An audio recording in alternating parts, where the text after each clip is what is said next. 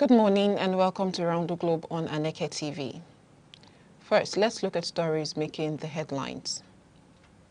U.S. tries kill 3 in Pacific anti-drug raid. Belfast court set to rule on soldier linked to bloody Sunday killings.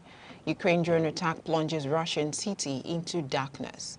Cambodia police arrest 57 South Koreans in online scam crackdown. House investigates $460 million Abuja CCTV project. Horiwa condemns attacks on Igbo traders' markets in Lagos. I am Aneke. Now the news in details. The United States has carried out another deadly strike on a suspected drug smuggling vessel in the Pacific Ocean, killing 3 people in what officials describe as part of an intensified campaign against narcotics trafficking. According to Defense Secretary Pete Hegseth, the operation, the second in 2 days, targeted vessels allegedly ferrying drugs along established maritime routes. He said no American troops were injured in the raid, adding that the suspects were narco-terrorists fueling addiction and crime in the U.S. cities. Footage released by the Pentagon shows one of the vessels engulfed in flames as debris from a second strike scattered across the sea. President Donald Trump maintains that he has full legal authority to continue such operations and may seek congressional backing if ground strikes become necessary. Tensions, however, are growing between Washington and Bogota. The U.S. president accused his Colombian counterpart, Gustavo Petro, of being a drug leader, vowing to end American aid to Colombia. Military analysts say the Pacific Corridor remains one of the most trafficked routes for cocaine heading into the United States, a factor that has driven the deployment of more than 10,000 American troops, ships and aircraft across the region. In the United Kingdom, a Belfast court is set to deliver judgment today in the historic case of Soldier F, the only British serviceman charged in connection with the 1972 bloody Sunday killings in Northern Ireland. 13 unarmed Catholic marchers were gunned down when British troops opened fire during a civil rights protest in Londonderry, one of the darkest days in the Troubles. Soldier F faces 2 counts of murder and 5 of attempted murder, but has pleaded not guilty, citing fading memory over the decades. The case, which has stirred deep emotions in Northern Ireland, was heard without a jury. Defense lawyers challenge the reliability of decades-old military statements, while victims' families say they have waited too long for justice. The British government officially apologized in 2010, describing the killings as unjustified and unjustifiable. Over 50 years later, the people of Londonderry await what could be a landmark ruling in the long quest for accountability. In Russia's Belgorod region, civilians are facing nightly chaos as Ukrainian drone attacks continue to intensify. Local authorities say strikes have quadrupled this year, from just over 1,000 in January to more than 4,000 in September, destroying power stations and cutting electricity to thousands of homes. Entire neighborhoods have been left in darkness as substations and the main power plants were hit by repeated strikes. Kiev insists the attacks are retaliation for Russia's sustained bombardment of Ukrainian cities and power facilities. President Volodymyr Zelensky has warned that if Moscow continues trying to leave Ukraine in the dark, then Russia will feel the same. Belgorod, a vital supply hub for Russia's war operations, is now under heavy guard, with armed patrols attempting to shoot down incoming drones. But residents say fear, power cuts and fuel shortages have become part of daily life. New Zealand is battling one of its most powerful spring storms in years. Authorities have declared a state of emergency in the Canterbury region as winds of up to 150 kilometers per hour tear across the South Island. Flights to Wellington and Christchurch have been cancelled, trains suspended and public offices shut down as the storm topples trees and overturns vehicles. Thousands are without electricity and firefighters are battling vegetation fires in multiple regions. Emergency crews are urging residents to stay indoors and avoid traveling as forecasters warn that the heavy rainfall and strong winds could persist into the night. Cambodian authorities have arrested 57 South Koreans and 29 Chinese nationals during a coordinated police raid on a cybercrime ring in Phnom Penh. The suspects are accused of running online pig butchering scams, a term for elaborate fraud schemes that lure victims into face investment platforms. Over 120 computers and 30 phones were seized during the operation. The arrests come amid growing diplomatic pressure after a South Korean student was reportedly killed in Cambodia, allegedly linked to similar scam networks. South Korea's foreign ministry says more than 550 of its citizens have gone missing or been held captive in Cambodia in the past year. victims of the expanding cyber fraud industry, now employing over 200,000 people across the country. At least 40 migrants, including women and children, have died after their boat capsized off the Tunisian coast near the city of Mardia. Authorities say around 70 people, all from sub-Saharan Africa, were on board when the vessel went down in the Mediterranean Sea. 30 survivors were rescued while recovery operations are continuing. It's one of the deadliest incidents this year along the perilous central Mediterranean route, a path the United Nations has claimed nearly 2,000 lives last year alone. An investigation has been launched into the cause of the sinking as Tunisia faces mounting international pressure to manage migration flows from its shores. This news broadcast is coming to you live from Aneke TV. Remember, you can stay connected with us on all social media platforms on Facebook, X, Instagram, TikTok, and YouTube, all at Aneke TV. Now, a quick reminder of major developments in the news. U.S. tries kill 3 in Pacific anti-drug raid. Belfast court set to rule on soldier linked to bloody Sunday killings. Ukraine drone attack plunges Russian city into darkness. Cambodia police arrest 57 South Koreans in online scam crackdown. Still to come, House investigates $460 million Abuja CCTV project. Huriwa condemns attacks on Igbo traders' markets in Lagos State. Please stay with us. Hello, I'm Bebra Wakoba. I am Chidimike Mede. I am Uche Osai. I'm Chiwendo Ifeonwankwe. My name is Obo Obina Samson.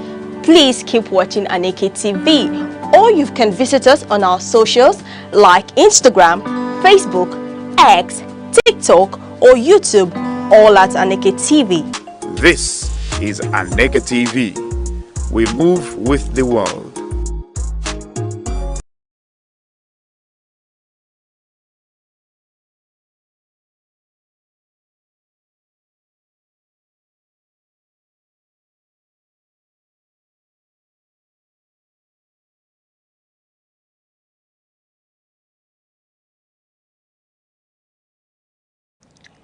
You're still watching Around the Globe on Aneke TV. Now I'll bring you stories from Nigeria.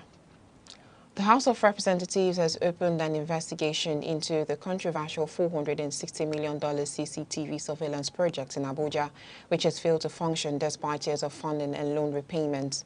The inquiry follows a motion raised by Representative Amo Oga, who criticized the project executed by Chinese firm ZTE Communications under former President Goodluck Jonathan as a waste of public funds. Lawmakers have set up an ad hoc committee to summon government agencies and contractors responsible for the project. Despite the multi-million-dollar loan, Abuja continues to face daily reports of crime and insecurity. The Academic Staff Union of Universities ASU has suspended its 2-week warning strike after emergency negotiations with the federal government in Abuja. ASU President Professor Christopher Pewuno announced the decision, saying significant progress had been made. Though key issues remain unresolved, he gave the government a 1-month window to finalize all outstanding demands or face the possibility of renewed industrial action. Meetings are ongoing with the Senate Stat Fund and Education Ministry, while ASU thanked Nigerians and students for their patience. The Nigerian Meteorological Agency, NIMET, has suspended its planned industrial action that was expected to begin at midnight on Wednesday. The decision followed a crucial meeting between representatives of the agency's unions and the Minister of Aviation and Aerospace Development, Mr. Festus Keyamo, in Abuja. A statement signed by the Minister's Special Advisor on Media and Communications, Mr. Tunde Moshood, said the meeting focused on improving staff welfare and ended with amicable resolutions. According to the communique, both sides agreed that the Ministry and the Permanent Secretary would engage relevant authorities on the issue of salary relativity, while urging workers to remain patient as discussions continue on the payment of the 2024 minimum wage and 9 months of consequential salary adjustment arrears. The communique also stated that NIMET management would immediately pay 30 omitted staff from the agency's internally generated revenue. On the issue of furniture grants, it was agreed that 35% of the approved funds would be implemented right away, while the remaining 65% would be captured and paid in the 2026 budget.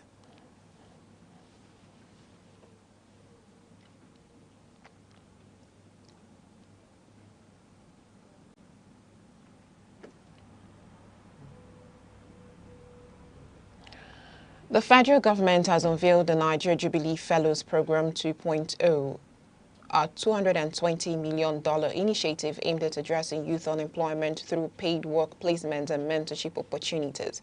Vice President Kashim Shettima launched the scheme at the presidential villa, saying it seeks to bridge the gap between learning and earning for young graduates. The program is jointly implemented by the EU, UNDP, and private sector partners, focusing on sectors such as agriculture, renewable energy, technology, and the creative industry. Over 13,000 graduates benefited from the first phase and a target of 100,000 participants over the next 5 years. The Human Rights Writers Association of Nigeria, Huriwa, has decried the series of fires and demolitions in major Lagos markets, describing them as threats to economic stability and national unity. This follows a massive blaze that destroyed shops and warehouses at Alaba International Market on Tuesday night. Huriwa's national coordinator, Emmanuel Onwubiko, alleged that the incidents mostly affected Igbo traders and called for transparent investigation.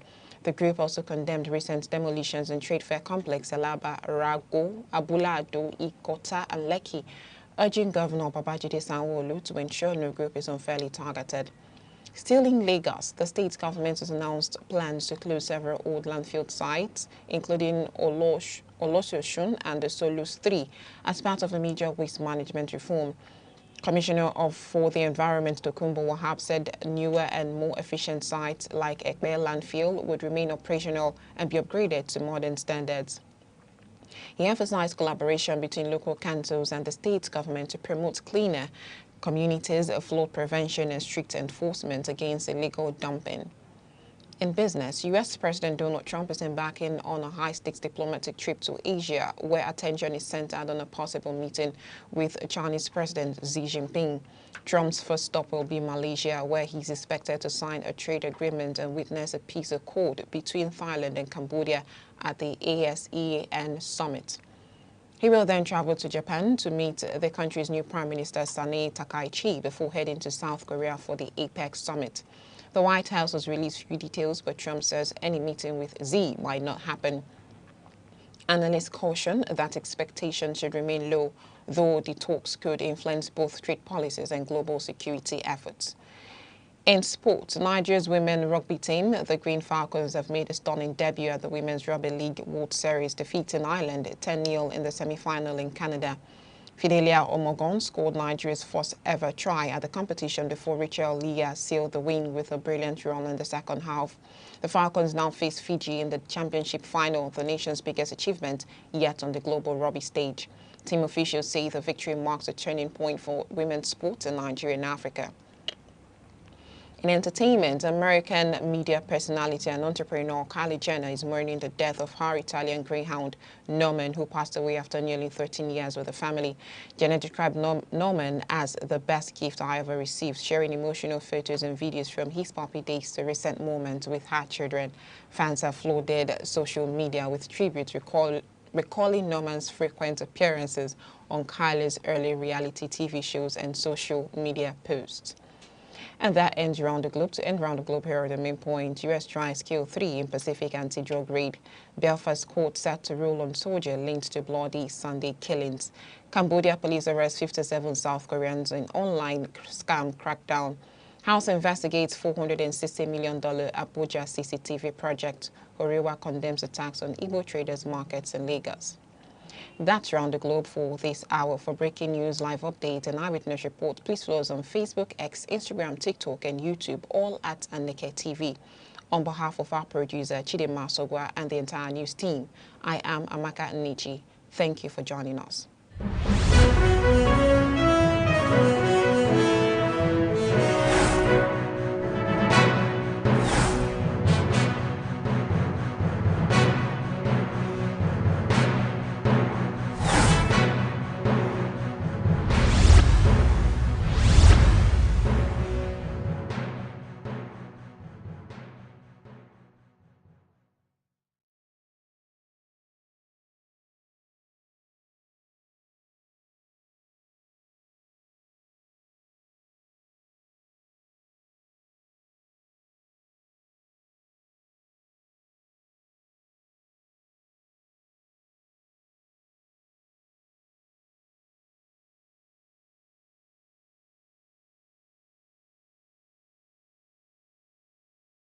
Hello, I'm Debra Wakoba. I am Chidimike Mede. I am Uche Osai. I'm Chiwendo Ifeonwankwe. My name is Obina Samson.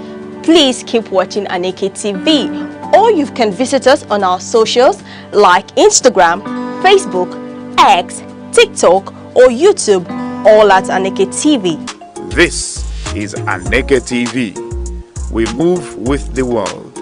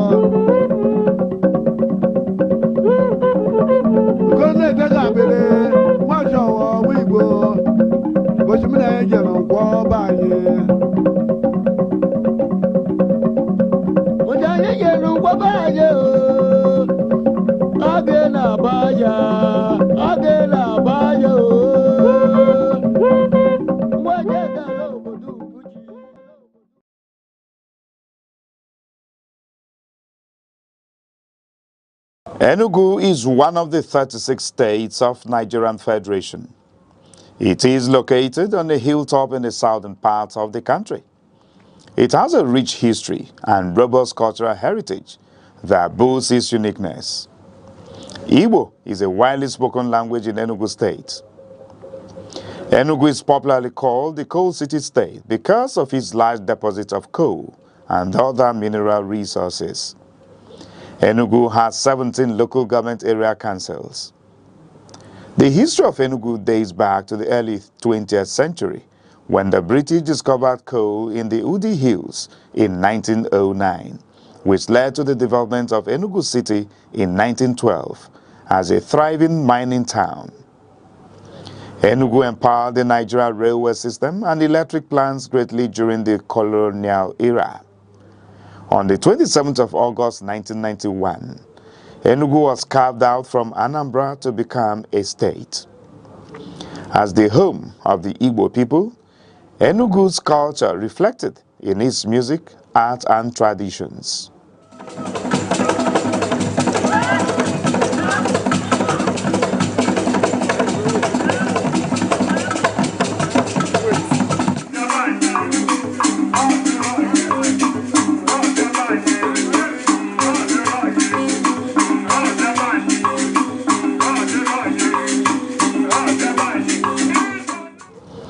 Enugu is situated in the eastern part of Nigeria, sharing borders with Benue at the north, Ebonyi at the east, Abia and Imo at the south, and Anambra and Kogi at the west, covering approximately 7,161 square kilometers. Enugu is characterized by undulating hills, forests, rivers, and fertile soil, making it suitable for farming. The state experiences significant rainfall with an average annual precipitation of around 2,100 millimeters and temperatures averaging 28 degrees Celsius. The people of Enugu State are predominantly Igbo, one of the largest ethnic groups in Nigeria. The Igbo language is a fundamental part of their culture and identity, with many dialects spoken across the state. Language plays a vital role in shaping the culture and identity of the Igbo people. Enugu is very rich in culture and traditional practices, one of which is the New Yam Festival, Iriji, which is a traditional celebration that marks the beginning of the harvest season. Another significant cultural event is the Masquerade Festival, Mmong, a colorful display of traditional dances, songs, and drumming. During this festival, different communities come together to showcase their masquerades.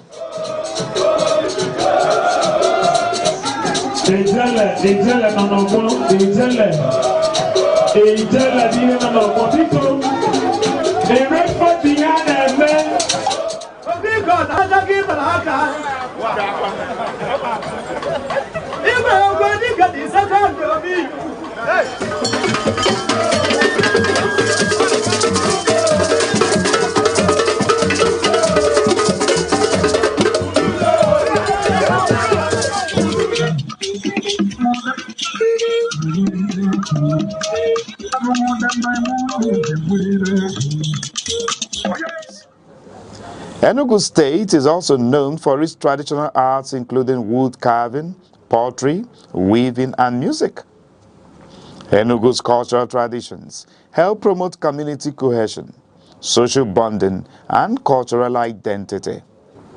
In the past, Enugu's economy was largely driven by coal mining. During the colonial era, Enugu was one of Nigeria's major industrial and economic centers.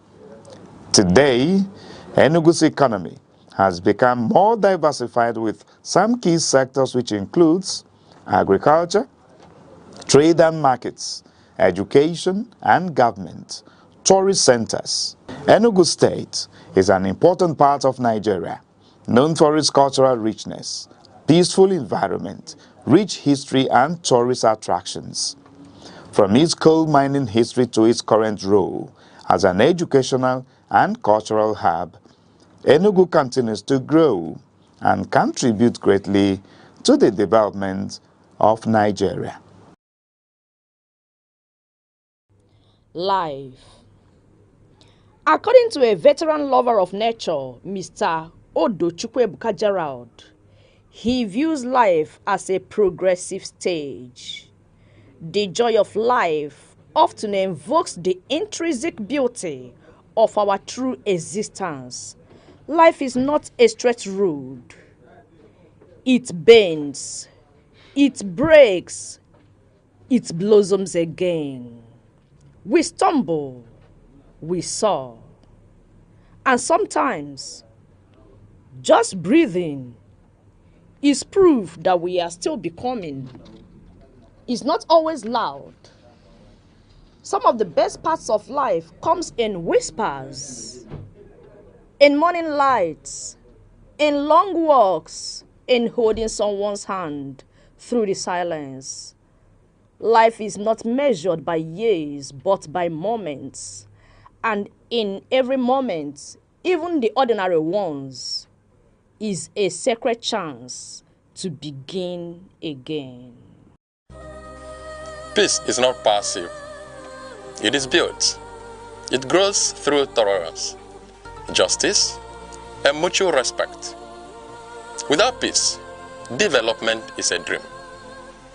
We all play a role, from homes to nations, choosing peace in our actions and words can transform the world. Be a peacemaker. Sports build discipline, teamwork, and strength. From football fields to basketball courts, sports teach focus and resilience. Support sports. They keep youth engaged, healthy, and off dangerous paths. Every champion started with a single game.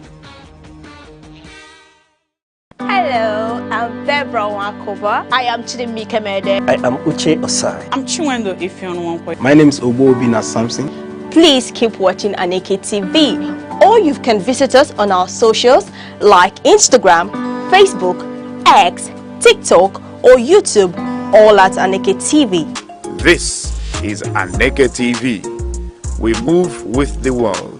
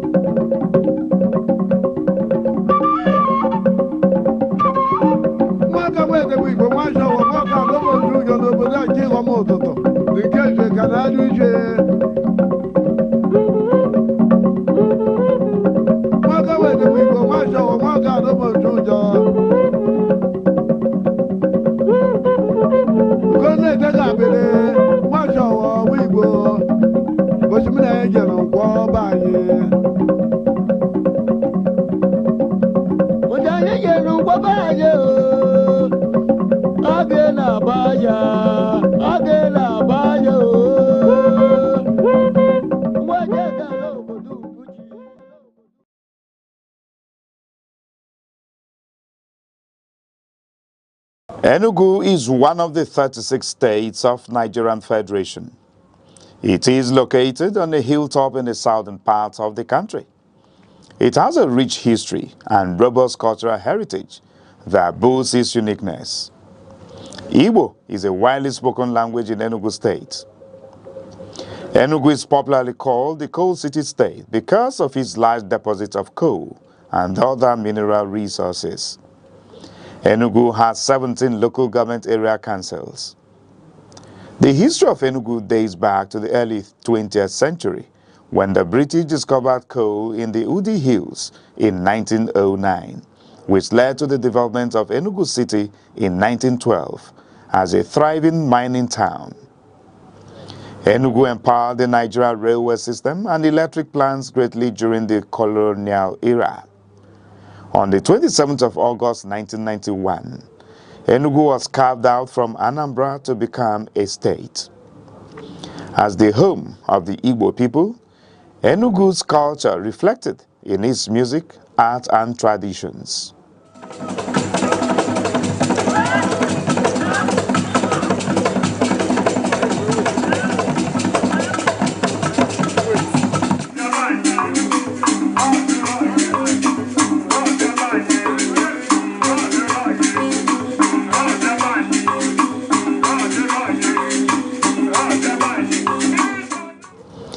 Enugu is situated in the eastern part of Nigeria, sharing borders with Benue at the north, Ebonyi at the east, Abia and Imo at the south, and Anambra and Kogi at the west, covering approximately 7,161 square kilometers. Enugu is characterized by undulating hills, forests, rivers, and fertile soil, making it suitable for farming. The state experiences significant rainfall with an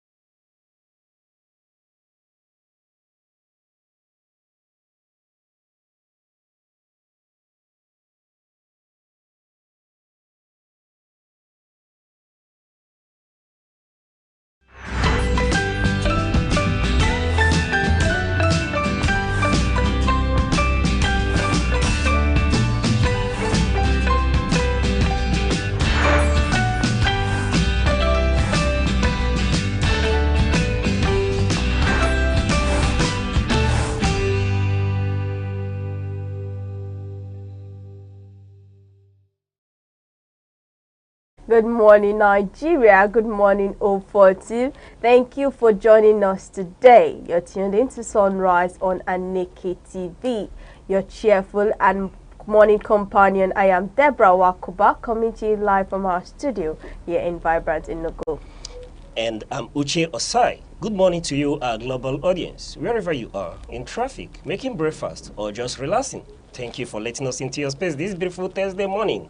As always, we're here to refresh, inform, and motivate. Yes, today is Thursday, 23rd, 2025, and we're bringing you a full lineup of news, weather, story update, and that trendy special sunrise vibe to help you start your day.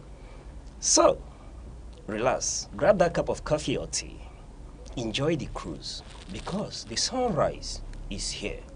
Yes, and on today's sunrise, we'll be starting things off with our quote of the day, with words that are inspiring, encouraging, and that offers insight to whatever we do to keep us well focused, well driven, and make meaning to our day. Then, straight into the desktop headlines in our news updates. Every story, every information you need will be delivered clean and crispy. Yes, we've also got that full weather report covering major cities across the southeast and beyond to keep you well prepared before heading out. And later we'll wrap things up with global celebrations, holidays, and observance birthdays to lift your spirit. Yeah, so today, let's begin with some soul food. Our quote of today comes from Lundy Bancroft. Our quote from today comes from Lundy Bancroft, and his quote says, "The scars from mental cruelty can be as deep and long-lasting as wounds from punches or slaps, but are not so obvious." I repeat that again. He says, "The scars from mental cruelty can be as deep and long-lasting as wounds from punches or slaps, but are often not so obvious." This quote shines light on something many people overlook. Emotional pain can hurt just as much as physical pain, sometimes even more.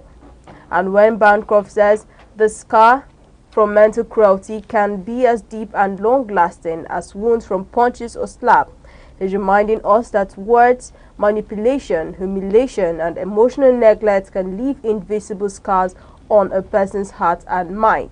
Unlike bruises or broken bones, these emotional wounds don't show on the skin, but they can linger for years, shaping how someone feels about themselves and how they trust others and how they see the world.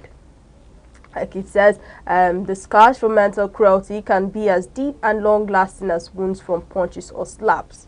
Now, this is going to is speaking about violence. Actually, it's speaking about verbal abuse, and the words you leave, the words you tell someone can be what would kill the. In fact, what you tell someone can be something that kills the person. Now, not at that right moment or at that spot, but little by little, and from there the person starts getting depressed, the person starts overthinking, the person also, just like we said the other day on suicide, the person bit by bit.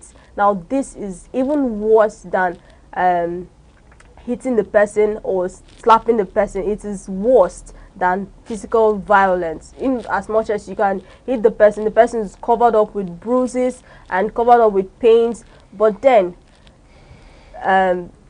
words have a way of eating somebody up. It has a way, like now you don't know what to, when you get an injury cut, okay, you're supposed to apply a treatment to it. Right? Yes, it will heal little by little. Yes. But then when it's inside, how do you start healing it? How do you think that healing? That becomes a more lingering injury than the surface injuries. Yeah. Like you just rightly said, physical abuses, injuries, perhaps from even accidents, from thrashing, from beating, could heal over time. Even scares that you sustain from beating, injuries, over time may fade away, could heal. But mental injury tend to stay there forever. As far as the individual in question is sane and alive, you see that mental torture remains with the person until the person exits this life. Is more dangerous than physical abuse. Not that abuse in any form and manner should be frowned at, but a number of times there are people that you don't see the scars on them because either their partner doesn't physically abuse them, but the torture of verbal abuse leaves lasting, I wouldn't use the word legacy, but it leaves lasting effects on the individual in question. There are people that you see that the way they talk, the way and manner they talk, would leave everlasting injury. Not just to the body, not just to the mind, but to the soul. Yes. There are people whose words are so injurious to the soul. And that abuse in itself should be very, very much frowned at. And you've done quite well by pointing and bringing our attention to this very quote, because a lot of individuals in the society, a lot of smiley faces that you see every morning undergo serious abuse at home. Yeah. Yes, you pass them by the roadside. You could share vehicles with them. Some of them you gist with. Some of them could be your colleagues. But when they open up, because a number of times people conceal these abuses and all that, but when they open up, you see that they are really undergoing through hell. And this happens in most relationships, married relationships, and any other type of relationship as well. True. It could even be business relationship. It could be work-related relationship. There are abuses.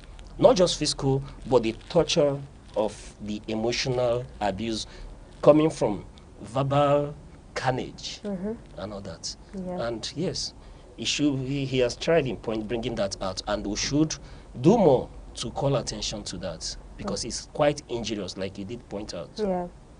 Yeah, thank you very much. Well, another sense of what Lundy Bancroft is trying to tell us is that imagining someone who's constantly insulted, somebody who is being controlled, who is being made to feel worthless. Now, if the person if anybody ever lays hands on them, and the pain and fear they carry inside can be just as real if they had been physically hurt.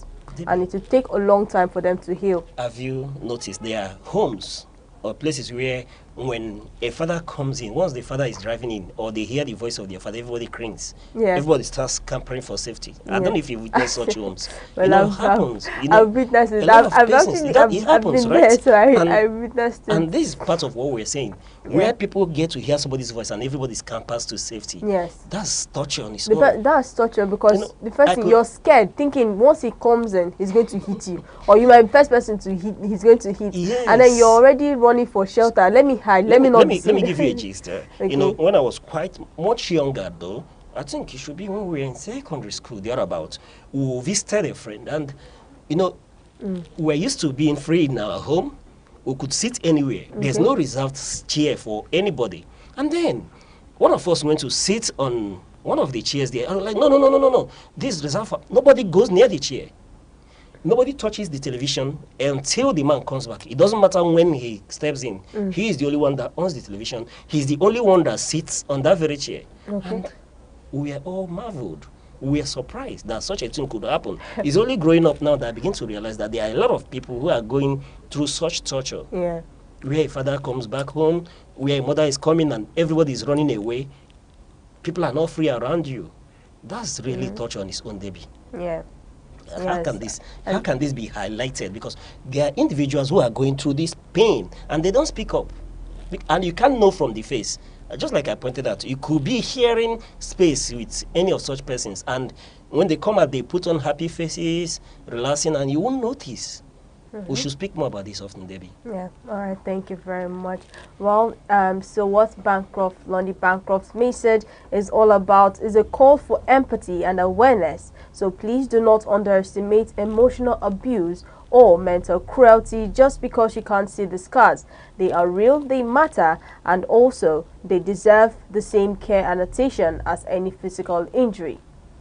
Because most of them might need to even healing process through excess law. You have to show them love, take them through therapy, the time and the patience. Do people really heal from such abuse?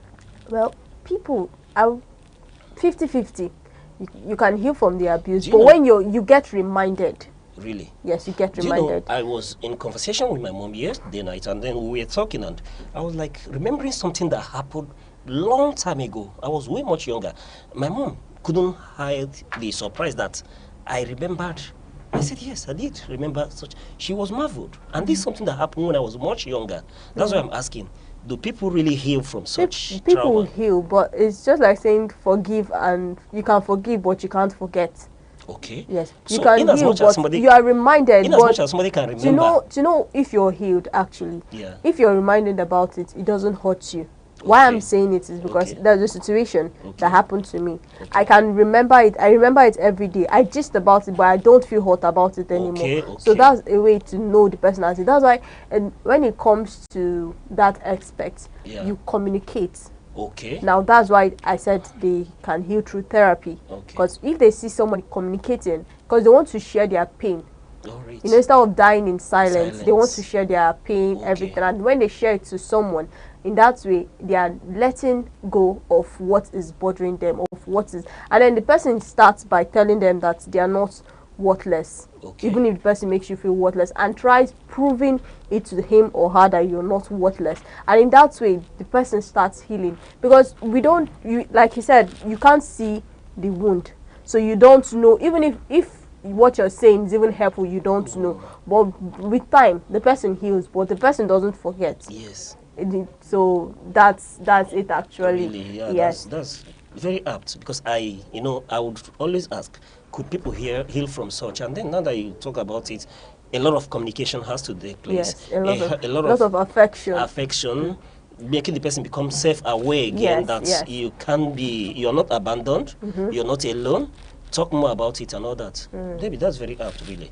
Yeah. Seriously. And I feel, but why would, if I may ask, why would somebody, be verbally abusive to their partner?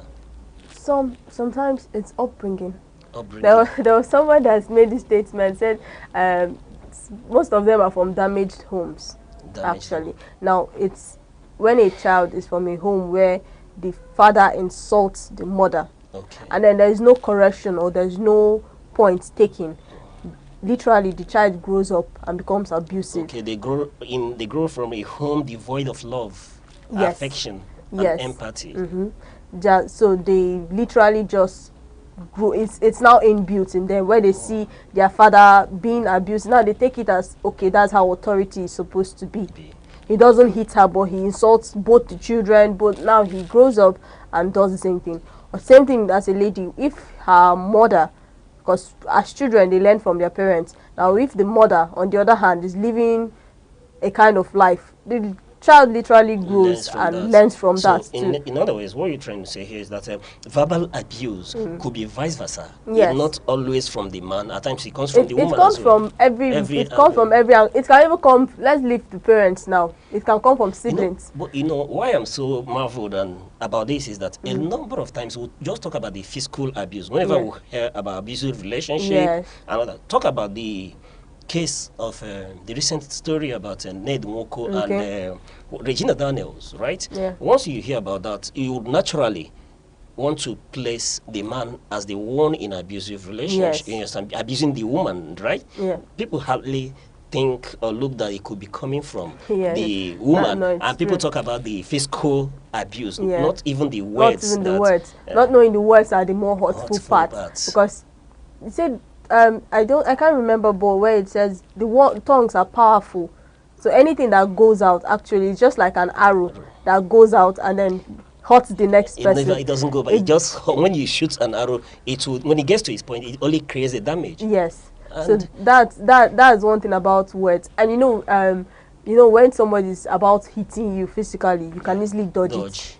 You get, but then the mind has a mind of its own. So it takes that word, it goes through it, ponders over it over and over and over again. Wow. So before you know it, it starts building up something. Yeah.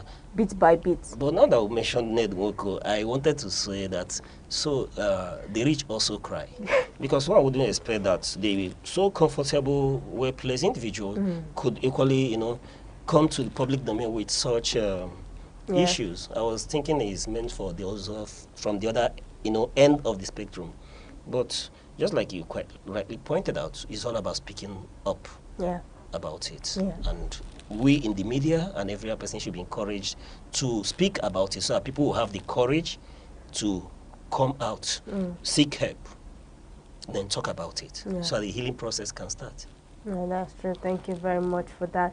And please do not forget that each new sunrise is a platform or an opportunity for us to grow. It's for an opportunity for us to try something new or learn every day and simply be more present in what we do.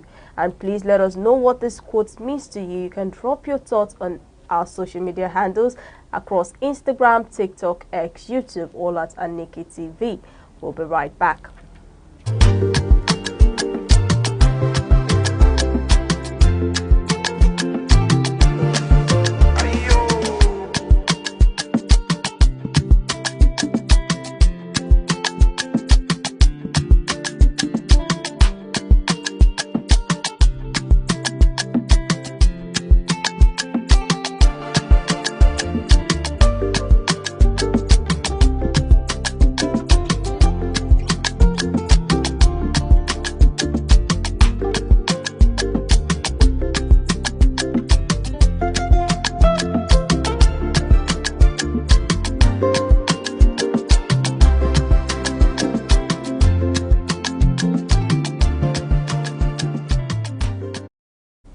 Thank you for staying with us. You're still watching Sunrise on Aneke TV. We'll take a look across the major cities, the weather reports in the major cities in the southeast today.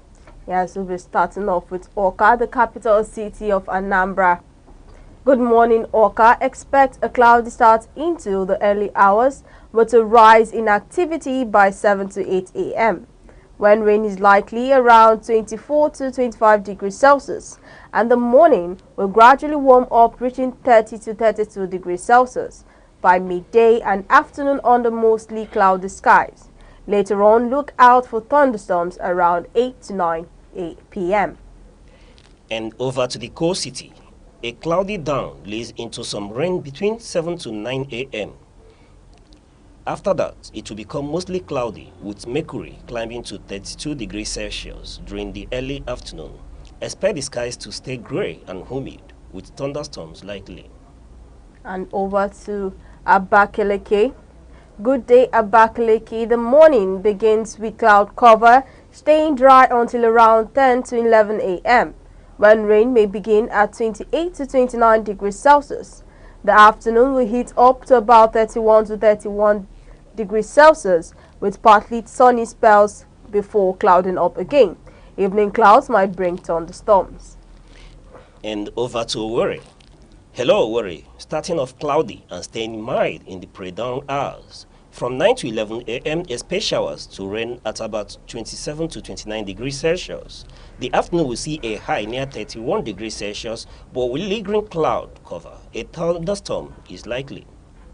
Yes, and lastly in Umahia, early hours will be cloudy and cool at about 23 to 24 degrees Celsius from 8 to 9 p.m. Showers and rain may begin at 25 to 26 degrees Celsius. The afternoon sees clouds on a high near 30 degrees Celsius, though skies remain heavy with moisture. Later in the evening, thunderstorms are expected. So, wherever you are in the southeast today, stay safe, stay light, and keep an umbrella close. Rain or shine, we've got you covered. This is your weather report on Sunrise on Aneke TV. We'll be right back. Hello, I'm Debra Wakoba. I am Chidimike Mede. I am Uche Osai. I'm Chiwendo Ifeonwankwe. My name is Obina Samson. Please keep watching Aneke TV, or you can visit us on our socials like Instagram, Facebook, X, TikTok, or YouTube, all at Aneke TV. This is Aneke TV. We move with the world.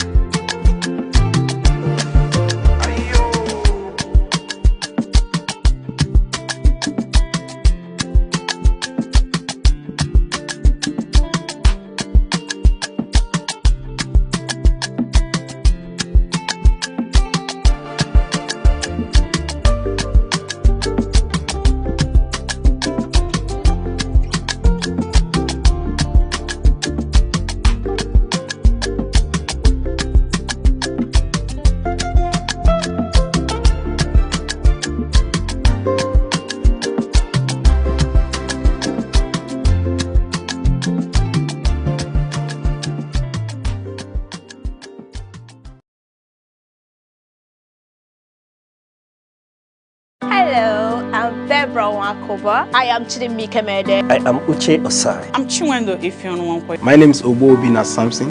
Please keep watching Aneke TV, or you can visit us on our socials like Instagram, Facebook, X, TikTok, or YouTube, all at Aneke TV. This is Aneke TV. We move with the world.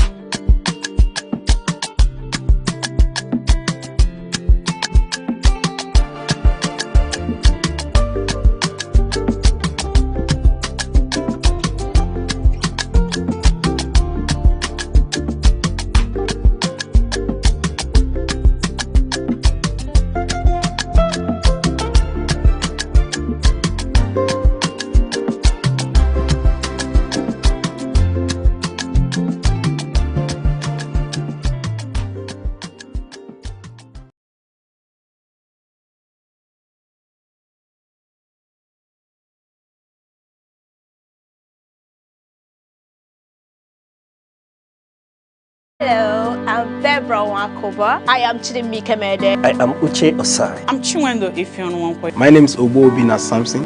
Please keep watching Aneke TV, or you can visit us on our socials like Instagram, Facebook, X, TikTok, or YouTube, all at Aneke TV. This is Aneke TV. We move with the world.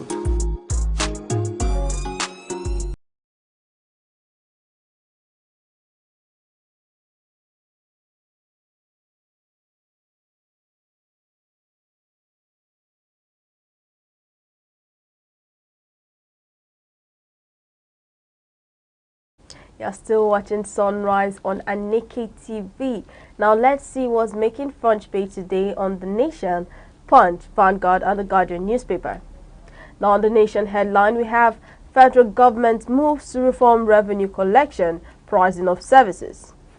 And on the Punch headline, Southwest North Central states on high alert. Now on the Vanguard headline, we have insecurity, defend yourselves, Governor Bago charges Niger residents. On the major Guardian headline, we have FG begins public finance reforms ahead of new tax regime in January. And still on the Guardian headline, we have Kanu lists governors, ministers, military chiefs as witnesses. Now on today's paper, we'll be starting from the Nation headline that reads, Federal government moves to reform revenue collection pricing of services. Now, the federal government of Nigeria has taken steps to reform how revenue is collected and how services by ministries, departments and agencies are priced. The reform aims to standardize collection, reduce leakages, improve transparency, and it covers various government services and how fees or charges are determined. All right, this is quite a very commendable one. The headline there talking about government trying to log leakages in government, and then they are carrying out about 30-day pilot simulation of this very software, the FTR, and alongside the central billing system that we want to use to standardize pricing and billing of government services. And in this regard, according to the Minister of Finance and Coordinating Minister of the Economy, Wale Edu, that this will ensure that all leakages will be plugged and government will stop losing money to such leakages, and then there will be this synergy between intergovernmental agencies in their handling of issue related with payments and billings. Debbie, one would say that this is a very commendable one, but it's not about having the right policy, the softwares and all that. It's human beings that are going to operate these softwares. Yeah. At the end of the day, there's this saying, I don't know the language that owns that saying, but they say that whatever that is eating beans is in the beans itself. So the challenge we are facing in Nigeria is not the softwares, the systems, but the human people that operate this system. And if we should see train, retrain, caution this individual, bring in measures to see that this individual work according to these softwares that are being deployed, that is being test run now for 30 days, and if it is quite and very effective in seeing that government resources is not pilfered away, then that will be quite commendable. And I commend the Minister of Finance and Coordinating Minister of the Economy, Wale Edu, for being so thoughtful to bring out deploy this FTR and billing system software that will see to it that these leakages are dealt with. A number of issues that will suffer in this nation, a number of time we'll talk about taxing the people and talking about ways to show up revenue. But we do not do anything concerning leakages in government. And that's the bigger challenge that we have as a nation. And this is quite commendable. And I want to see this to be of very good effect, deployed appropriately. And again, there should be policies, there should be government laws. Here, I know that there are ICPC, the EFCC and all that. But there should be effective mechanism where government employees who are going to operate this software are checked upon to see that they do not bring on any new measures to see that they circumvent this system. Like I did say, what eats the beans is in the beans. The issue here about leakage could not be the software or the system in place, but the very individual who are operating this system. And if the Minister of Finance should go a lot further in training and retraining and putting measure in place to see that there's total compliance, then that would be a very good one. But I want to say, is in every government will begin to deploy new policies, new softwares to show up leakage in government. We should do something about those leakages, and it's quite important. But on a general note, Debbie, I want to commend the Ministry of Finance, especially the Minister Wale Edu, for this one. This is a very good one. And if we should collect this revenue, it will go a long way in solving a lot of issues for this nation. And I bet the fact that I want to see the Nigerian citizens less taxed. Instead of talking about in our tax reforms, there's nothing where you get tax return. It doesn't happen. Rather, we tax and tax and tax the people. You tax the poor to subsidize the rich in Nigeria. And at the end of the day, the same the rich people who are in this system are still the same people who talk about the leakages that happens. So, if it's quite appropriate for us to see that those leakages are being blocked, and if enough revenue is collected, then the people could be taxed less. And that's my very view on it. I am happy and I celebrate this. But it's one thing to deploy this system, but it's another thing to operate it effectively to achieve what is said to be achieved in this instance. So I'm quite excited for this. All right, thank you very much for that. Now we'll be moving over to our next paper coming from the Punch headline that says Southwest and North Central states on high alert. States in the Southwest and North Central regions have been placed on high alert following intelligence that the terror group Islamic State West Africa Province planned attacks in these areas. The report says threats include possible attacks in states like Ondo and Kogi. The alert follows statements from the Department of State Services, DSS, and other security agencies. Mr. Ocha, I would like to know your thoughts on this. All right, Debbie, I should be quite celebrative about this headline, talking about asswipe threats to Southwest, North Central states on being placed on high alert. Naturally, I should be excited that the Department of State Security is working and they're able to issue these alerts on a time to forestall these very security threats from occurring. One should be quite happy. But before I come to why I am not very excited about seeing this very headline, while at the other hand, yes, I should be happy, but I will come to why I am not excited seeing it, and I will make that point for that. But speaking on the surface of this, yes, generally we should be excited to see to it that an attempt is being made to foil a security threat to the nation. You know, we keep speaking to insecurity in Nigeria, and I keep saying that moving from the every looks and cranny of this nation, talk about the northeast, move down to southwest, south, and southeast, north central. There's no look and cranny of this nation where you talk about people being safe. You will see one form of criminality or the other. Insecurity is a high issue in this nation. And speaking to it, you would recall what is happening, that Nigeria has been in global discussion, global debate, issues concerning insecurity, where the United Nations is trying to redesignate Nigeria as a country of particular interest when it comes to issue of insecurity leading to religious issues. And it all speaks to the insecurity that we witness in this nation. Talk about kidnapping, talk about banditry, talk about terrorism. These are a whole lot of issues in this nation that we cannot speak enough about them. And for the first time, you know, I did mention that one should be celebratory seeing this headline that the DSS are giving alert to security formations in order to foil the supposed ISWAP attack. And it's a very commendable one. Talking about ISWAP, you know, this is about 3 years now. Remember that as of June 5th, 2022, ISWAP did attack in a Catholic church in Owo. That should be is it St. Francis Catholic Church Owo? You understand? Killing about 41 individuals who came for service, who came for worship. Though in recent time they've been arrested and arraigned. But the same Owo, we are still getting this threat, the boldness for a terrorist organization, because they are terrorism, they are terrorists. You know, we use a lot of terms to justify terrorism, but terrorism is terrorism anywhere you see it. We'll talk about banditry, we'll talk about the headers farmers clashes. If anyone should be able to raise arm against this nation, against this citizen, that is an act of terrorism, and we should call it out for what it is. And then in this particular instance, there is heightened alert about 2 states in the federation. Debbie, go through Niger State. There has been issues of insecurity here and there. Remember what happened in Benue recently, where the president was forced to go to Benue State. We are still reeling from the effects of all this.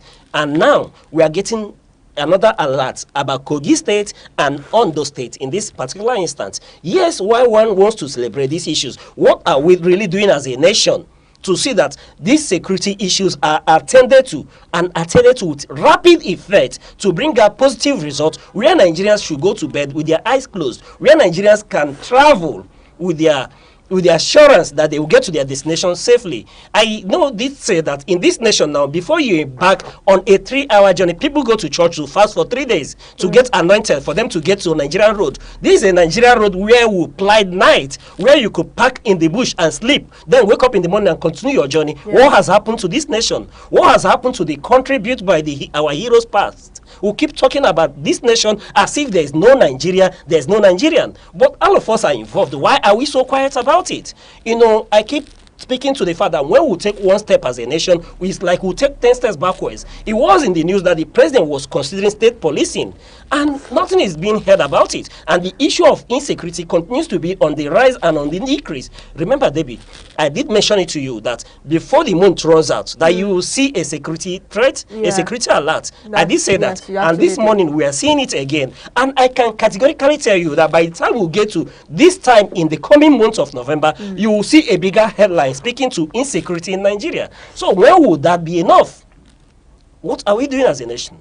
We have elected officials who sit at the National Assembly being paid with taxpayers' money. What do they deliberate daily? What measures are we taking? That at this point in time, we are being redesignated as a country of particular concern on insecurity. On those states and Kogi State, very central states. Look at Kogi State, for example, bordering almost all the regions in this country. And then, when I can tell you that if there is a security threat in that nation, it will touch everybody in this nation, every tribe and tongue in this nation. And what are we doing? I just pray that owing to the alert from the DSS, the letter they've written to the 32 Artillery Brigade in Akure, that measures will be taken to see that this security threat is not being carried out by ASWAP. I want to see these individuals decimated, not just decimated on the front pages of newspaper, but people should be able to be safe in Nigeria, not the one we witnessed in Kwara recently, where people were mowed down in their sleep. Those should not happen. We should, and every Nigerian should speak about it. In fact, on the face of security challenges that we are witnessing in this country, no elected representative in this nation should be bold to stand up and speak about the achievement. How do you speak about achievement? How do you talk about reviving the economy? How do you talk about helping the poor? How do you talk about institutioning the MSMEs and all that? Is it not for the living? Economy is operated for the living. Democracy is operated for the living. Government starts for the living. And in this nation, we are losing a good number of our citizens to terrorist attacks.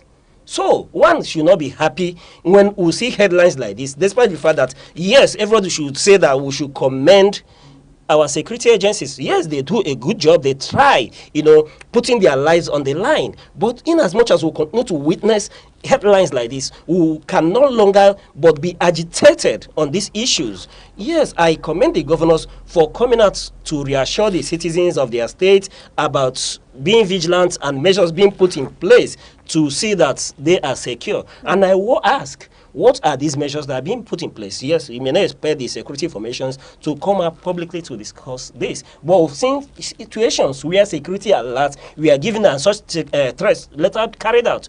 And in this instance, we don't want to witness that. Now, I said why I'm not happy about this is that now, speaking from a security perspective, one wouldn't want to see a headline like this. That's why I said I'm not particularly very happy in as much as I celebrate their effort. But what I wanted to read in the newspaper is that the ISWAP were arrested for plotting an attack on Ondo and Kogi State. That's the headline I want to see, and not about plans, raising security alerts and threats. And in security formations, when you're raising these alerts, because I suppose that this information was gotten through security intelligence by let's say DSS personnel, maybe NIA personnel, police personnel who are on operation, gathering intelligence in and amongst these ISWAP people. And you come to release information like this, what will be their fate? When you release information like this, such compromises their position that this organization will begin to start a retrospect to begin to check the activities of their individual, and a number of times you could see that it will pose a real security threat on these very individuals who has placed their life on the line, going into the front line to get intelligence for you. And when you've not arrested these individuals, why come to publish? There are ways you could quietly raise the security alert, because this headline, when you go in, you see that there is a confidential letter that was written by H.I.E. Kana on behalf of the DG of the DSS, for example. Why was that information leaked? Because it was a confidential letter that was written to the commander of the 32 Artillery Brigade. So why was it leaked to the press? And that's a compromise on security issues, security formations, because I can tell you that ISWAP on their own have seen this headline. They will go back to replan on how to, or post or push their attack to subsequent days. Debbie, you cannot compromise anything on security intelligence because a lot of resources, a lot of personnel are put into gathering this intelligence. And any little thing could compromise the life of the individuals in the front line who are gathering these intels. So that's why I said I am not particularly happy in as much as I want to celebrate that these attacks will be foiled. But I'm particularly concerned about the personnel of the DSS, personnel of the NIA, personnel of the police, personnel from military intelligence who are on the front line. Because this intelligence cannot come about freely.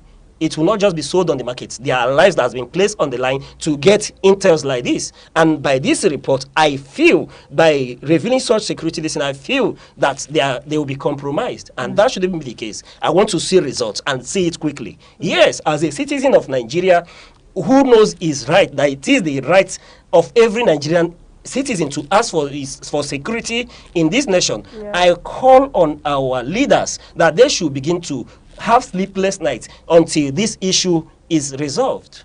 You know, when I talk about Nigeria, I am excited to look at nations like Israel, who will move mountains, go to any length, when the life of one citizen is involved.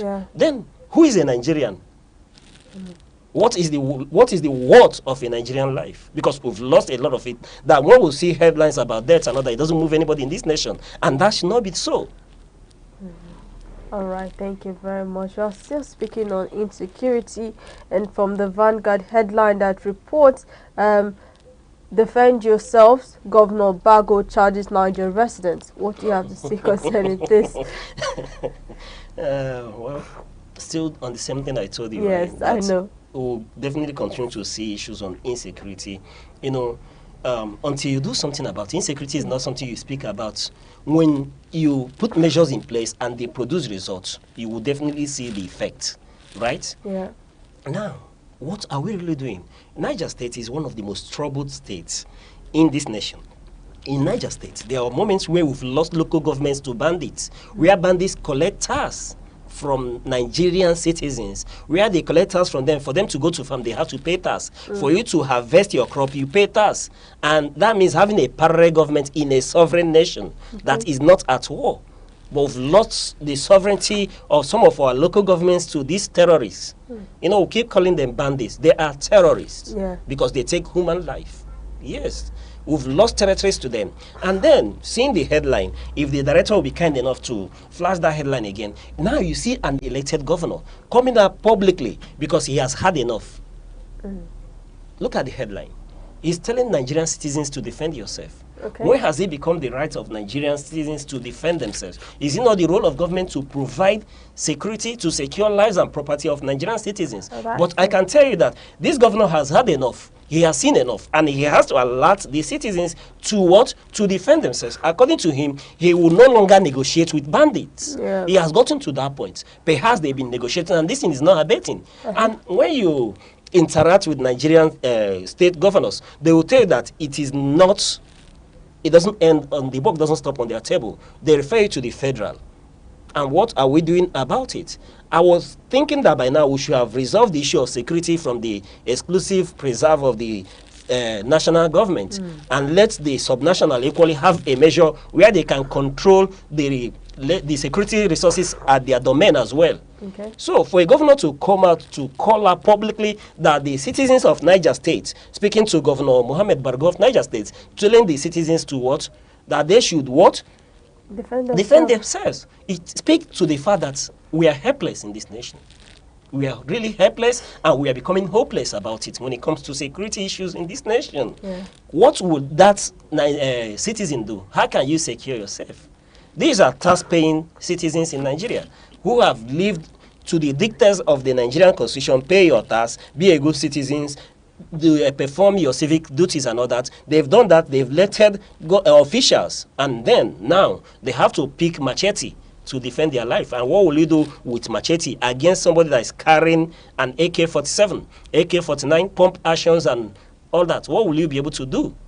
In this case, they have become hopeless as well. And the governor in this time is telling you that he can no longer negotiate with bandits, that he is no longer going to pay ransom again to kidnappers. But in this time, you know, according to him, he say it has become embarrassing and unacceptable. Yes, in as much as I celebrate the governor for being bold enough to speak out about it, but he should engage the government at the national level. Something should be done about it. Yeah. And I am quite happy that I have seen him this time around talking about commissioning about 10,000 individuals into JTF, training them and commissioning them to join the JTF in order to secure a state. And this is what I expect from every state in Nigeria. You know, we'll talk about state policing. There's a lot of bottlenecks in trying to navigate the issue of instituting the state policing. But beyond that, the JTF can work. We'll talk about community vigilantes, and we'll keep talking that everybody from a community knows the terrain. So get individuals from that terrain, get the hunters from that terrain, form a vigilante, let everybody come out to secure their territory.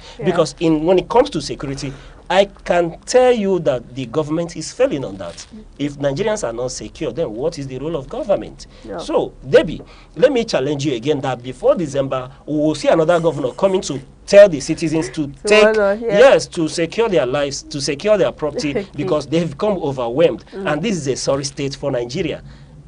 So when foreigners begin to talk about designing Nigeria into a state of particular concern when it comes to security, then we'll begin to challenge them, and why not us getting into action to see that we resolve these issues? In other clients by now, I will fire the generals. Yes, because I expect that the generals by now should be at the theater of war, that these issues should be resolved. But it keeps skyrocketing. We'll keep, you know, each time we will come to celebrate that we've achieved something, something else happens. Yes, I celebrate them for putting their lives on the line. I celebrate our military. I celebrate the DSS. I celebrate the NIA. I celebrate the police for that. But no, we need to all sit down and rethink this nation, rethink security in this nation, because we can't continue like this. I do not expect a machete-wielding citizen to confront AK-49 wielding bandits or terrorists. No. You can't confront a terrorist who is holding a bomb with a machete or a stick. It's not going to happen. Or with a gun. It's not going to. No, you don't. Yes, I understand. Thank you very much for that. Now we'll be moving over to our last paper from today, coming from the Guardian paper that reads, Kano lists governors, ministers, military chiefs as witnesses.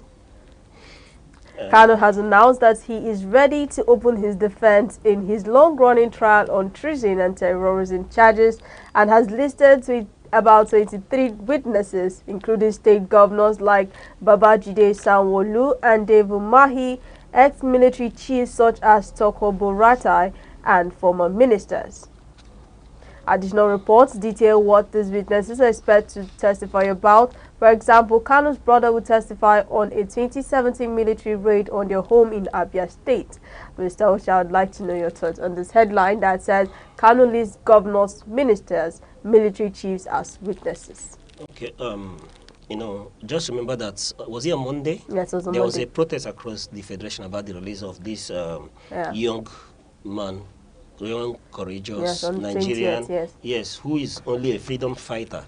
And it's a constitutional right to ask for freedom. You understand? And I can tell you categorically that, you know, seeing this headline, I will tell you, I'm not a lawyer, but I can tell you the fact that these issues cannot be, you know, it cannot be resolved with law, no matter how we like it. In as much as we'll continue to go to court trying to resolve this issue, we'll be in court for a long time. ad infinitum. We cannot resolve this issue. The federal government should seek a political solution to the issue of Nnamdi Kanu. They should sit down, have a conversation, find out why is he agitating, and see how to resolve this issue. For me, my honest opinion on this is that I don't know why he is being held incommunicado all this while. This is a nation where terrorists are integrated into the Nigerian army. We will sit down and negotiate with terrorists. Then why not sit down and negotiate with a freedom fighter? And we are in court making a charade of our system, of everything Nigerian. Now, you know, I speak this way because I am quite conversant with the fact that this man has been discharged and acquitted by a court of competent jurisdiction. And you are still holding him. And holding this man lends credence to a lot of insecurities that you have around the southeastern region of Nigeria. So why not sit down, listen? You don't even need to wait for protesters for you to negotiate with him and release him. Where is Igboho today? He's not the first person. Where's the leader of the Miyetti Allah? Nnamdi Kanu is not the only one that has come out to ask this nation to ask for freedom for his people. But we'll negotiate with terrorists, we'll negotiate with bandits. So why not negotiate with him? Yeah. Yes, there's nothing definite in these matters. This man has, and his lawyers have come out publicly to say that you renditioned him from Kenya, unjustly brought him to Nigeria, and he has submitted himself under the law, being freed by a court of competent jurisdiction. You now transfer the case to a Supreme Court. And in this instance, what are we witnessing here? He has suborned or written reply to the order of the court on 16th of October for him to enter into defense by 24th of October. And in this case, as at 21st of this month, he has raised a fresh motion detailing his defense, calling witnesses, and some are voluntary witnesses. Talk about Benjamin Madagu, who was a co-defendant in this case before. Now he's being called as a voluntary witness. And then you see the political heavyweight, Dan Ulase, coming in again as a voluntary witness in this case. I can tell you, Debbie, that if we continue to look at this matter, that it will not be resolved legally, because a lot of persons, a lot of Nigerians are beginning to speak up against the continued detention and trial of Mazi Nnamdi Kanu, the leader of the IPOB. Okay. So why not go into negotiation with him? Then looking at those that he has told the court to call as involuntary witnesses, what you have to subordinate such people to appear, compel them. According to Section 232 of the Nigerian Evidence Act, they must appear by order of court. When you subordinate somebody, that person has to appear in court, either willingly or unwillingly, against his will. And who are the people he is subordinating? You've mentioned the name. Talk about former Chief of Defense Staff, Brutai. You understand? To come and give account of what transpired, why the military had to go and invent his home in Abia State. He has cited the brother as a witness, and in this instance, he lost both parents, right? In that instance. And then they have to come and give accounts. And then talk about the former Attorney General of the Federation. These are the individuals. The current Minister of FCT is equally cited as a then sitting governor to come and give account about the military operation that led to his being the death of his parents, and is running away from his hometown in Abia State. Then we have the Minister of Works, the former governor of Ebonyi State, equally as a defendant in this case, to come as a material witness on why IPOB was proscribed in that instant. And then the governor of Imo State. A lot of governors are involved in this. International witnesses and expatriates are coming to give evidence to what has transpired. And I can tell you, going by the number of names, VIPs, let me use the word, apart from sitting or ex-governors that have been listed as witnesses in this case, you have former director of the NIA, you have former director of DSS, Yusuf Bichi, equally mentioned. I am keenly watching to see if these individuals would appear in court to give witness on these issues. And that's why I tell you that the way it is going, I do not see this issue being resolved legally. Rather, there should be a political solution to this issue. And once you arrive conclusively finding a political solution to this issue, I will tell you that it will lay to rest a lot of issues, a lot of unrest in the country concerning the release of Mazi Nnamdi Kanu and the protest that we witnessed, where other individuals who have come to protest for his release were equally arrested and are being prosecuted now. That's a charade. People under the Constitution of the Federal Republic of Nigeria, you have that right to protest. Yes, it's an inalienable right. And then you're holding them and you're prosecuting them for that again. I would say that when you want to prosecute these people, give it time. If you don't find a solution to this and release him, you will see another protest. That's true. All right, thank you very much for that. And please do not forget that you can grab physical of your copies from any of your favorite vendor online or catch the e-paper online. That's all for today's newspaper review. We'll be right back. Hello, I'm Debra Wakoba. I am Chidimike Mede. I am Uche Osai. I'm Chiwendo Ifeanyi. My name is Obobina Samson. Please keep watching Aneke TV, or you can visit us on our socials like Instagram, Facebook, X, TikTok, or YouTube, all at Aneke TV. This is Aneke TV. We move with the world.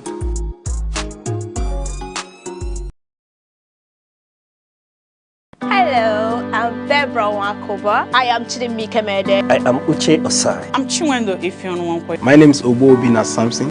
Please keep watching Aneke TV, or you can visit us on our socials like Instagram, Facebook, X, TikTok, or YouTube, all at Aneke TV.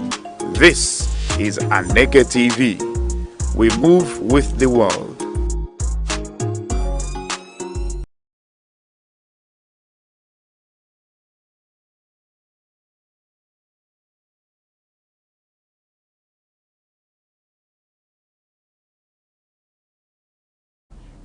You're still watching Sunrise on Aneke TV.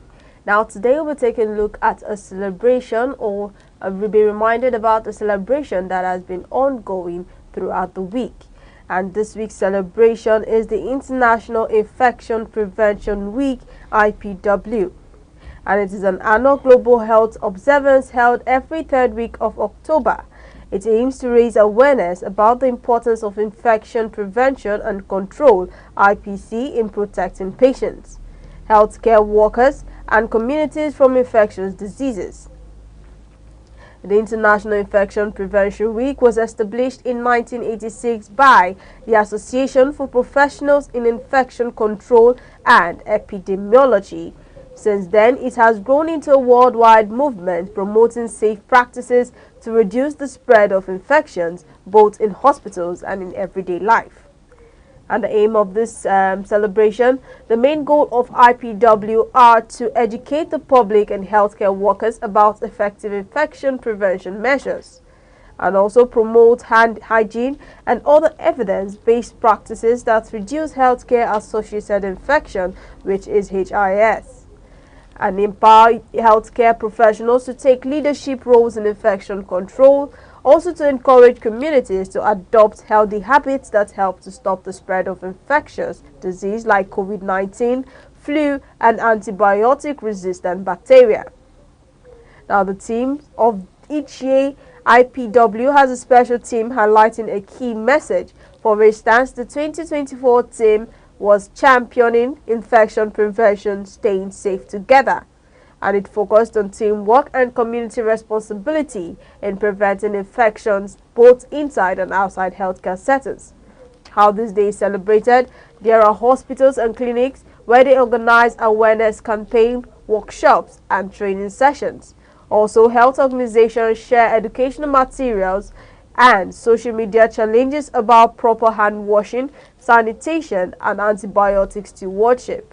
Schools and communities hold the demonstration with clean-up drives and hygiene demonstrations.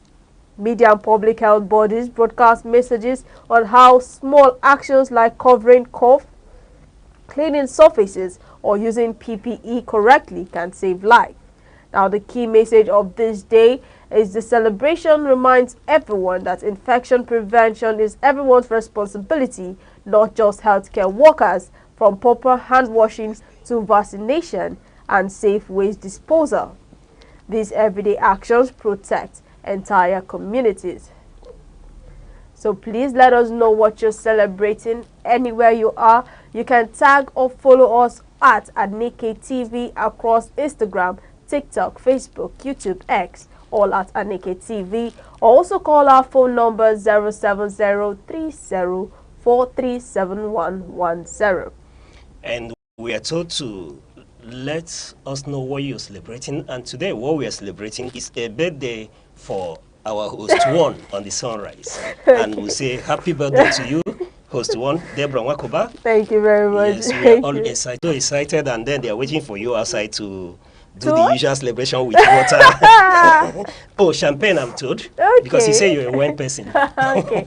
Yes, Okay. happy birthday to you once Thank more. you very much. Thank you very much. Well, thank you very much for the celebration. And please, I am Deborah Wakoba. And I'm Uche Osai. Do remember that you're not here to be average. Be bold, be courageous. Keep watching Aneke TV to come your way same time tomorrow. Bye-bye.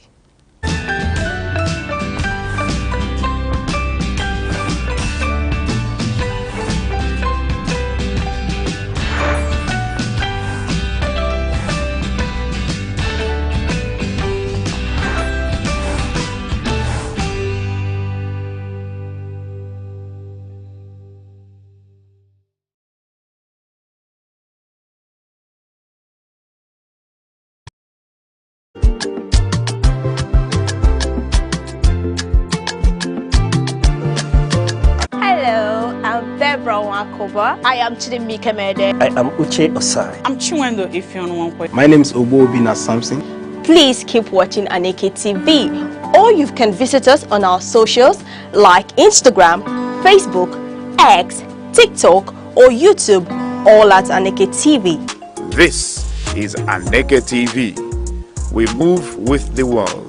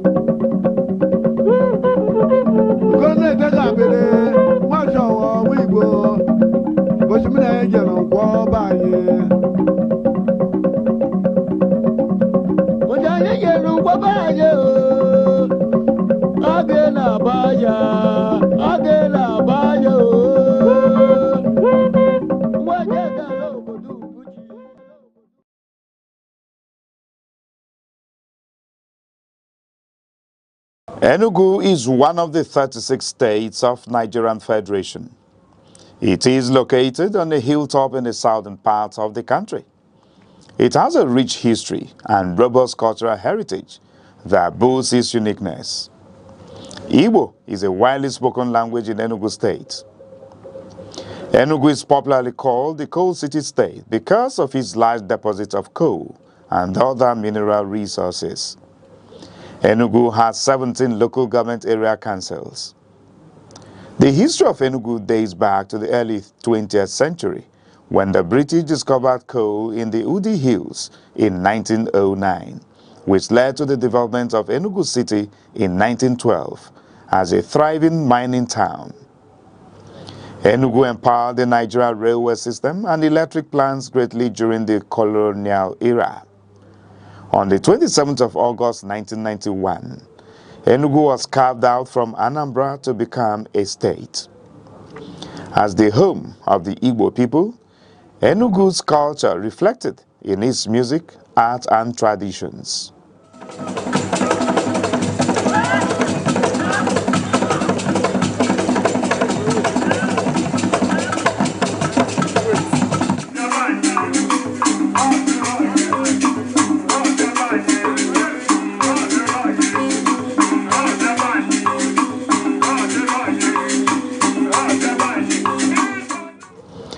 Enugu is situated in the eastern part of Nigeria, sharing borders with Benue at the north, Ebonyi at the east, Abia and Imo at the south, and Anambra and Kogi at the west, covering approximately 7,161 square kilometers. Enugu is characterized by undulating hills, forests, rivers, and fertile soil, making it suitable for farming. The state experiences significant rainfall with an average annual precipitation of around 2,100 millimeters and temperatures averaging 28 degrees Celsius. The people of Enugu State are predominantly Igbo, one of the largest ethnic groups in Nigeria. The Igbo language is a fundamental part of their culture and identity, with many dialects spoken across the state. Language plays a vital role in shaping the culture and identity of the Igbo people. Enugu is very rich in culture and traditional practices, one of which is the New Yam Festival, Iriji, which is a traditional celebration that marks the beginning of the harvest season. Another significant cultural event is the Masquerade Festival, Mmong, a colorful display of traditional dances, songs, and drumming. During this festival, different communities come together to showcase their masquerades.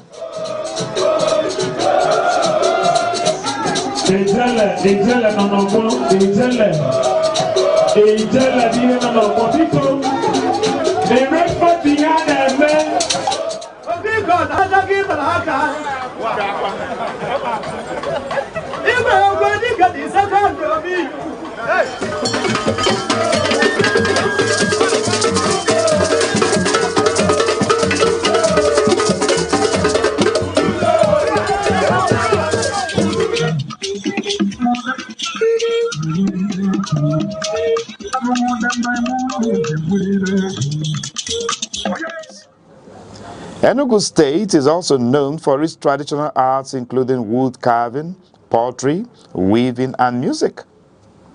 Enugu's cultural traditions help promote community cohesion, social bonding, and cultural identity. In the past, Enugu's economy was largely driven by coal mining. During the colonial era, Enugu was one of Nigeria's major industrial and economic centers. Today, Enugu's economy has become more diversified with some key sectors which includes agriculture, trade and markets, education and government, tourist centers. Enugu State is an important part of Nigeria, known for its cultural richness, peaceful environment, rich history and tourist attractions. From its coal mining history to its current role as an educational and cultural hub, Enugu continues to grow and contribute greatly to the development of Nigeria. Life.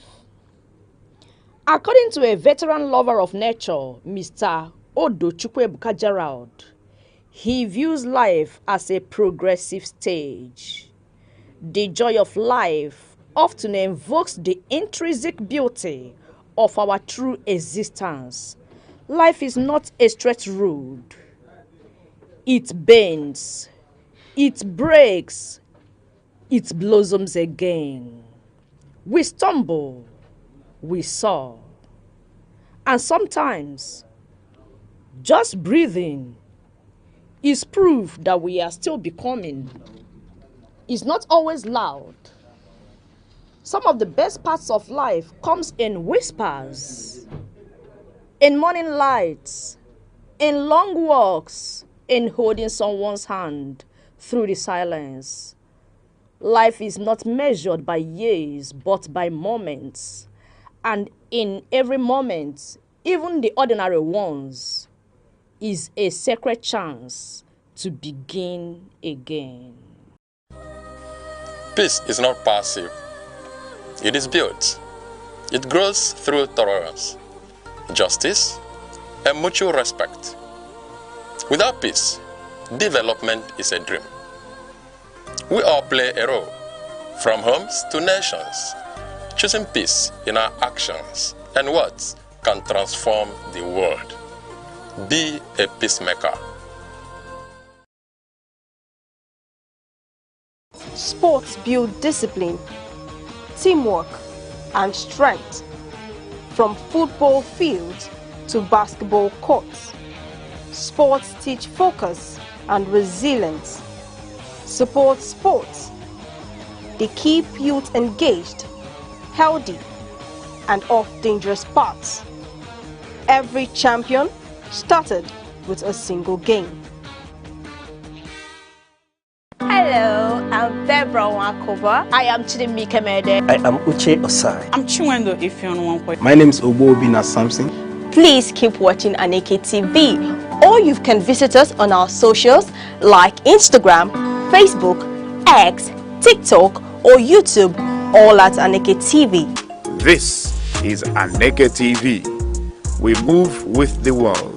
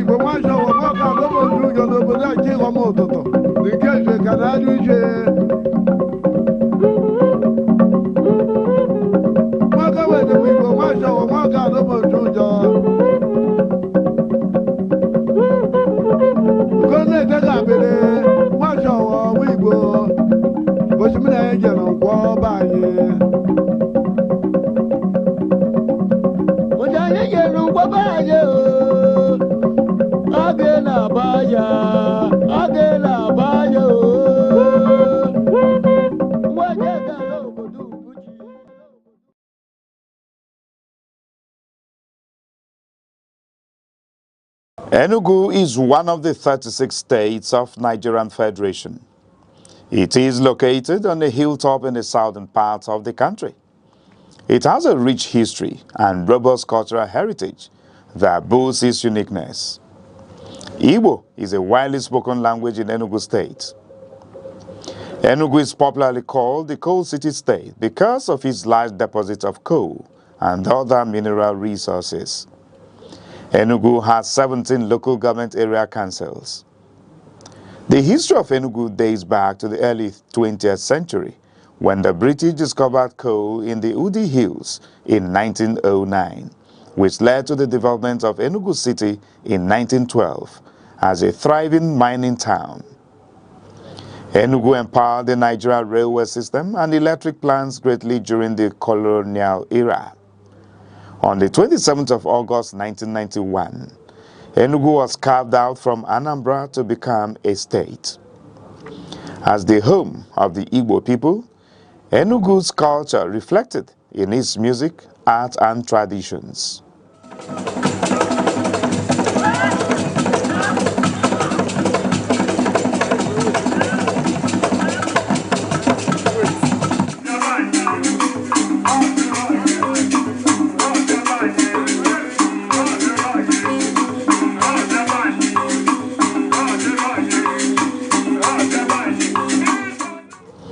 Enugu is situated in the eastern part of Nigeria, sharing borders with Benue at the north, Ebonyi at the east, Abia and Imo at the south, and Anambra and Kogi at the west, covering approximately 7,161 square kilometers. Enugu is characterized by undulating hills, forests, rivers, and fertile soil, making it suitable for farming. The state experiences significant rainfall with an average annual precipitation of around 2,100 millimeters and temperatures averaging 28 degrees Celsius. The people of Enugu State are predominantly Igbo, one of the largest ethnic groups in Nigeria. The Igbo language is a fundamental part of their culture and identity, with many dialects spoken across the state. Language plays a vital role in shaping the culture and identity of the Igbo people. Enugu is very rich in culture and traditional practices, one of which is the New Yam Festival, Iriji, which is a traditional celebration that marks the beginning of the harvest season. Another significant cultural event is the Masquerade Festival, Mmong, a colorful display of traditional dances, songs, and drumming. During this festival, different communities come together to showcase their masquerades.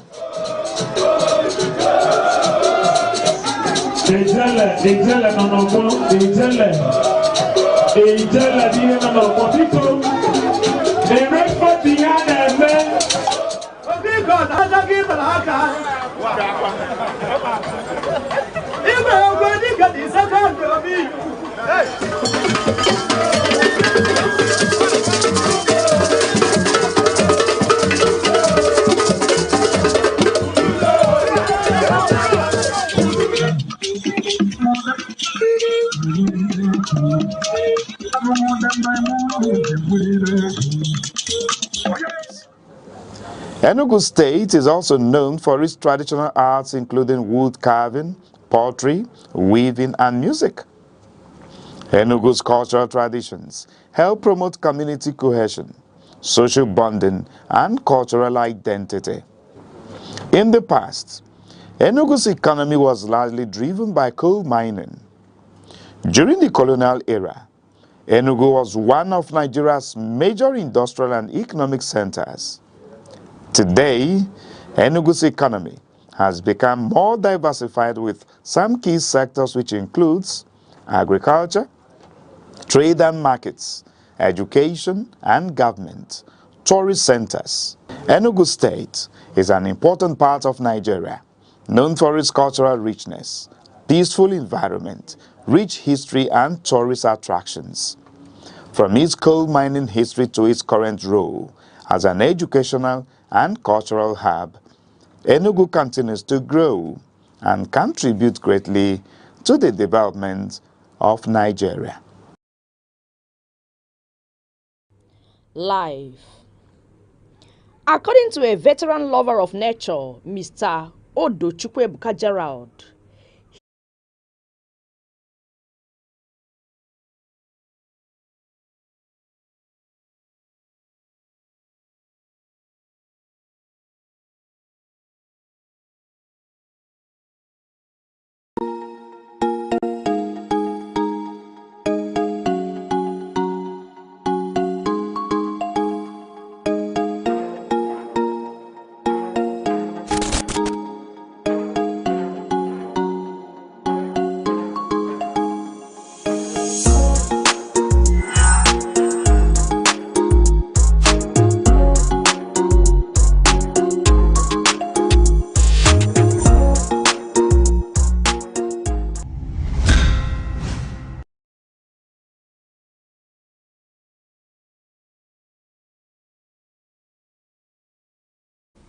Good morning, and thank you for joining us today on The Insight.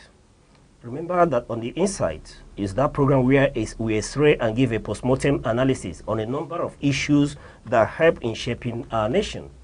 And this morning, we'll be dealing with a very delicate, sensitive issue.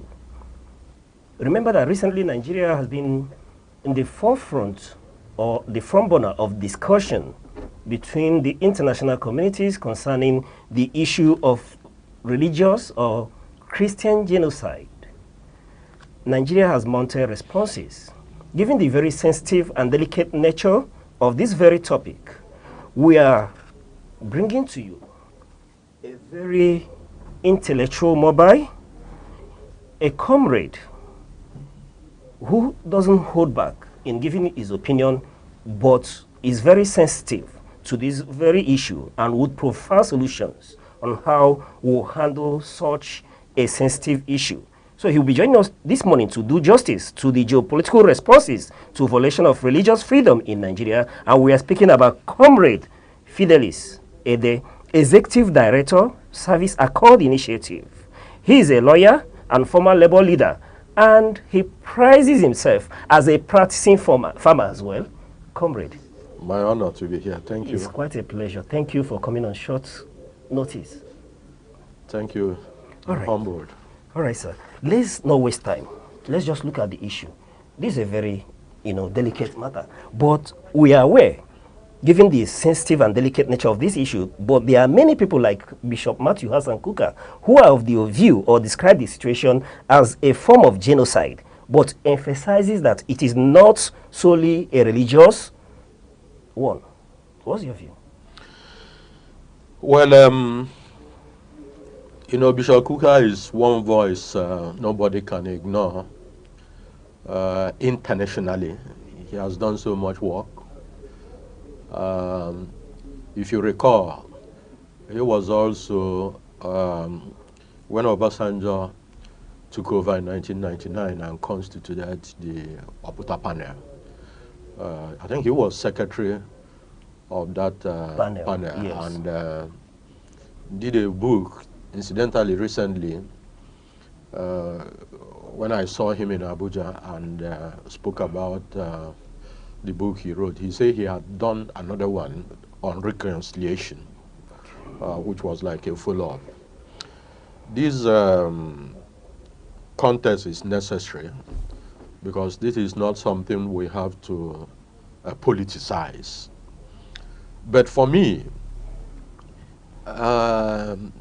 you led the word, and that word is one I will want to align with, that this topic is delicate. And when something is delicate, what it means is that you need a rational balance in approach. Yes, this matter came to light following the report of the Aid to Christians in Need, which is a Catholic organization. It's part of the review they made for 2025. And in that report, there was an estimation of about 5.4 billion people universally who currently lack religious freedom. So this point or contest shows that it was not just about Nigeria. It's an assessment of the level of religious freedom people enjoy universally, because we now accept that the world is a global village. But in the context of Nigeria, anybody who has followed the way the Nigerian nation was established from the colonial time will know that whatever is happening now is like, as sad as we may want to look at it, as agonizing as we may want to refer to it, it's a system that is obeying tradition. Because when we talk about high-handedness, injustice, a situation where the people don't matter, you will discover that it postdated even the amalgamation of 1914. We know of revolts of 1905. We know of the Aba women riots. We know of the River Valley massacre, Ekumeku. All these were in the 20s.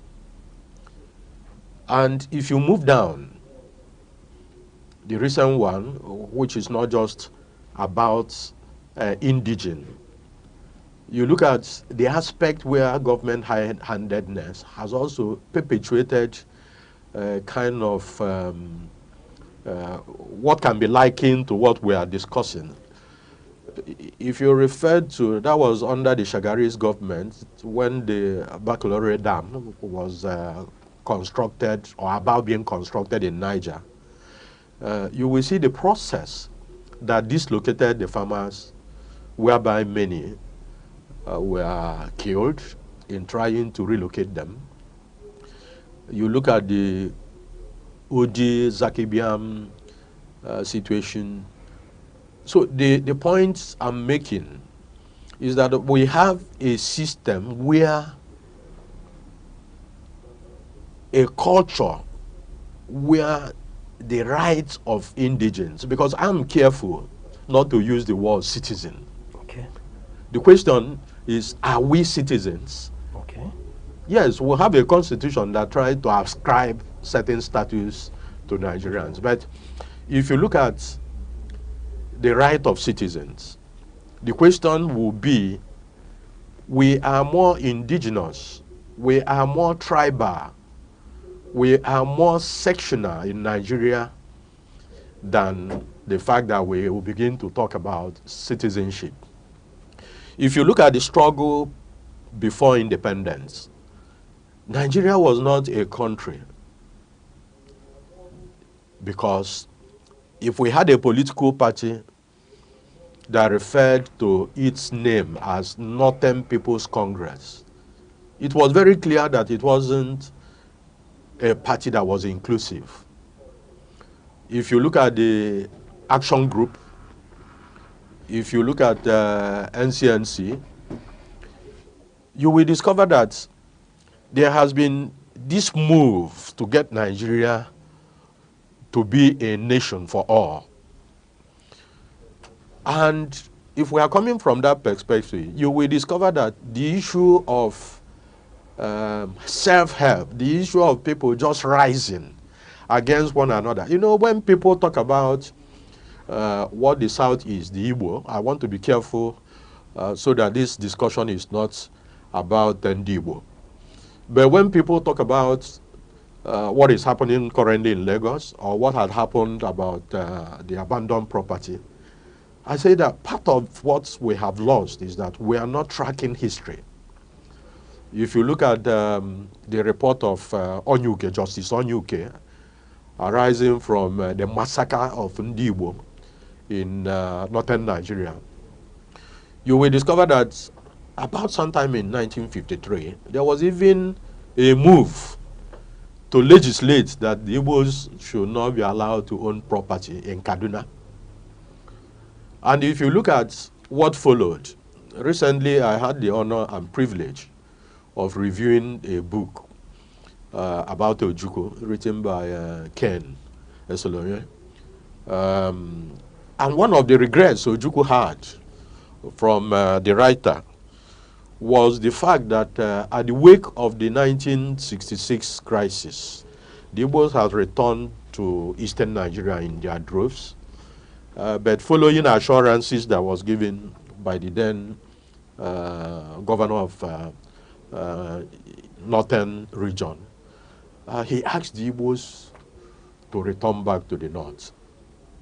And that was when the actual massacre now I don't think Ojukwu ever forgave himself until death on that. If you also look at the track of the Igbos escaping from the north, you will discover that much of what we suffered in terms of deaths was around the middle belt, Benue in particular. So the point I'm making is that this thing is not about religion.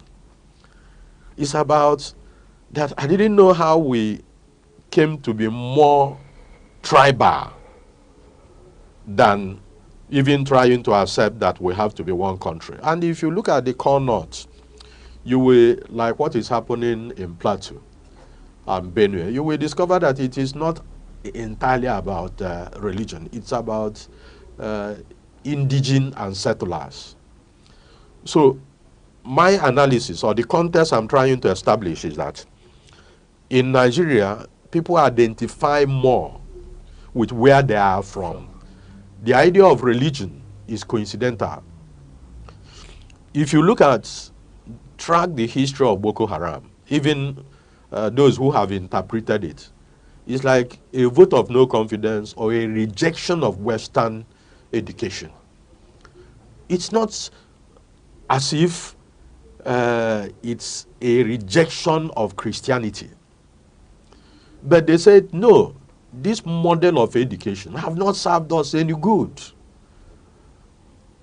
From there, we knew what happened before the other aspects of header, farmers' crisis, and what have you. So I will want to align with myself with Bishop Kuka. Yes, we have tragedies, we have persecution, we have things that didn't even happen during the Civil War, happening now. But we can narrow this to the point that if we stay in 2025 in Nigeria, have government talk about ungoverned spaces, whether you are talking in the north, whether you are talking in the west or in the east, where non-state actors take over and want to establish control, it is more in the north. What it means is that the trajectory of constituting a country, we've lost it, because to constitute a country, the first value is the constitutive environment where you establish your jurisdiction and say, this is where we're in control. Then the second aspect is governance. Okay. To be able to conduct governance where you are now in control. That is what you call the jurisdiction you govern. But to be effective, to be able to deliver this aspect is the most important aspect, which is the technical capability. So what has happened is that we'll have a situation, we'll have governments, we have a situation, we'll have a space, geographical space called Nigeria. But we've not been able to establish governance that deliver inclusiveness to the Nigerian people. So resort to self-help, resort to things that are not allowed within civil liberty and rights is usually easy for those who think it's a path to track. But it is more because of the level of reorientation, the orientation we have imbibed. Nigerians see themselves, like I've said earlier, more as Northerners, and even as Northerners, are you a Fulani, are you a Hausa, where do you belong? Even where you think you have a dominant religious culture, let's take for instance the Southeast. You also, if you take Ebonyi State for instance, the unending crisis, I think, between the Z and the Zaz, you will discover that it has nothing to do with religion. So the point I've tried to lay is that we have a country, yes, we have a constitution, yes, but we have a governance model that have not been able to assure the people, pursuant to the constitution, in terms of welfare and protection of the rights. So people easily resort to self-help, and banditry seems to profit. And those who, you know, when you have a system where subculture profit from economic benefit, you now discover that it is a challenge to whatever government you have in place. Okay. If I got correctly, the fundamental, just to digress a bit, the fundamental challenge here in Nigeria is that Nigerian's constitution is talking about the citizen without first recognizing the indigenous people of Nigeria. You see, every constitution, including the United States Constitution, pursues ideals.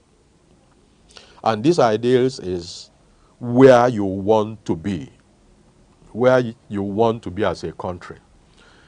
In the Constitution, the Constitution has established the obligations and duties of government that you'll find in Chapter 2 of the Constitution, which is the deriving principle. And that's why when we talk about the Nigerian political system, I'm one of those who say that the ideology in the in Nigeria is that the Constitution has already imposed ideology. There is no choice. Any party can begin to say we want to move this way, because the Constitution allows freedom of association through which people can come and form political party.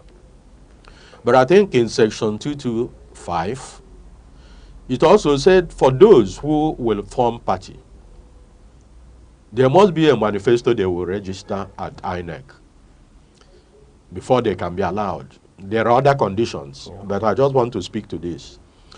And that manifesto will be derived from Chapter 2. Okay. That Chapter 2 is the fundamental objective. And if you go there, it covers a lot of values. You will see economic, you will see political, you will see social, educational, and what have you. But if you look at section 16, which is economic, you will see that the formulators of the Constitution had anticipated that the Nigerian system is unbalanced, and that the business of government must be such that they must pursue deliberately through objective policies inclusion for all the citizens. Okay. In fact, it prohibits that the resources and wealth of this country should be vested in the hands of few. In fact, when you hear about privatization, deregulation, and what have you, you discover it violates even some aspects of that Constitution. And when the Constitution clearly states as its social objective the welfare and security of the people, it tells you that it has designed that the government has to provide for the citizens, and went on, I think, in section 14 to talk about citizens' participation. Because it is through participation that people can begin to input their interest in the policies of governance. Okay. So, having not deliberately attained this, and the structures through which this will be attained are also contained in this Constitution. If you look at the tiers of government, in terms of the federal, state, and local government, they all have responsibilities that must also derive in terms of social welfare and the economic objective from the Chapter 2.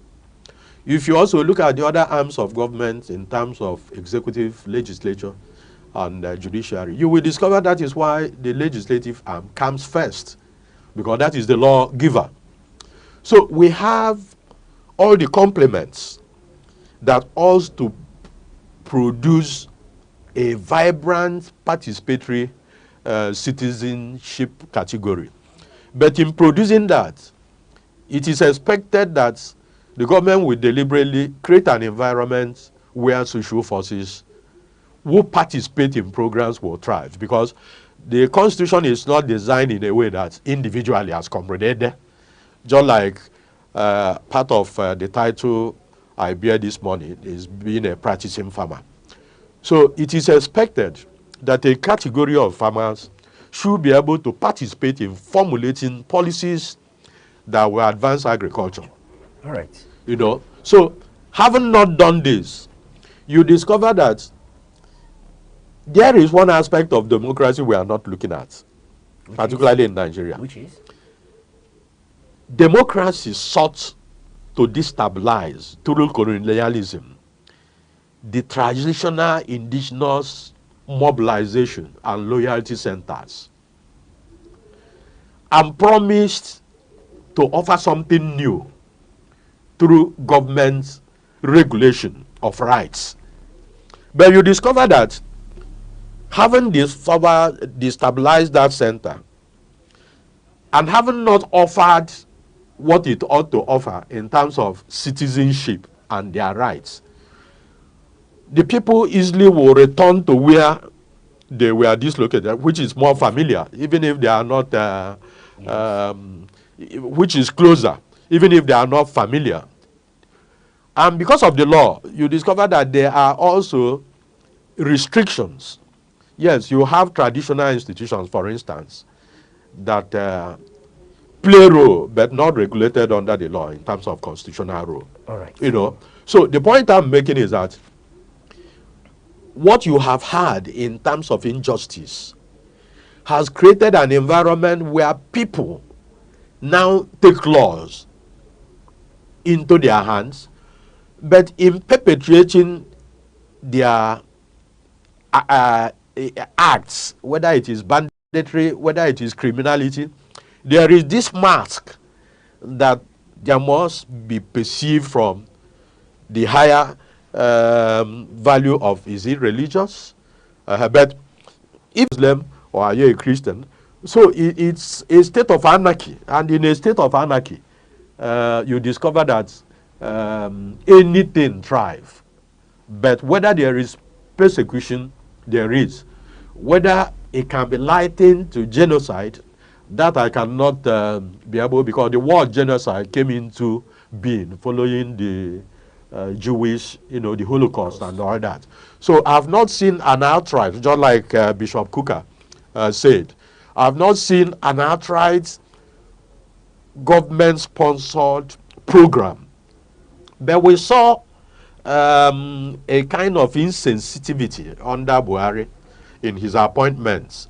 But even at that, it could be subtle, but I didn't think there was a clear government policy that tried to target a section of the people. But obviously, if you throw a bomb in a market, those who regularly attend the markets will be the worst victims. That's the way it should be seen. All right, comrade. Then, we may be forced to want to ask, how then do we distinguish between genuine religious persecution and ethnic or political violence that may be characterized as religious genocide? It is very, very difficult to do that. Because why I'm saying is difficult is that, first of all, in Nigeria, politics has compelled us to wear a lot of masks. You wear the marks of tribalism. You wear the marks which is perpetuated by ignorance. Let us even take the economic situation in the country. I usually will, when people talk about political power, there's no, we don't, it's a historical fact that political power has domiciled more in northern Nigeria than any other part. In fact, if you look at the western Nigeria, this is the second time or the third time, if we are to include Obasanjo's first term as military head of state, then secondly as civilian head of state, then now you have Tinubu. The East, I don't know how we can classify Zeke, who had more of a ceremonial position. But the point there is that the North, whether you take the military or you take the civilian, seem to have had exercised more of political power. But again, I ask, why is it that the level of poverty, I am not profiling, I'm speaking to facts. Yes. Why is it that you find more of incident of ignorance out of school children, more of insensitivity to the welfare of the people, in the same environment that have dominated political power? Because through political power, you use it to create economic empowerment for your people, cultural and educational enlightenment. Why is it so? It is so because under Lugard, he looked at the fact that, one, they didn't know that colonialism will end the way it ended. That is, their agitation for independence will thrive. So one of the things they did was to collaborate with the northern emirs, who, yes, religious leaders, but they were more of cultural leaders that control the people. So what they did was to hedge then what they call Western education, and looked at the more educated Southerners as irritants to their ambition of domination. If you looked at the introduction of indirect rule, it speaks to this point I'm making.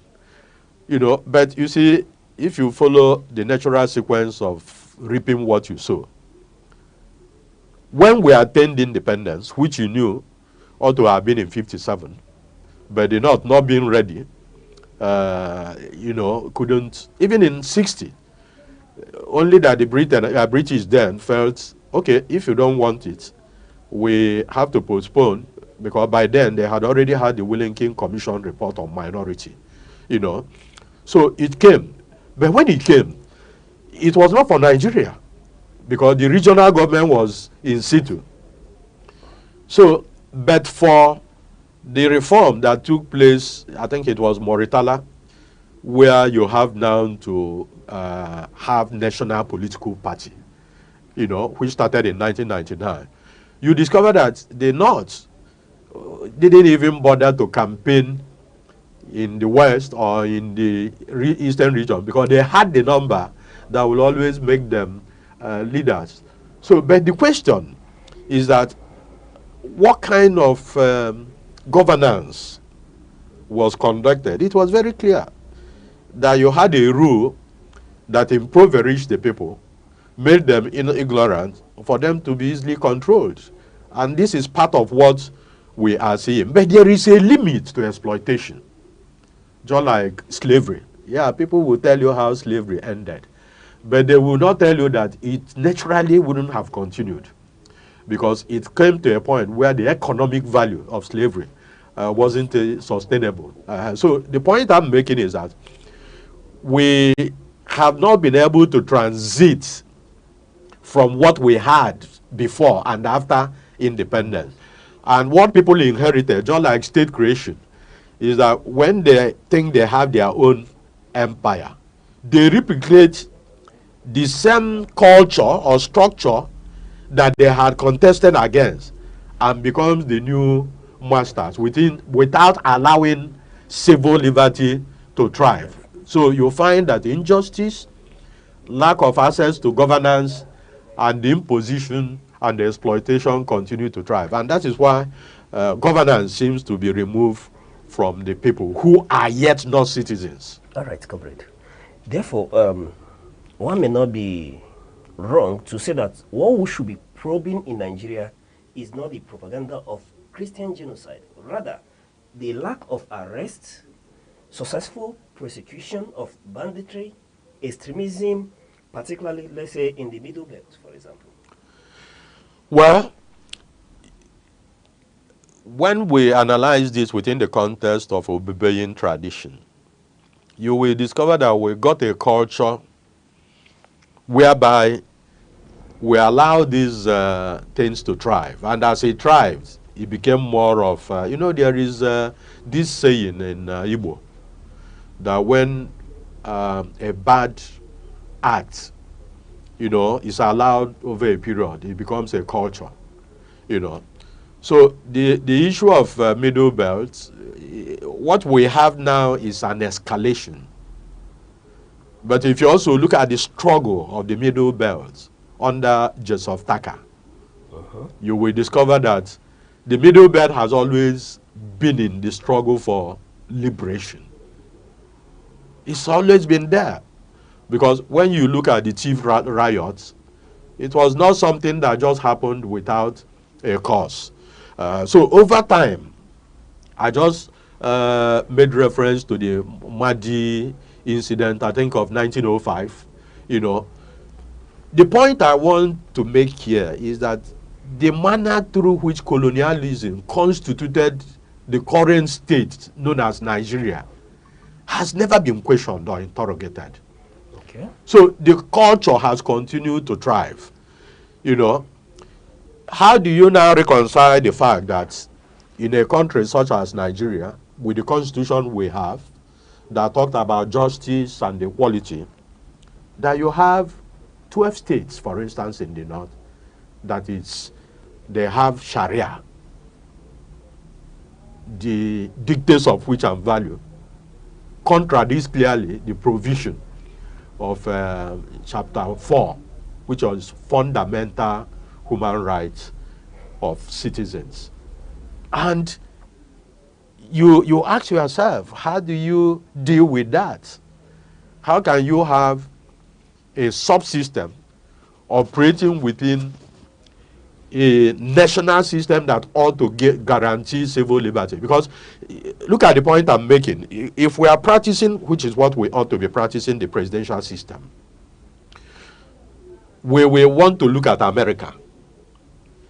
And there are 4 values on which democracy, presidential system of democracy is anchored. You talk about what they call political democracy, which is the tenured system of election.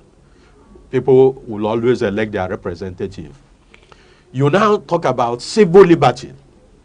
And it is civil liberty in America, the way it has been operated, that you discover that it is almost impossible for rights to be violated. Right. If you remember or recall that even the president, American president, was convicted by courts severally and what have you, until he was sworn in. It's just because of the existence of a rights regime that allows that before right can be violated, you must have exhausted all the processes. Then you have equality of reward. That is the 3 angle. Equality of reward. Then you have equal opportunity. But in Nigeria, you know we don't have all this. And yet, we are practicing democracy. So a situation, for instance, you are in the north, and you are right. I just read something yesterday about in Kano, a content creator. I think there was something they did. Yeah. And the court is now mandating him to marry within. So how do you reconcile that? You know, so I believe these are part of the challenges, red flags, and hiccups that have made it impossible for us to weld.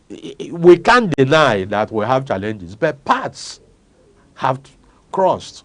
Nigeria is not a place you can now say these people are this or the other people are this. So it's a complex situation, but it is not something you can just classify and say that a particular set of people. I just gave you example, the one government perpetuated. Whether you are talking about the baccalaureate incident, even the Bacha, you know, the Mambila, yes, you know, when they started the Oji, the Zakibiam, you know, these are the ones perpetrated by government agents.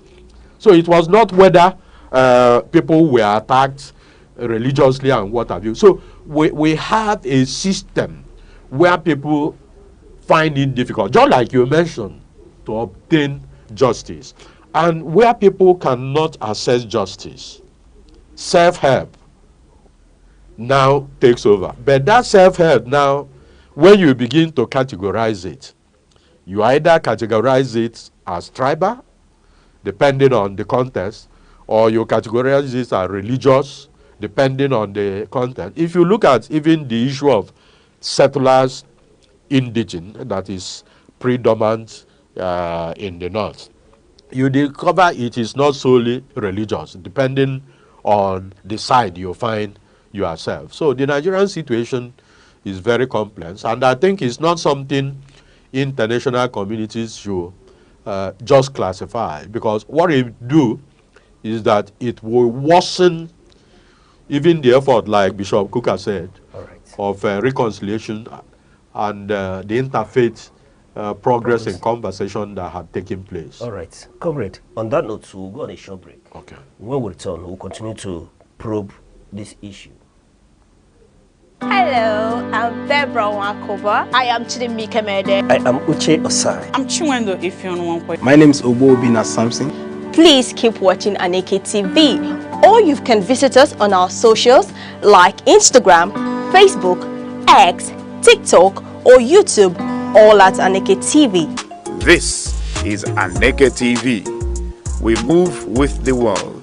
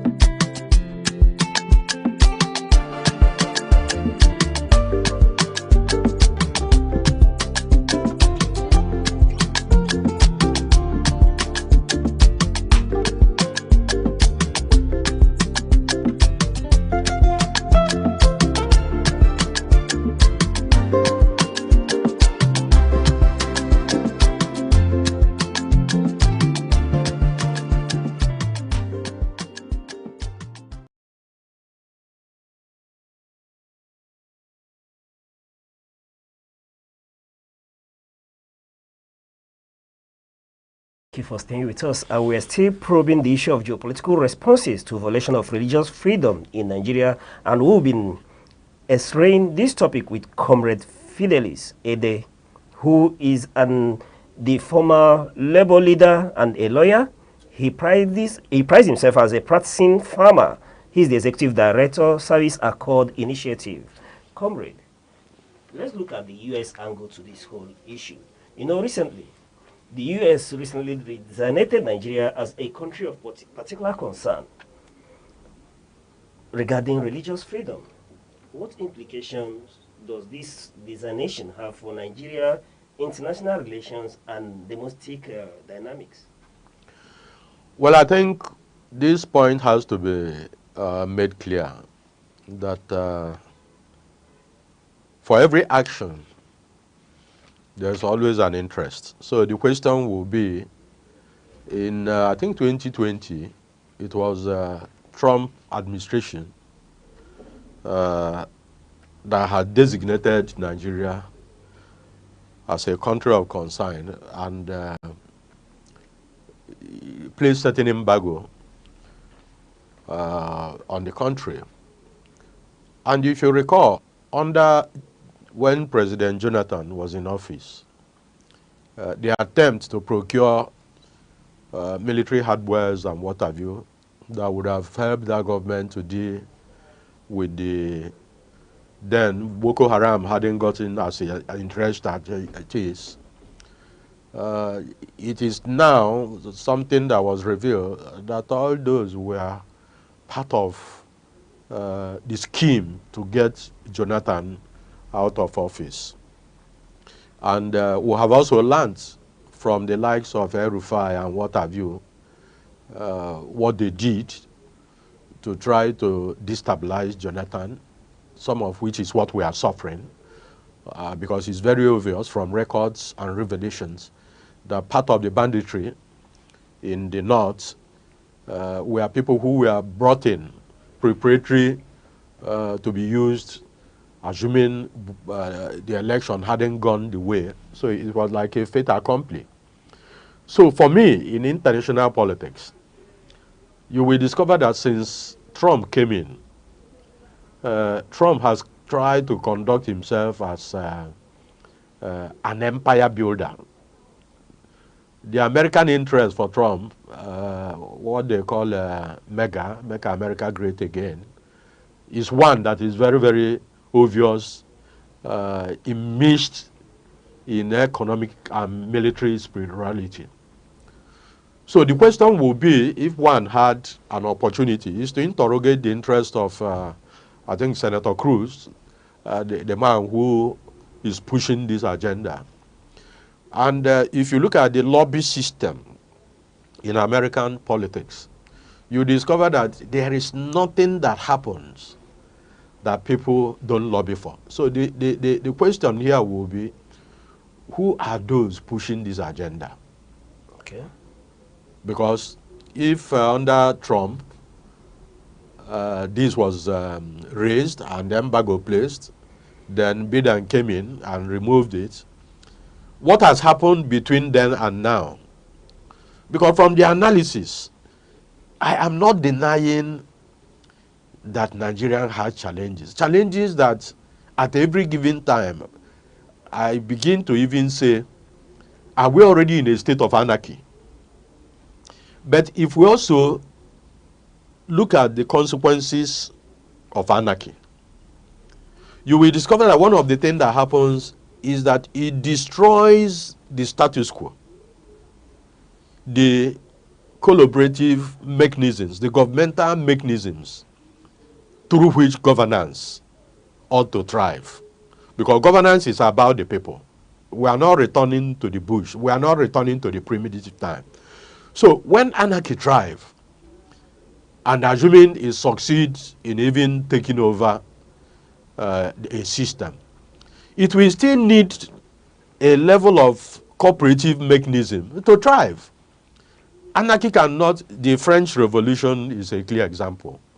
You know, the American, that one didn't even qualify for revolution. It ought to be kind of liberation. But you will see the difference between the French and the American system. The system, the revolution, tried to even redefine man, questioned even the existence of God. But the American system, yes, challenged the British hegemony without actually destabilizing or disowning the structures that were in place. And in redefining their own system, they didn't quite even institute democracy. Because a system, you purport to have democracy, but have what you will call electoral college that can unturn popular decision, or even what the outcome of the electoral college, have it turned by the vice president sitting as the president of Senate. You know, the American system is complex if you understand it. So you discover that America is designed in a way that there are people that own it, no matter how you say.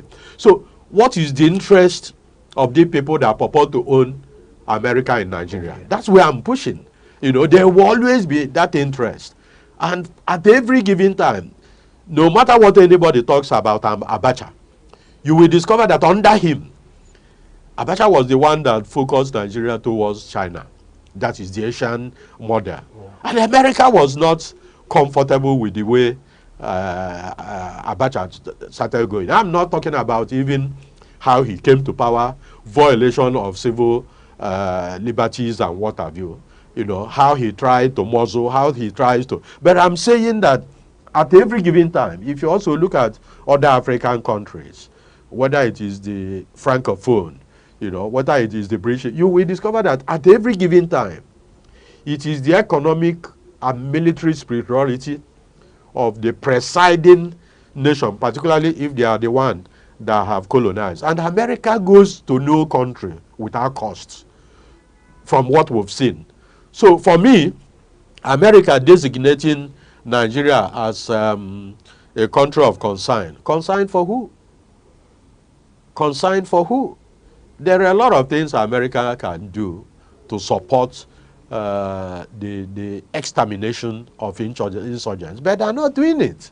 You know, I just made reference to the experience where Jonathan had to be denied access to certain class of weaponry and what have you. So we must be careful, you know, running about this American narrative about designating.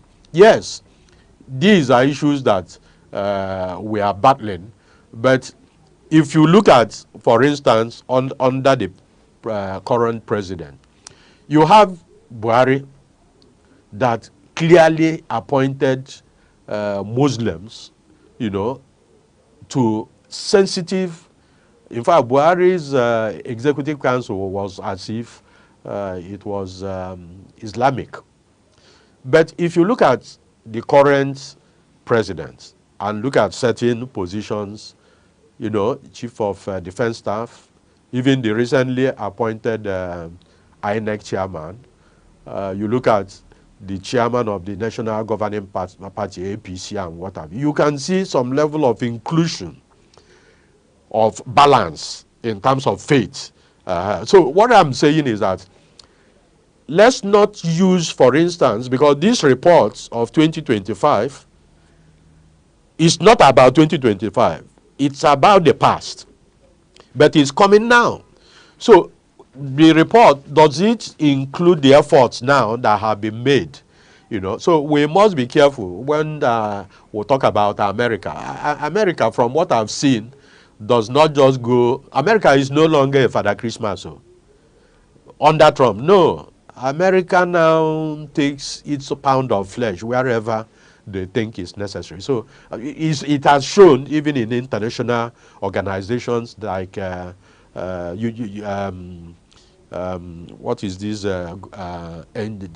There's this UNICEF and other organization where America has backed out, WTO, just name it. So as long as Trump is concerned, America is a business big man.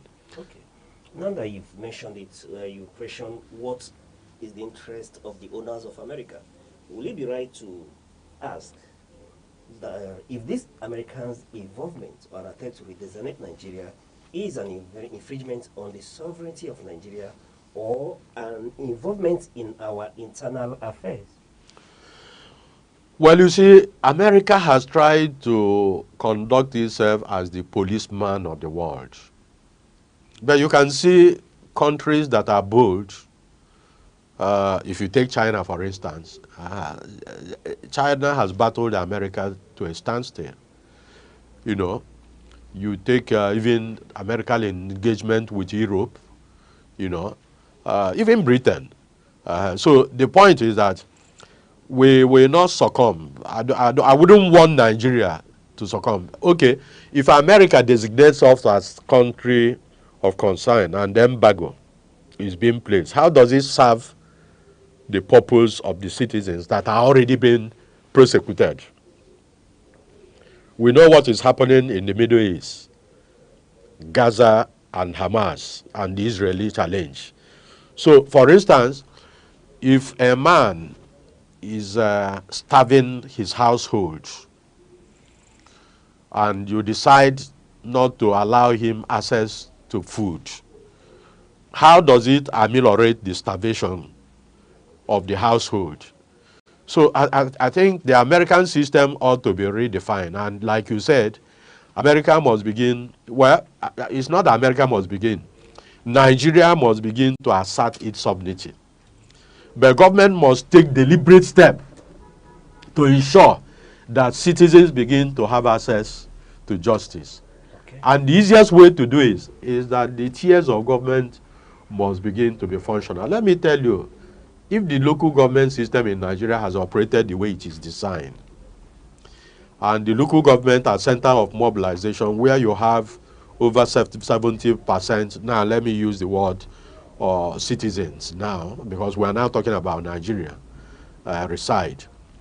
What it means is that you would have created an economic evolution whereby, as a result of enlightened self-interest, people will now have vested interest where they are domiciled. And one thing that has become very clear is that where people have enlightened interest in terms of economic empowerment and presence, they fight back when they see those who want to disrupt their way of life. But when people live in poverty, when people are impoverished, when people have nothing to defend, they have no choice because they're already down. So the failure of the local government system, up till now, you discover that it has been a struggle. Even the president, when he, as a result of the Supreme Court decision that the local government ought to be autonomous and receive their money, and the president signed an executive order, you saw the resistance from states, you know. So why would we continue to operate a system that impoverish the people at the base where they have to? Because at the end of the day, Nigeria is not an abstract thing. If you look at the Land Use Act, you will discover, yes, they will tell you that the land is vested in hand of the governors and what have you. But you will also discover that that act never, there was nowhere it appropriated ancestral lands of the people, which is more. You know, for instance, when you want to build in your community, you don't go obtaining any permission from government. Yes. So why is it that the local government that have to empower the people to be able to express themselves where they are as indigents, even if they are settlers. Once people have economic empowerment, you will discover that they develop some level of resistance, and resistance caused by knowledge, expression, and engagement. So, but a situation where government has abandoned the people on their own, it is not land that people have no investment, and you describe those places as ungoverned spaces. Ungoverned spaces means that those who have capacity can occupy, and that is what we are seeing. All right, comrade, for want of time, I want to ask in a very brief advice, what would be your advice to the Nigerian authorities and their global partners concerning the complicity of this issue in regards to protection of vulnerable communities in Nigeria and reconciliation? Well, the first one is to the citizens, and I will use the Igbo saying that he who is abandoned don't have to abandon himself. Nigerian citizens seem not to even understand the orientation they need to exercise as citizens, and that's why we have remained indigenous people. That is one. Then for government, because government is something that comes, is transitional, we have seen that we are in a situation which Hobbes described as anarchy. Life is short, brutish, and a lot of people live meaningless life.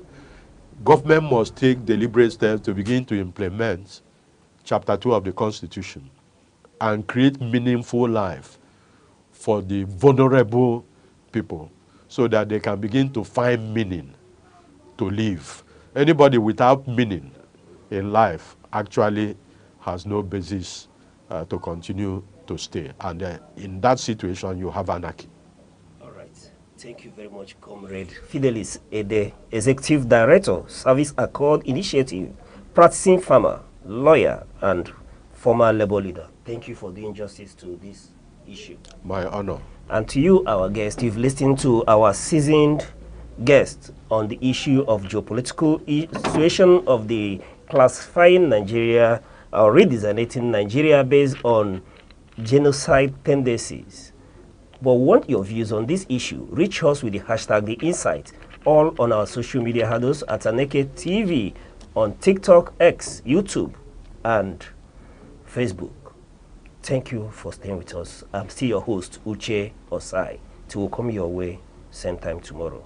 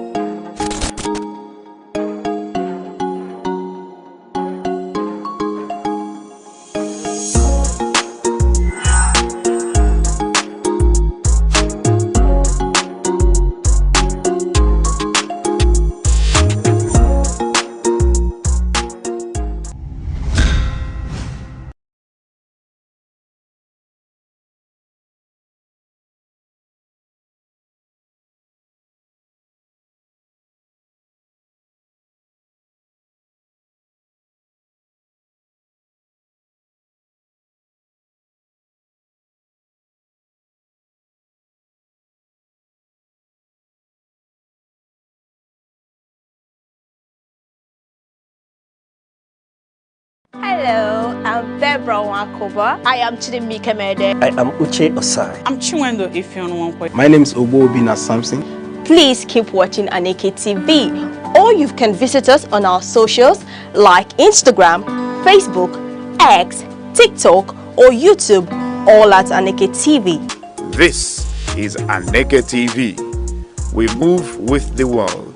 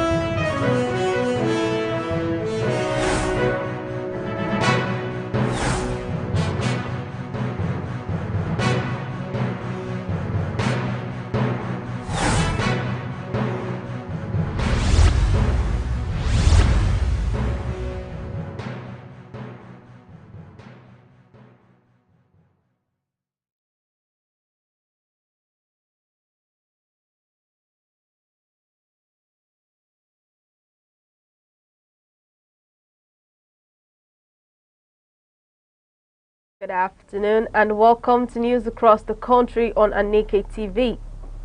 I'm Deborah Wakoba, glad to have you join us. Now to the headlines. Federal government reaffirms commitment to sustainable seafood value chain. Federal government releases 32.9 billion naira to strengthen primary healthcare nationwide. Cross River State Governor urges youth to register for voters' cards. FCT police redeploy a DPO over virus lab incidents. Zamfara State government advances women's empowerment policy. Ekiti State reaffirms investor-friendly reforms. Now to the details of the news. The federal government has restated its commitment to developing a sustainable seafood value chain to strengthen food security, create jobs, and boost the national economy. Minister of the Marine and Blue Economy, Alhaji Adeboyega Oyetola, disclosed this in Lagos at a stakeholder seminar on the blue economy. Represented by the Director of Fisheries, Wellington Omoragon, the minister said the National Fisheries and Aquaculture Policy and the Blue Economy Implementation Plan are being reviewed to encourage private investment and the adoption of modern technology in the sector. He explained that the government's vision is to build a dynamic, export-driven seafood industry that meets both domestic and international demand while safeguarding marine resources. Oyetola praised Norway's continued collaboration with Nigeria in the development of fisheries and aquaculture. He noted that such partnerships have enhanced training, research, and capacity building in the industry. In his remarks, Norwegian Ambassador Sven Bera called for the removal of import duties on stockfish heads to make them more affordable for Nigerian consumers. Bera also reaffirmed his country's commitment to supporting Nigeria through technology transfer and technical assistance, even as global stockfish prices rise due to measures protecting marine life. Now over to FG. The federal government has disbursed 32.9 billion naira to improve primary health care services across the country. Coordinating Minister of Health and Social Welfare, Professor Muhammad Pat, made the announcement under the Basic Healthcare Provision Fund, the third disbursement this year. Professor Pat explained that the funds are being deposited directly into the bank accounts of primary healthcare centers in all 774 local government areas to ensure transparency and efficiency. He emphasized that the money belongs to the people and must be used judiciously to deliver better medical care, drugs, and maternal health services. The minister urged citizens, traditional rulers, and civil society organizations to participate actively in monitoring the use of the funds. He said community involvement would guarantee accountability and ensure that the funds lead to measurable improvements in healthcare delivery. Professor Pat added that the initiative aligns with President Bola Tinubu's renewed hope agenda, which prioritizes strengthening Nigeria's healthcare system from the grassroots upward. He assured that the government will continue investing in medical infrastructure, staff training, and the supply of essential medicines. Still on health, the Energy Commission of Nigeria has reaffirmed the government's determination to tackle electricity challenges in public hospitals and universities through renewable energy investment. Director General of the Commission, Dr. Mustafa Abdullahi, said this in a statement marking his second year in office. He explained that under the Renewed Hope Solarization project, several 2-megawatt solar hybrid systems have been deployed to major public institutions across the country. These projects aim to reduce dependence on diesel power generators while cutting operational costs. Dr. Abdullahi said reliable power supply in hospitals will enhance patient care, while universities will benefit from improved teaching and research capacity. He added that renewable energy remains a key pillar in Nigeria's transition to a cleaner, more sustainable energy future. The Director General also assured Nigerians that the Commission will continue to work with development partners and private investors to expand access to affordable clean energy nationwide. Moving on, Cross River State Governor Basi Otu has urged Nigerian youths to take voter registration seriously, describing the permanent voter card as their most powerful tool for influencing the nation's future. He made the call during an event organized by the Cross River Political Network, Crispon, in Calabar. The governor said active participation in elections is essential for accountable governance, adding that the ongoing continuous voter registration exercise gives young people a unique opportunity to take ownership of their destiny. He also noted that voter registration figures help government agencies in national planning and resource allocation.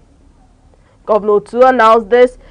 His administration will soon introduce new social intervention programs to empower young people, boost employment, and support entrepreneurship.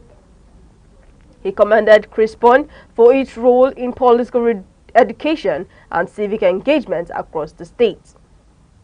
In his remarks, Crispon's Director General Dr. Prince Michael Abua praised the governor's people-centered leadership and described his 2-year performance as outstanding. He urged youths to heed the governor's advice, saying democracy can only thrive when citizens actively participate in the electoral process. Now to Abuja.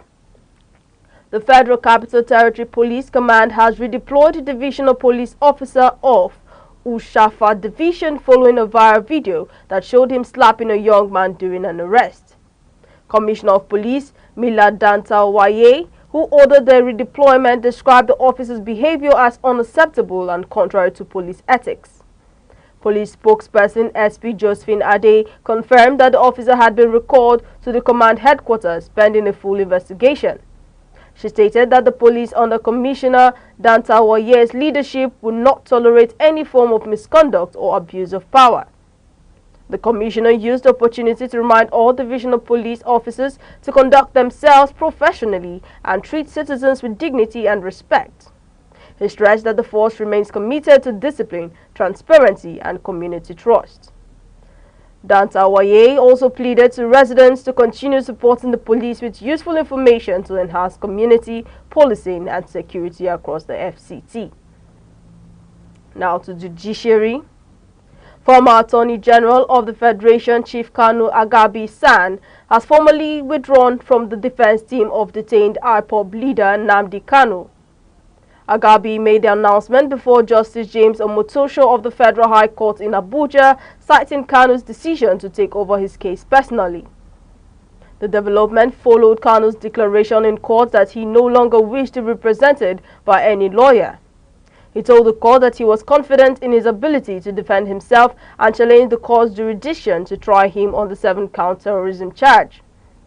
In a fresh motion, Kanu requested a 90-day extension to call 23 witnesses, including several governors, ministers, and security chiefs. He said their testimonies would help prove his innocence. Among the listed witnesses were Governors Hope Uzodinma and Babajide Sanwo-Olu, as well as former Army Chief General Tuko Buratai. Meanwhile, human rights activist Omoyele Sowore was reportedly arrested by police at the court premises. His detention has sparked criticism from lawyers and civil rights advocates who accused authorities of undermining the judiciary. You're watching Aneke TV news across the country. Remember, you can follow us on all social media feeds on Facebook, X, Instagram, and TikTok, here on YouTube, all at Aneke TV. Now, a quick reminder of major developments in the news. Federal government reaffirms commitment to sustainable seafood value chain. FG releases 32.9 billion naira to strengthen primary healthcare nationwide. Cross River State Governor orders you to register for voters' cards. FCT police redeploy DPO over virus lab incidents. And coming up shortly, Zamfara State Government advances women's empowerment policy. Ekiti State reaffirms investor-friendly reforms. We'll be right back. Hello, I'm Bebra Wakoba. I am Chidimi Kemede. I am Uche Osai. I'm Chiwendo Ifeonwankwe. My name is Obina Samson. Please keep watching Aneke TV, or you can visit us on our socials like Instagram, Facebook, X, TikTok, or YouTube, all at Aneke TV. This is Aneke TV. We move with the world.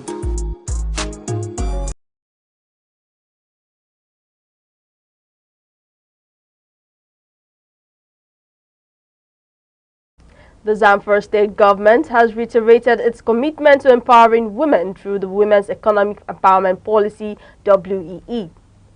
Commissioner for Women Affairs, Dr. Aisha Aneke, announced this during a meeting with the Executive Director for the Women Environmental Program and Mary Abagu in Gusau. Dr. Aneke explained that the initiative aims to create opportunities for women and vulnerable groups to achieve financial independence.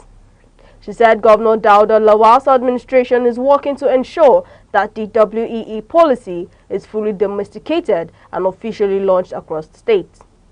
She also pledged continued collaboration with donor agencies, development partners, and civil society organizations to effectively implement the program. According to her, the policy will not only uplift women but also stimulate grassroots development and family welfare. In her remarks, Anne Mary Abago praised the Zamfara State Government for prioritizing gender equality and promised to support the initiative through WEP's Women Power 2030 program. Now to Ondo. At least 10 people have died in a tragic accident in Akumba, Akoko, Ondo State after a cement-laden truck reportedly lost its brake and rammed into traders and pedestrians. The incident, which occurred near the main gate of Adekunle Ajasin University around 7 p.m. on Wednesday, also left several others injured. Eyewitnesses said the truck, believed to belong to Dangote Cement, veered off the road after descending a steep slope, crushing roadside shops before overturning. Security agencies and residents joined emergency teams in rescuing victims trapped under the wreckage. The Federal Road Safety Corps later confirmed 8 fatalities, including 5 men, 2 women and 1 child, adding that the crash resulted from mechanical failure. The tragedy sparked outrage among residents who blamed authorities for removing a barricade that had restricted heavy-duty vehicles from using the route. The Akumba-Kako community has witnessed several similar incidents in recent years, prompting renewed calls for strict regulation of heavy trucks in residential areas. Now to Ekiti. Ekiti State Governor Biodun Oyebanji has reiterated his administration's commitment to attracting credible investors to the state.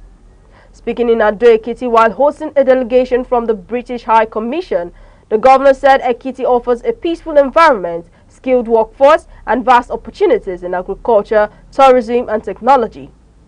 Oyebanji assured that his government is implementing transparent and business-friendly reforms to make Ekiti an attractive destination for investment.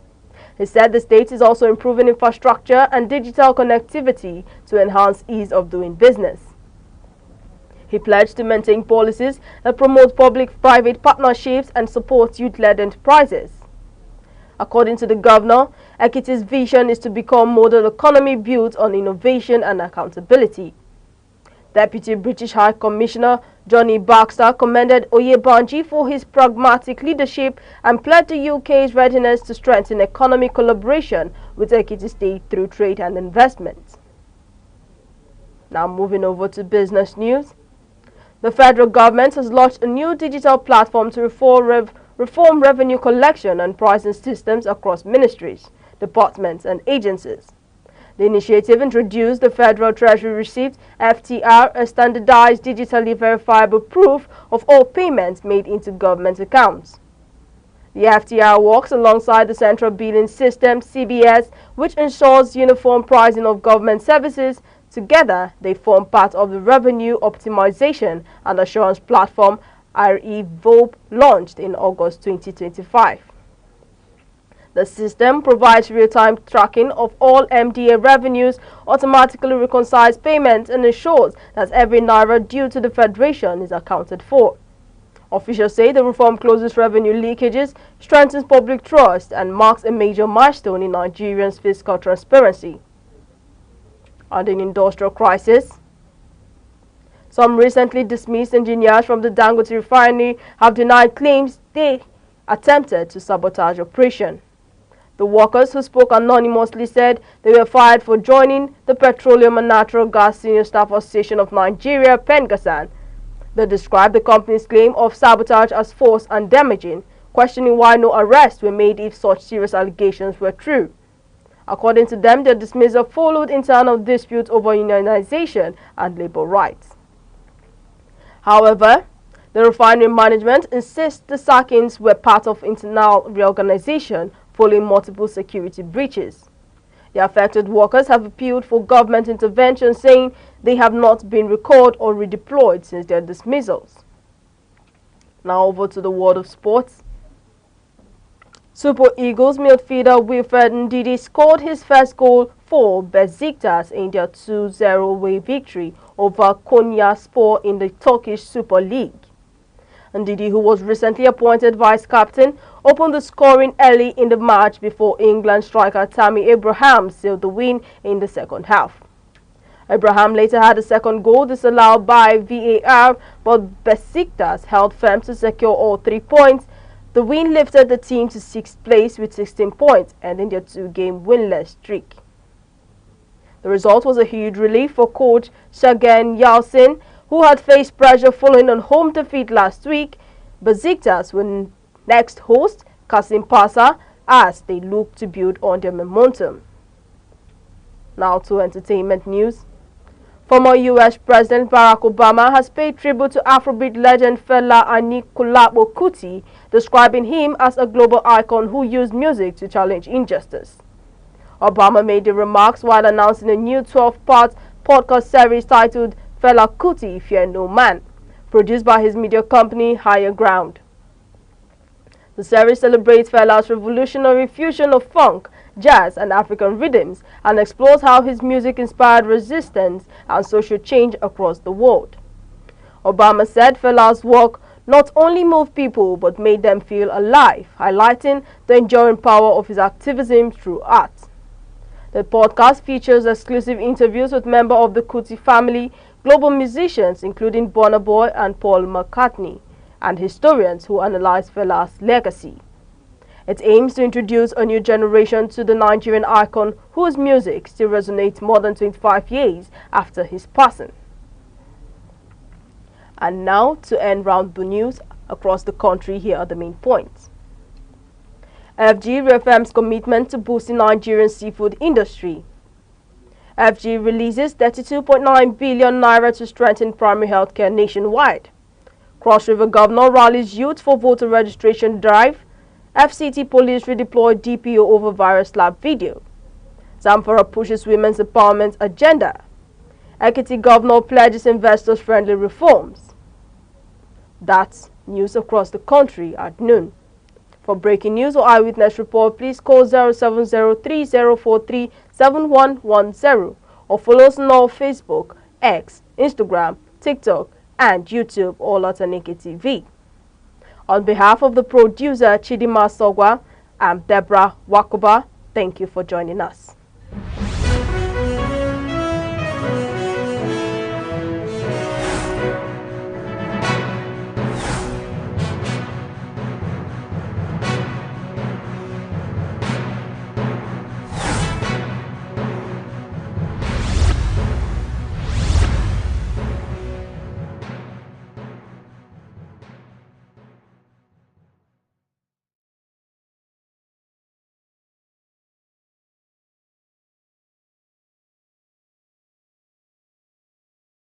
Hello, I'm Deborah Wakoba. I am Chidimi Kemede. I am Uche Osai. I'm Chiwendo Ifeonwankwe. My name is Obina Samson. Please keep watching Aneke TV, or you can visit us on our socials like Instagram, Facebook, X, TikTok, or YouTube, all at Aneke TV. This is Aneke TV. We move with the world.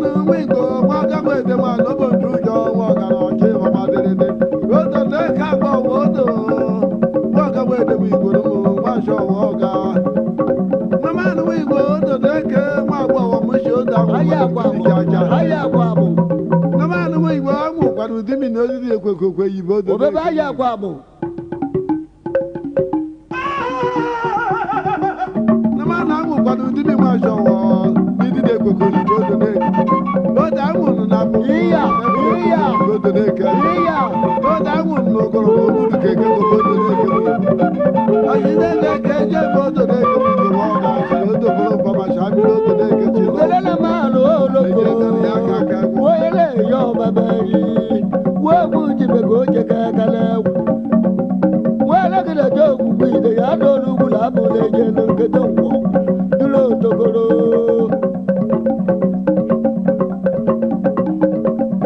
iya ma ta ma de wo ku ma tu ma na yi de ni ma ku ku we ma ta ma la ku ko ta de ni da ma jo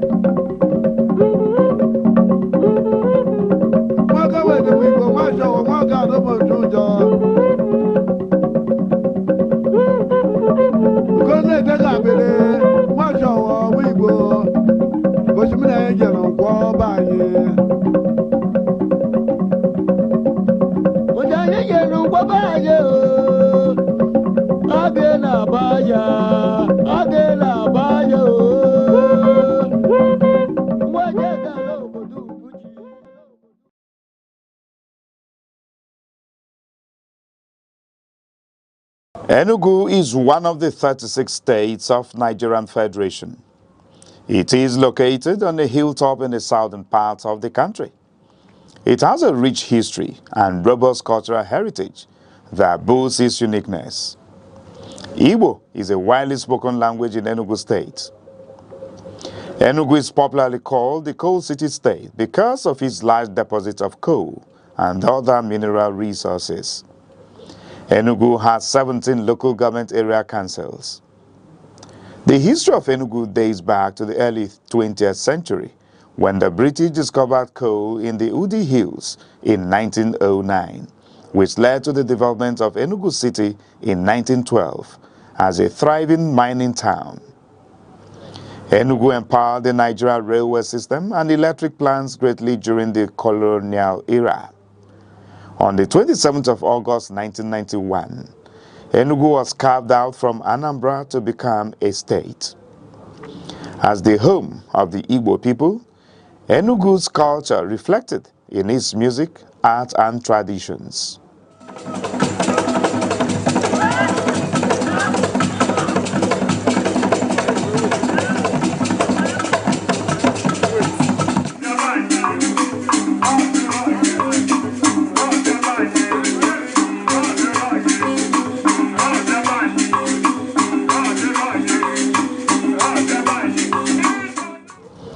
Enugu is situated in the eastern part of Nigeria, sharing borders with Benue at the north, Ebonyi at the east, Abia and Imo at the south, and Anambra and Kogi at the west, covering approximately 7,161 square kilometers. Enugu is characterized by undulating hills, forests, rivers, and fertile soil, making it suitable for farming. The state experiences significant rainfall with an average annual precipitation of around 2,100 millimeters and temperatures averaging 28 degrees Celsius. The people of Enugu State are predominantly Igbo, one of the largest ethnic groups in Nigeria. The Igbo language is a fundamental part of their culture and identity, with many dialects spoken across the state. Language plays a vital role in shaping the culture and identity of the Igbo people. Enugu is very rich in culture and traditional practices, one of which is the New Yam Festival, Iriji, which is a traditional celebration that marks the beginning of the harvest season. Another significant cultural event is the Masquerade Festival, Mmong, a colorful display of traditional dances, songs, and drumming. During this festival, different communities come together to showcase their masquerades.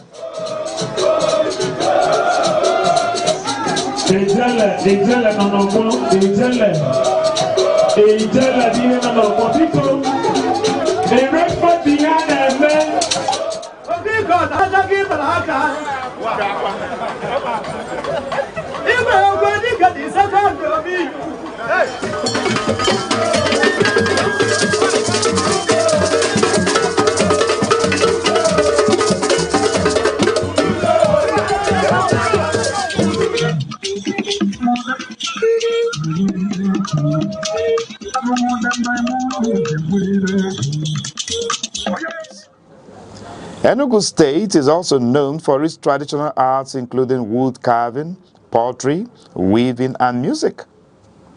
Enugu's cultural traditions help promote community cohesion, social bonding, and cultural identity.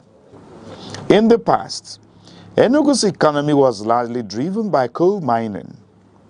During the colonial era, Enugu was one of Nigeria's major industrial and economic centers. Today, Enugu's economy has become more diversified with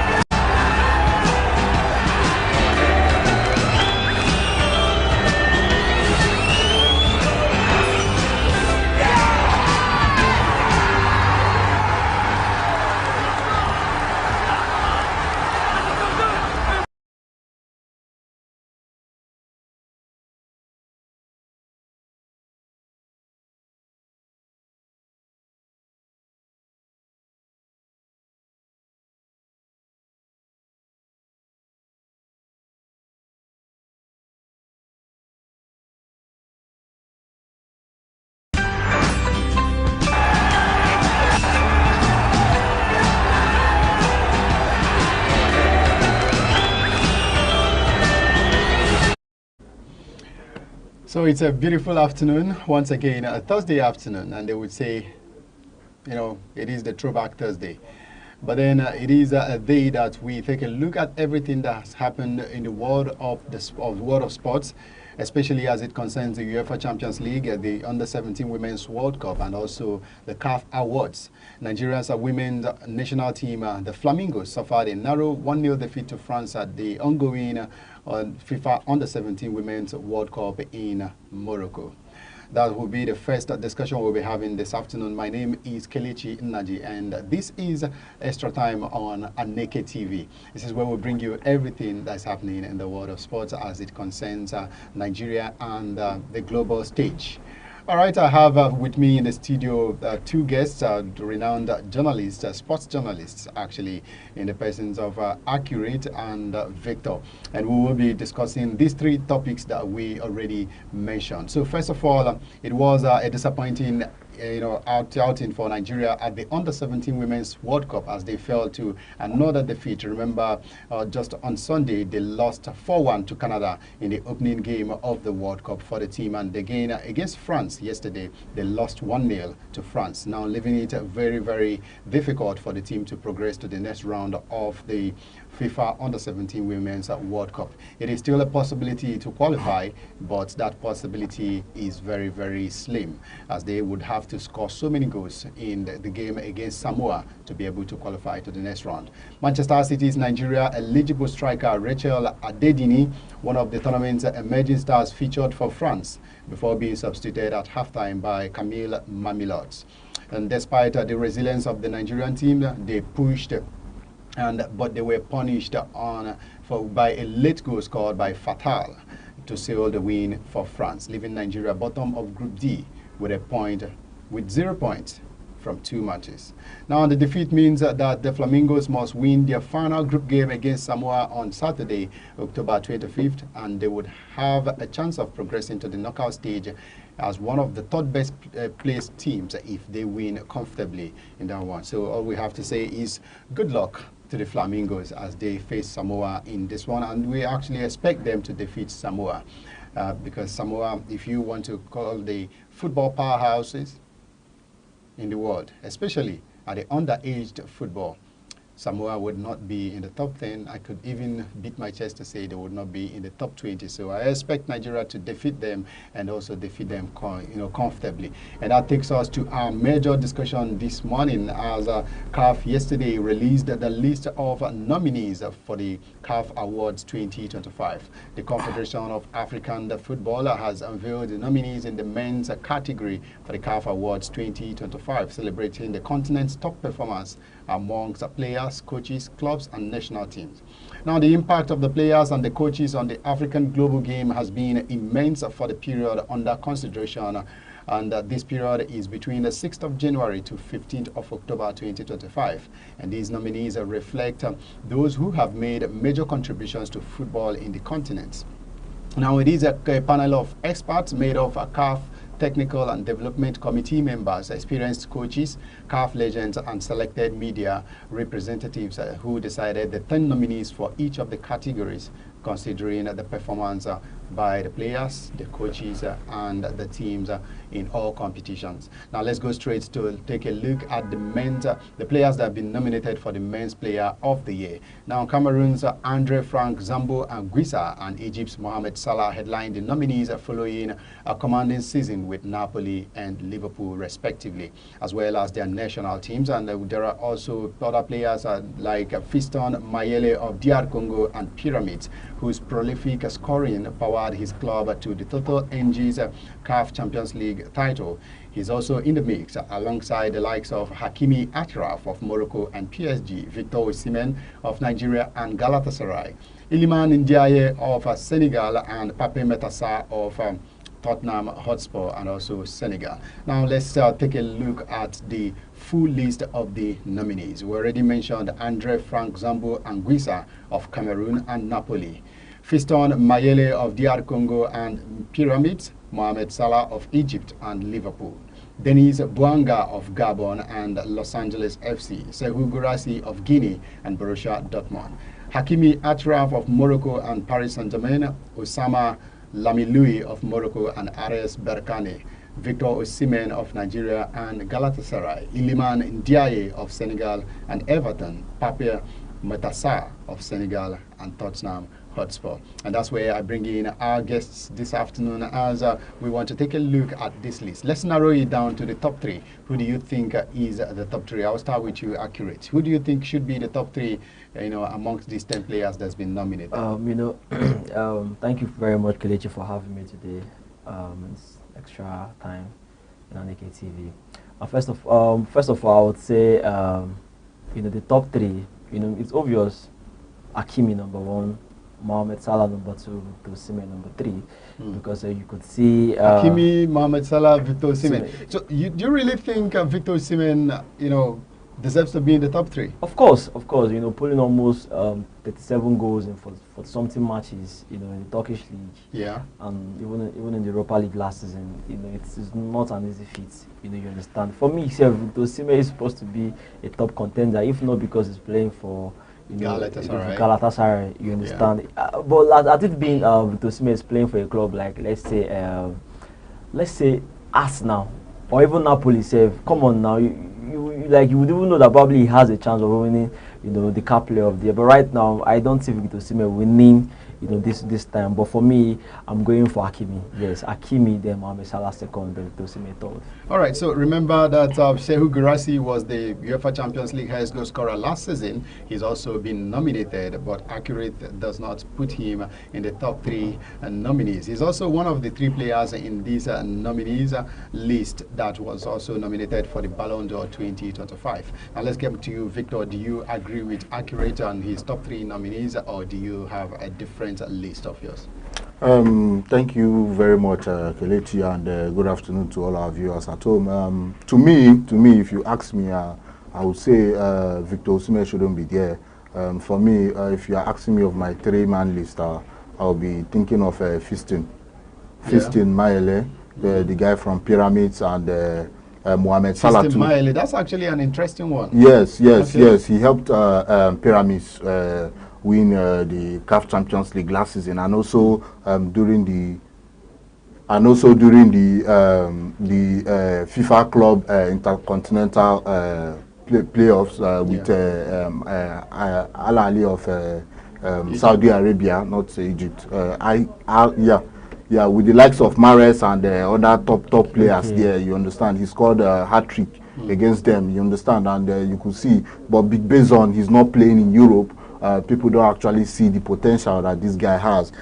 So to me, I will add him to my list, and maybe Achraf Hakimi, due to what he has done for PSG. You understand, he has been consistent from last season till this moment, even as a right back. You understand, and he's even playing. Sometimes he plays as a winger too. So to me, I will add Achraf Hakimi and maybe Mohamed Salah, even though I'm still doubting, but to complete the list, I'll add Mohamed Salah. Okay, that's actually an interesting one from Victor, as even though he chose to not add his namesake, Victor Osimhen, he decided to add Mayele to the list, and that's exactly what Victor says, as he is all about, we need to give a chance to our men that play down here in Africa. It is not all about the people playing in Europe. And Victor says it is for him, Hakimi, Achraf, Mayele, and Mohamed Salah, even though Salah's position there is tentative.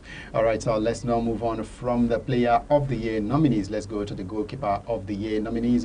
And it is a blend of experience and emerging stars as it defines the goalkeepers category. We have Yassine Bono of Morocco and Al Hilal, who headlines a star-studded list, having been a consistent performer for both club and country. While there is also Nigeria's Stanley Nwabali, who is the goalkeeper of Chippa United and also the holder of this award currently. Ronwen Williams is also there. And remember, Ronwen Williams is the South African captain and also the goalkeeper of Mamelodi Sundowns. There are still other nominees. Now let's take a look at the complete list of nominees. Maybe a surprising one. Andre Onana makes the list. Andre Onana of Cameroon and Trabzonspor, Vozinha of Cape Verde and Chiefs, Ahmad El Shanawi of Egypt and Pyramids, Mounir Mohammadi of Morocco and Ares Berkane, Yassine Bono of Morocco and Al Hilal, Stanley Nwabali of Nigeria and Chippa United,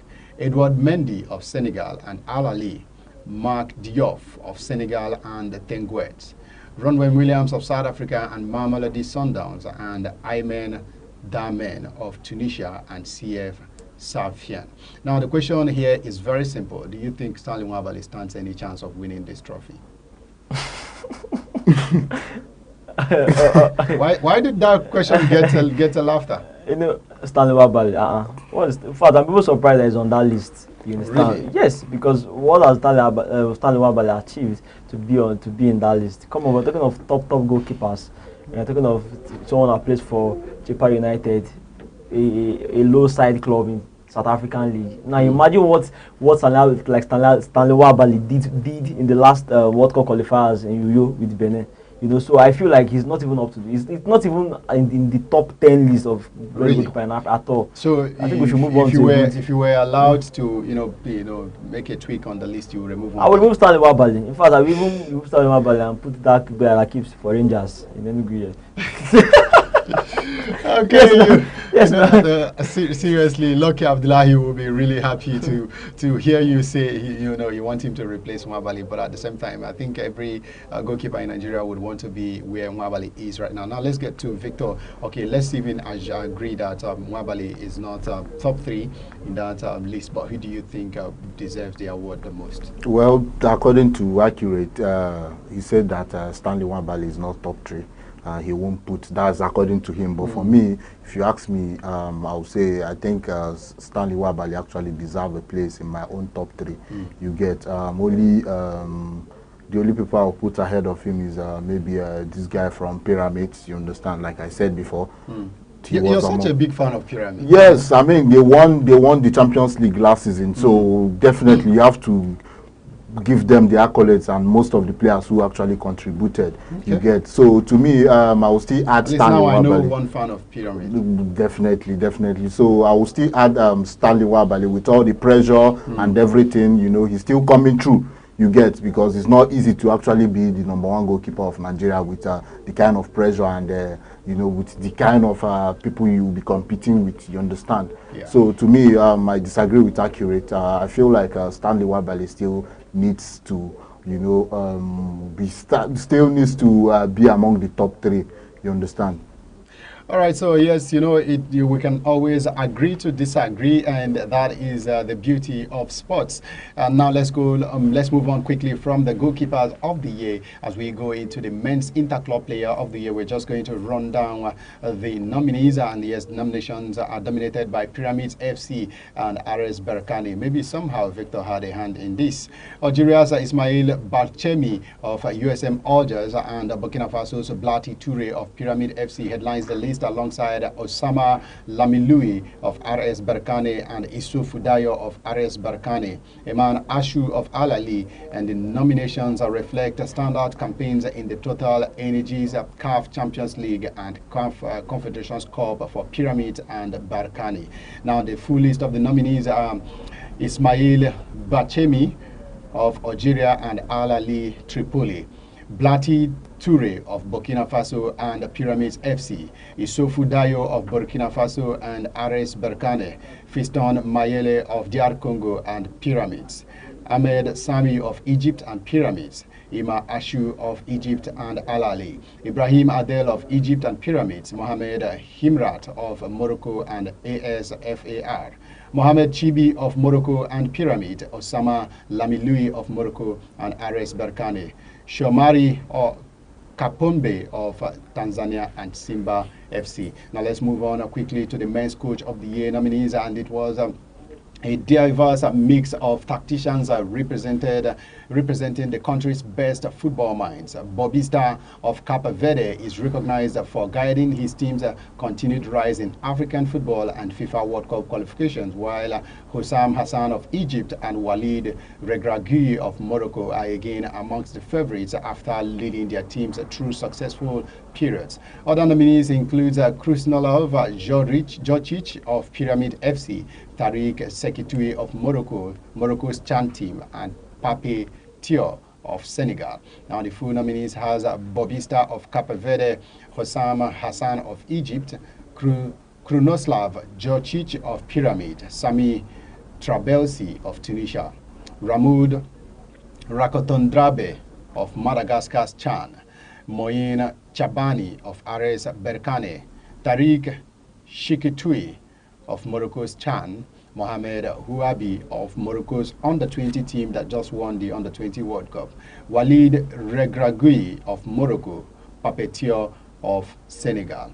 Now quickly, let's also check the men's young player of the year, and CAF's future stars are showcased through a promising lineup of emerging talents. Burkina Faso's Ashraf Tapsoba, who plays for Real de Faso, and Morocco's Abdel Azani of Ayas headline the category. Rising South African prospect Mbekazi Mbokazi of Orlando Pirates and Tylon Smith of Queen's Park Rangers also feature amongst the top 10. The nominees are Ashraf Tapsoba of Burkina Faso and Real de Faso, Aliho Haidara of Cote d'Ivoire and Men's 05 Jacoville and Noah Sadiki of DR Congo and Sunderland, Abdallah Ozani of Morocco and Ayas, Hassam Ezadak of Morocco, and US Torga. Othame Mama of Morocco and Watford, Daniel Bameyi of Nigeria and Primoje. Momo Kamara of Sierra Leone and Minnesota United, Mbekazeli Mbokazi of South Africa and Orlando Pirates. Tylon Smith of South Africa and Queen's Park Rangers complete the nominees for the Young Player of the Year. Now let's take a look at the Men's National Team of the Year nominees. The national teams reflect Africa's football growing competitiveness. Morocco, Senegal, Cote d'Ivoire, and Cape Verde lead the way following strong performances in the qualifiers and major tournaments. And the full list of the nominees are Algeria, Cape Verde, Cote d'Ivoire, and all these teams are already qualified for the World Cup. Egypt, Ghana as well. Morocco's under-20, that's a surprising one there. Maybe not so surprising because they just won the under-20 World Cup. Morocco itself, Senegal, South Africa, and Tunisia. Now let's just run it quickly. Guys, who do you think should win this particular award? For me, I would say Morocco under-20, you understand? I think since Ghana won the under-20 World Cup, no African side, in 2009, no African side has won it then, and they actually showed the world what African football is all about, you understand? Apart from Morocco under-20, I've not seen any other team or any other national team that performed extraordinary this year. All right, so accurate, quick one. Yes, I agree with Victor. Okay. I agree with Victor. All right, so let's all stand on the same page. Morocco's under-20 team for us. Let's see who CAF decides. Let's see who wins the vote. And let's go straight to Men's Club of the Year. The dominant forces from the African continent compete for this nomination. Mamelodi Sundowns and Orlando Pirates represent South Africa's resurgence, while RS Berkane of Morocco and Pyramids of Egypt are recognized for continental success. Algeria's CR Belouizdad and CS Constantine also feature on the list, and the full list of the nominees are CR Belouizdad of Algeria, CS Constantine of Algeria, ASEC Mimosas of Cote d'Ivoire, Pyramids of Egypt, RS Berkane of Morocco, Mamelodi Sundowns of South Africa, Orlando Pirates of South Africa, Stellenbosch of South Africa, Al Hilal of Sudan, and Simba of Tanzania. All right, and that completes the nominations for the male category in the CAF Awards. And the last one being the Club of the Year nominees. There is no Nigerian team nominated. That is to tell you how far behind we have gone in football. Now let's go straight to the UEFA Champions League to check out what happened yesterday. Who beat who lost to who, and what did we witness. Yesterday, Victor Osimhen broke another record, becoming just the first Galatasaray player to score in 7 consecutive European games. Since that record was set between 2012 and 2013 by Burak Yilmaz, Osimhen is the first person to break such record with his brace yesterday. And that brace he got in the game against Bodo Glimt. It was a 3-1 win for Galatasaray. And Galatasaray yesterday, needed Osimhen when he scored in the 3rd minute, and then in the 33rd minute. Eventually, he was substituted when they were leading 3-0. He also had a hand in the 3rd goal, but then they were to win the game 3-1 after they conceded a late goal. Real Madrid also edged Juventus, while Bayern Munich earned a very big win with a 17-year-old scoring there, and Nicolas Jackson also getting on the score sheet again. Jude Bellingham scored his first goal since June as Real Madrid saw a spirited performance by Juventus to maintain their 100% record in this season's UEFA Champions League on Wednesday at the Santiago Bernabeu. The goal was created by Vinicius Junior, who in the 58th minute took on 3 Juventus players and made space to shoot. His attempt rebounded off the post for Bellingham to slot home his first goal of the season since returning from a shoulder injury. Juve are winless since 13 September and have gone 7 consecutive matches without a victory in all competitions. They have secured just 2 points from 3 Champions League games, while Madrid have 9 points. Bayern Munich outclassed visitors Club Brugge 4-0 in with 3 goals in the first 34 minutes to maintain their flawless start to the season and make it 3 wins from 3 matches in the competition. The German champions have now won all their 12 matches across all competitions this season, while also staking an early claim for a Champions League knockout phase spot with a maximum 9 points. First half goals from a 17-year-old Leonard Karl, who became the youngest German scorer in the competition. Harry Kane, who took his tally to 20 goals from 12 matches for Bayern Munich this season, and Luis Diaz in the 34th minute sealed the game before substitute Nicolas Jackson added another in the 79th minute. Jenny Katamo and Alison Santos came off the bench in the second half to inspire host Sporting to a late 2-1 comeback win over Olympique de Marseille. The host sought to apply pressure from the outset, but Igor Pazio put Marseille ahead in the 14th minute, collecting Pierre-Emerick Aubameyang's crossfield pass on the left before cutting inside his marker and calling in a fine shot into the far corner for the 3rd goal in as many Champions League games this season. Marseille looked set to double their lead just before halftime when they were awarded a penalty for an apparent foul on Emerson Palmieri. However, after a VAR review, the decision was overturned, and in a dramatic twist, the Brazilian was shown a second yellow card for simulation.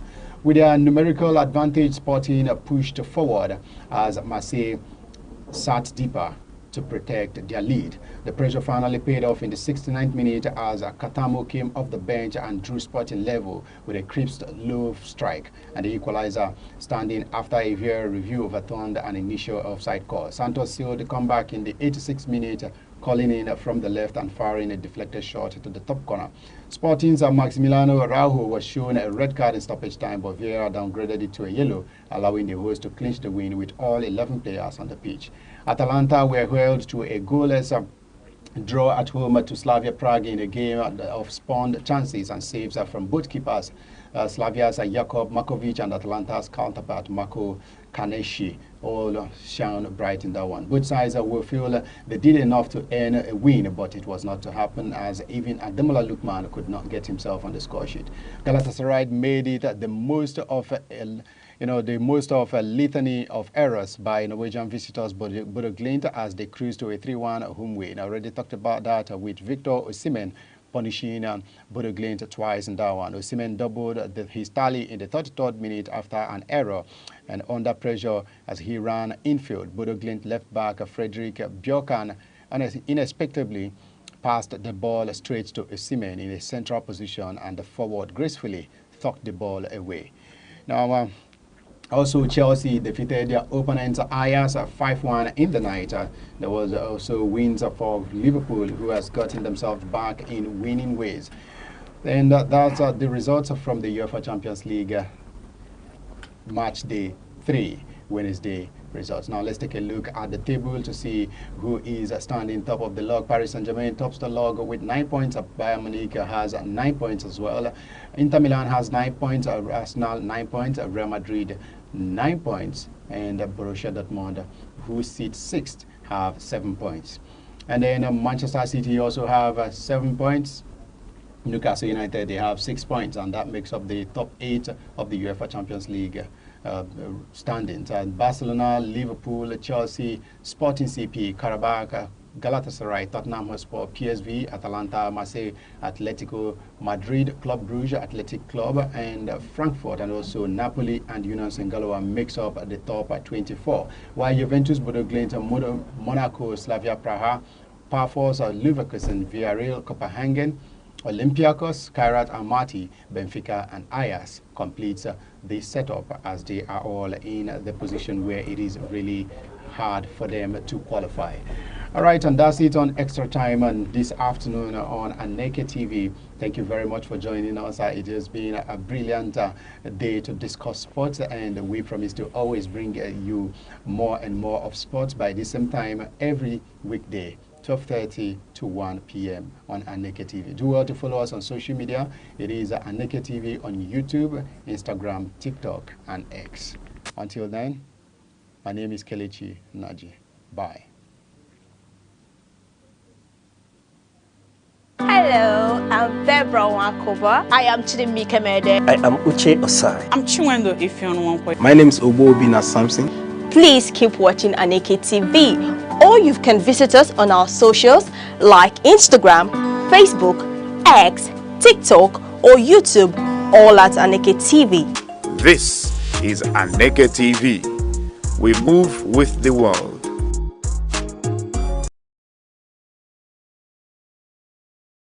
Hello, I'm Debra Wakoba. I am Chidimike Mede. I am Uche Osai. I'm Chiwendo Ifeonwankwe. My name is Obobina Samson.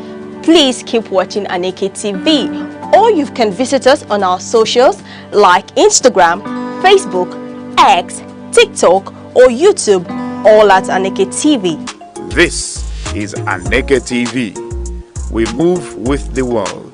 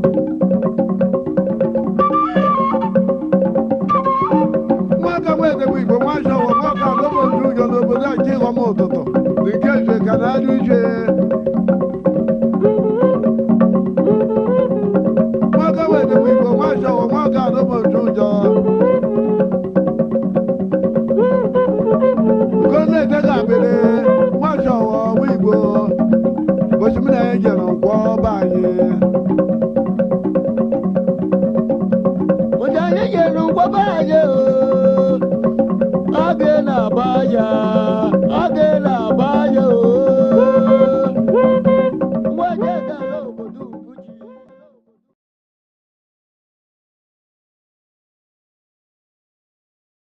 Enugu is one of the 36 states of Nigerian Federation. It is located on a hilltop in the southern part of the country. It has a rich history and robust cultural heritage that boasts its uniqueness. Igbo is a widely spoken language in Enugu State. Enugu is popularly called the Coal City State because of its large deposits of coal and other mineral resources. Enugu has 17 local government area councils. The history of Enugu dates back to the early 20th century when the British discovered coal in the Udi Hills in 1909, which led to the development of Enugu City in 1912 as a thriving mining town. Enugu empowered the Nigerian railway system and electric plants greatly during the colonial era. On the 27th of August 1991, Enugu was carved out from Anambra to become a state. As the home of the Igbo people, Enugu's culture reflected in its music, art, and traditions.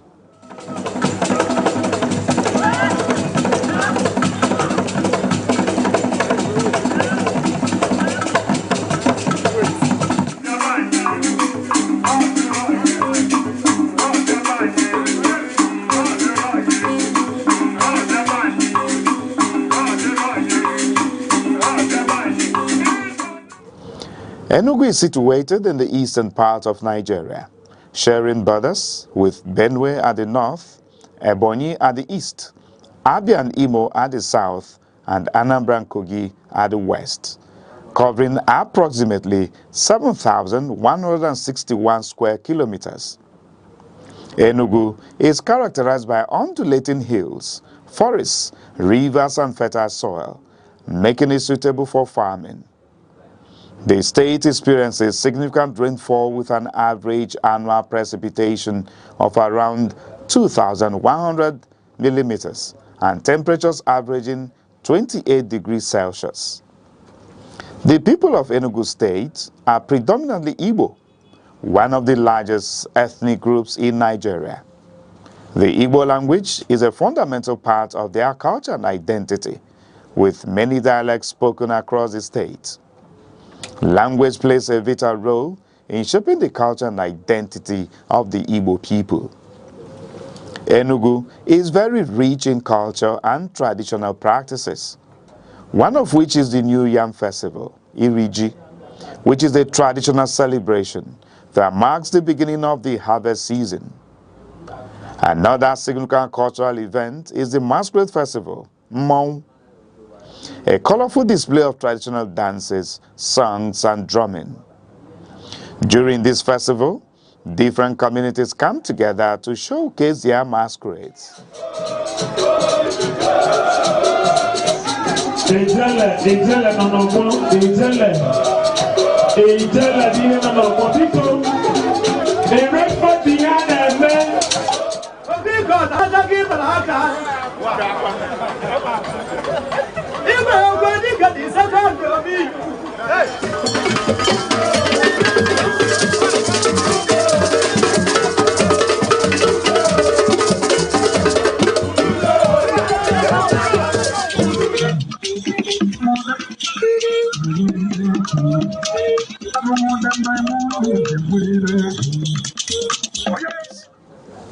Enugu State is also known for its traditional arts including wood carving, pottery, weaving, and music. Enugu's cultural traditions help promote community cohesion, social bonding, and cultural identity. In the past, Enugu's economy was largely driven by coal mining. During the colonial era, Enugu was one of Nigeria's major industrial and economic centers. Today, Enugu's economy has become more diversified with some key sectors which includes agriculture, trade and markets, education and government, tourist centers. Enugu State is an important part of Nigeria, known for its cultural richness, peaceful environment, rich history and tourist attractions. From its coal mining history to its current role as an educational and cultural hub, Enugu continues to grow and contribute greatly to the development of Nigeria. Life. According to a veteran lover of nature, Mr. Odochukwu Gerald, he views life as a progressive stage. The joy of life often invokes the intrinsic beauty of our true existence. Life is not a straight road. It bends, it breaks, it blossoms again. We stumble, we soar. And sometimes, just breathing is proof that we are still becoming. It's not always loud. Some of the best parts of life comes in whispers, in morning lights, in long walks, in holding someone's hand through the silence. Life is not measured by years, but by moments. And in every moment, even the ordinary ones, is a sacred chance to begin again. Peace is not passive. It is built. It grows through tolerance, justice, and mutual respect. Without peace, development is a dream. We all play a role, from homes to nations, choosing peace in our actions and words can transform the world. Be a peacemaker. Sports build discipline, teamwork, and strength. From football fields to basketball courts, sports teach focus and resilience. Support sports. They keep youth engaged, healthy, and off dangerous paths. Every champion started with a single game. Hello, I'm Debra Wakova. I am Chidimike Mede. I am Uche Osai. I'm Chiwendo Ifeonwankwe. My name is Obobina Samson. Please keep watching Aneke TV, or you can visit us on our socials like Instagram, Facebook, X, TikTok, or YouTube, all at Aneke TV. This is Aneke TV. We move with the world.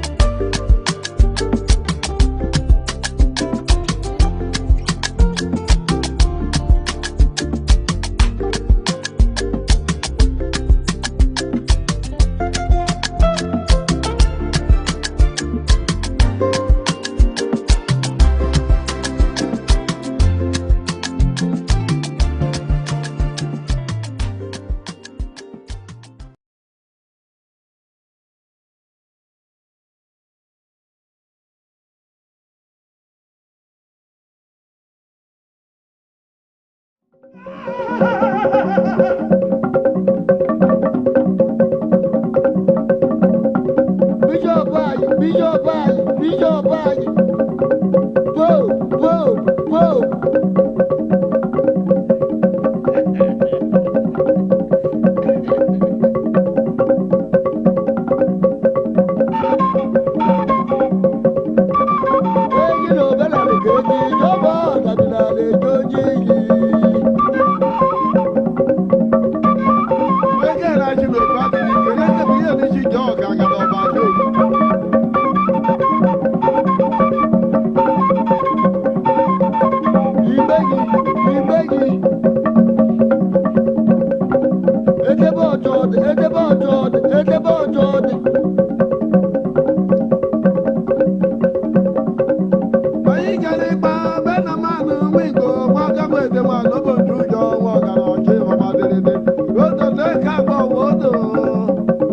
de wi go no wa sho wo ga na ma no wi go do de ke ma gwa wa mo sho da mo aya gwa mo na ma no wi go mo kwa do di mi no di kwe yi bo do be ba aya gwa mo na ma na mo kwa do di mi wa sho wo di di de kwe ni do do de do da mo no na mo iya do do de ke iya do da mo no go ro mo di ke ke do do de ke ayi de ke je bo do de ke mo mo ga shi do bo ba ma sha bi do de ke chi lo na ma lo lo ko wo ele yo ba ba yi wo bu ji be go je ka ka le wo le ke de jo ku bi de ya do lu bu la bo le je no ke do wo du lo to ko ro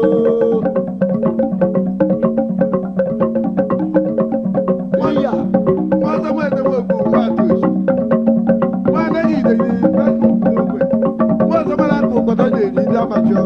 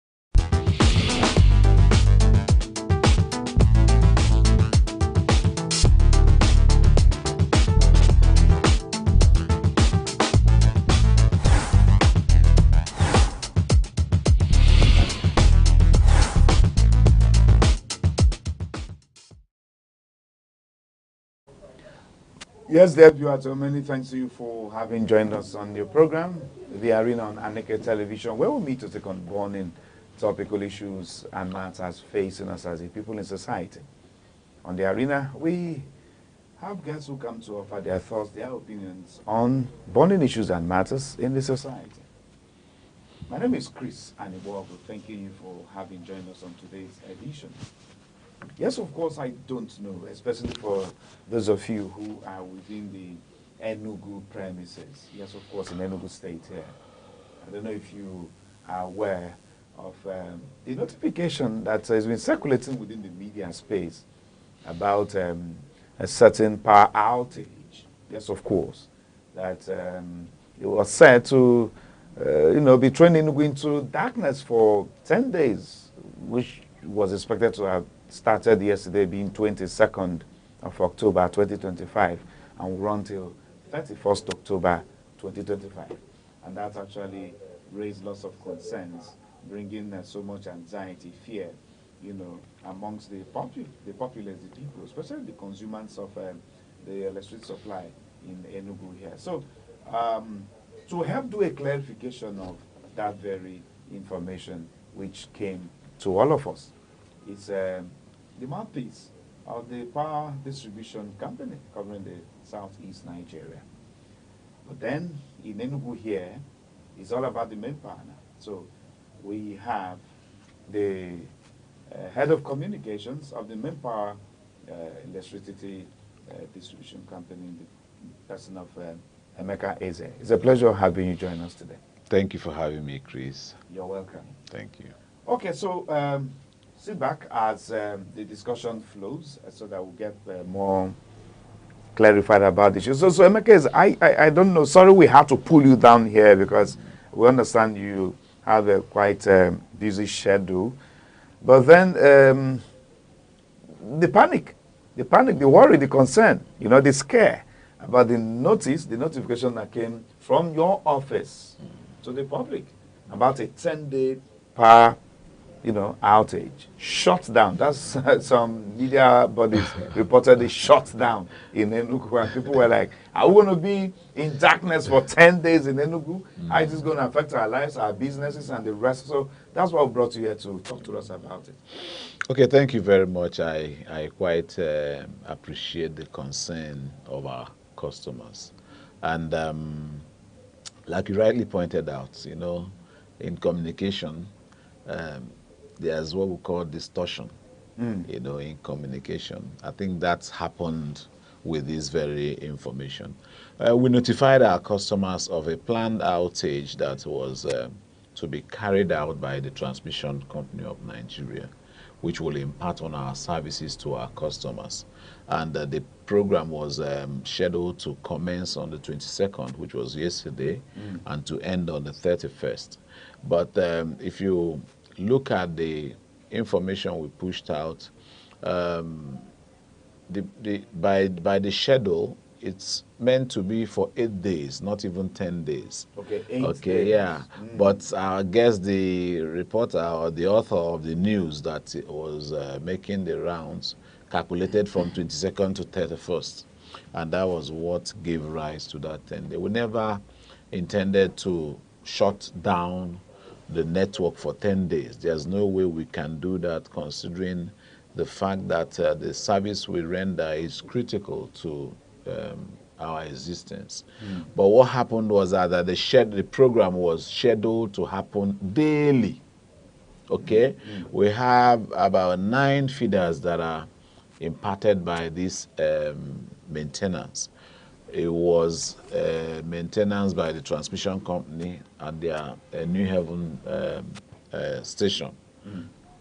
Maintenance to, you know, rehabilitate and upgrade their infrastructure, and that was to impact on 9 of our feeders. 9 of them? Yeah, 9 of them. Yeah, we have Kingsway Line 1 and 2. We have MNA Industrial Line 1 and 2. We have Thinkers Corner. We have Transekulo. We have Ituko Ozala. We also have Ugogo. Okay, so these are the feeders that were 33 kV feeders, by the way, that were going to be imparted. The exercise commenced yesterday, and that was for Kingsway Line 1. So while Kingsway Line 1 was being, you know, was undergoing this exercise, every other area was having supply.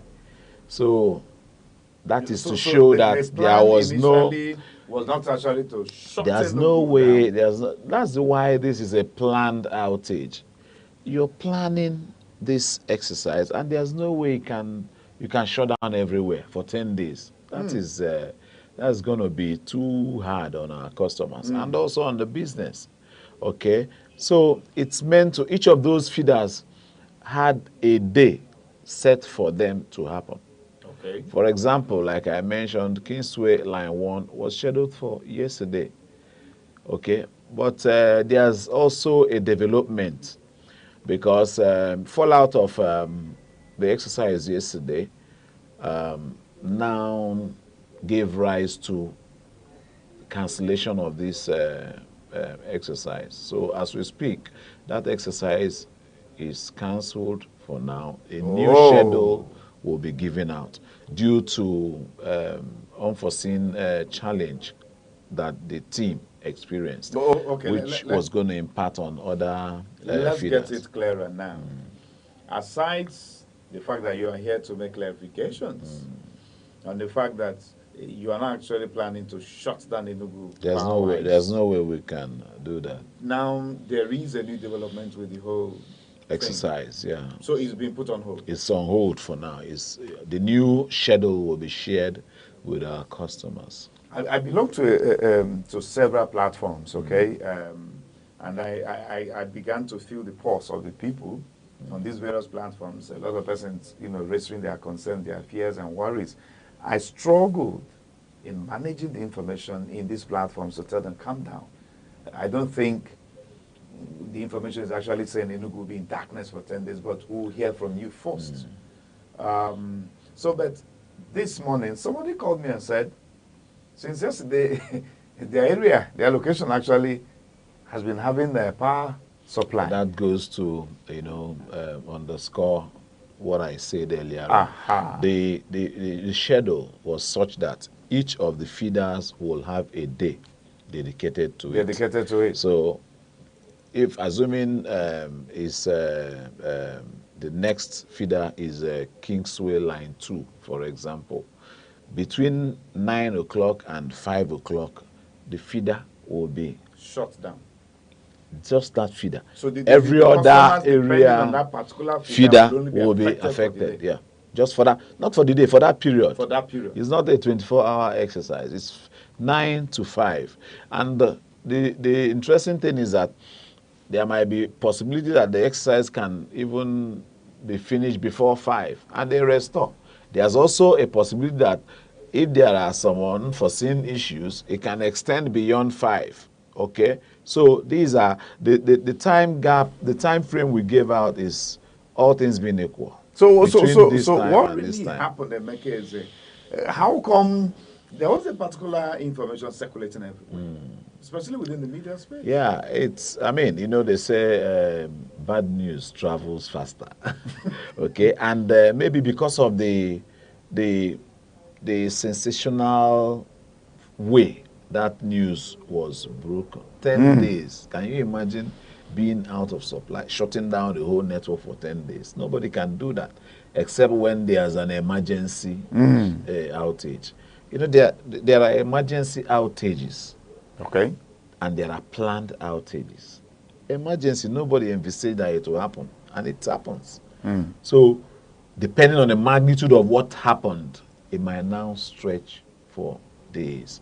But this is a planned outage. There's no way you can shut down everywhere for 10 days because you want to do maintenance. So it was designed to happen on a daily basis until you close up.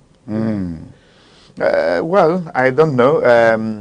A good number of persons went into panic buying. They went buying fuel to power their generating sets and the rest of them. It was a great concern, you know. And for us too, we had to do a lot of engagements and clarification, you know, to calm the nerves of our customers and assure them that there was no way, you know, they will be thrown into the dark for 10 days. For 10 days. Nobody will do that.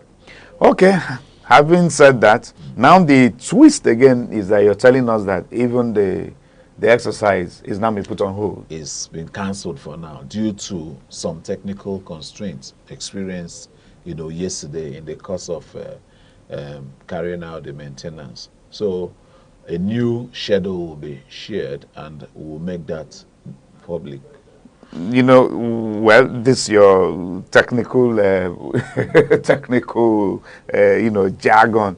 I don't know how we're going to make this clearer for the viewer now.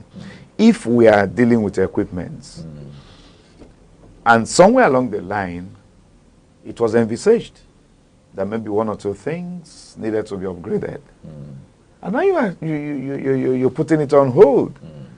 Will that not lead to maybe something severe in the nearest future? No, wouldn't that affect more services? No, not really. You know, there's a schedule already. That's right. A feeder was to be attended to yesterday.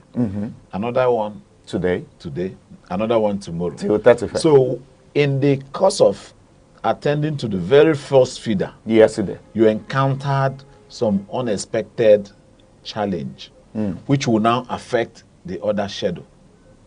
So if this dovetails, if the first exercise dovetails into the next day, there's every indication that the schedule will be distorted. So maybe, I think, let me also point out that there's a transmission company of Nigeria that is carrying out, not distribution company. Oh, it's not even from the distribution end. So it's also important for you to understand. But it is imparting on our service to our customers. Our supply comes from transmission. So if there's any disruption in the chain, it will impart on our service to you.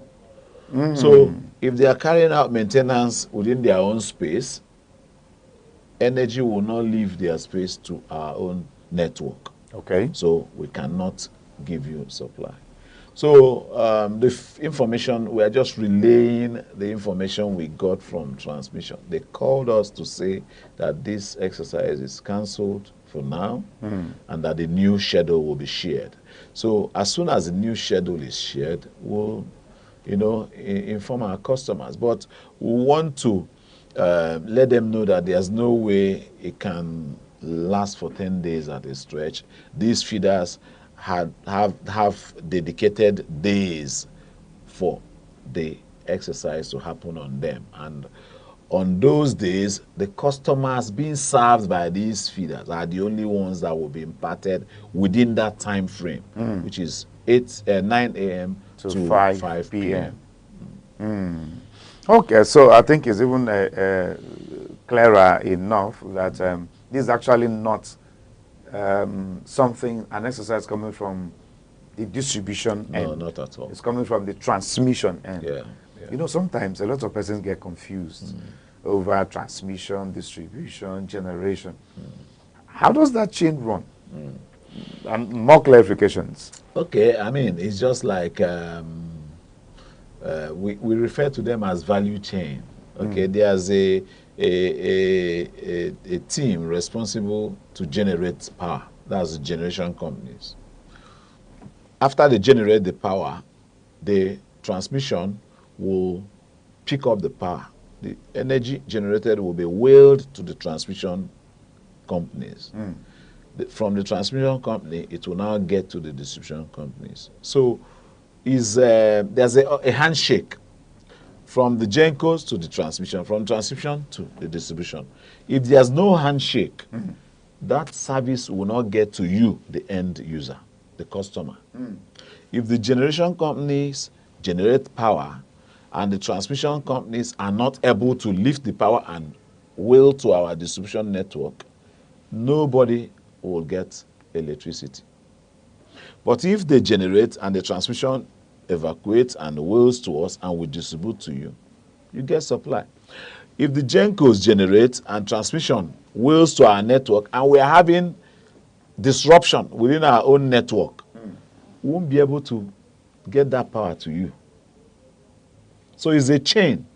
And once the chain is not together, there's always bound to be disruption. Is it not because of this bureaucratic, protocolic chain or process that actually begins to leave us in a situation where we are with troubles with supply?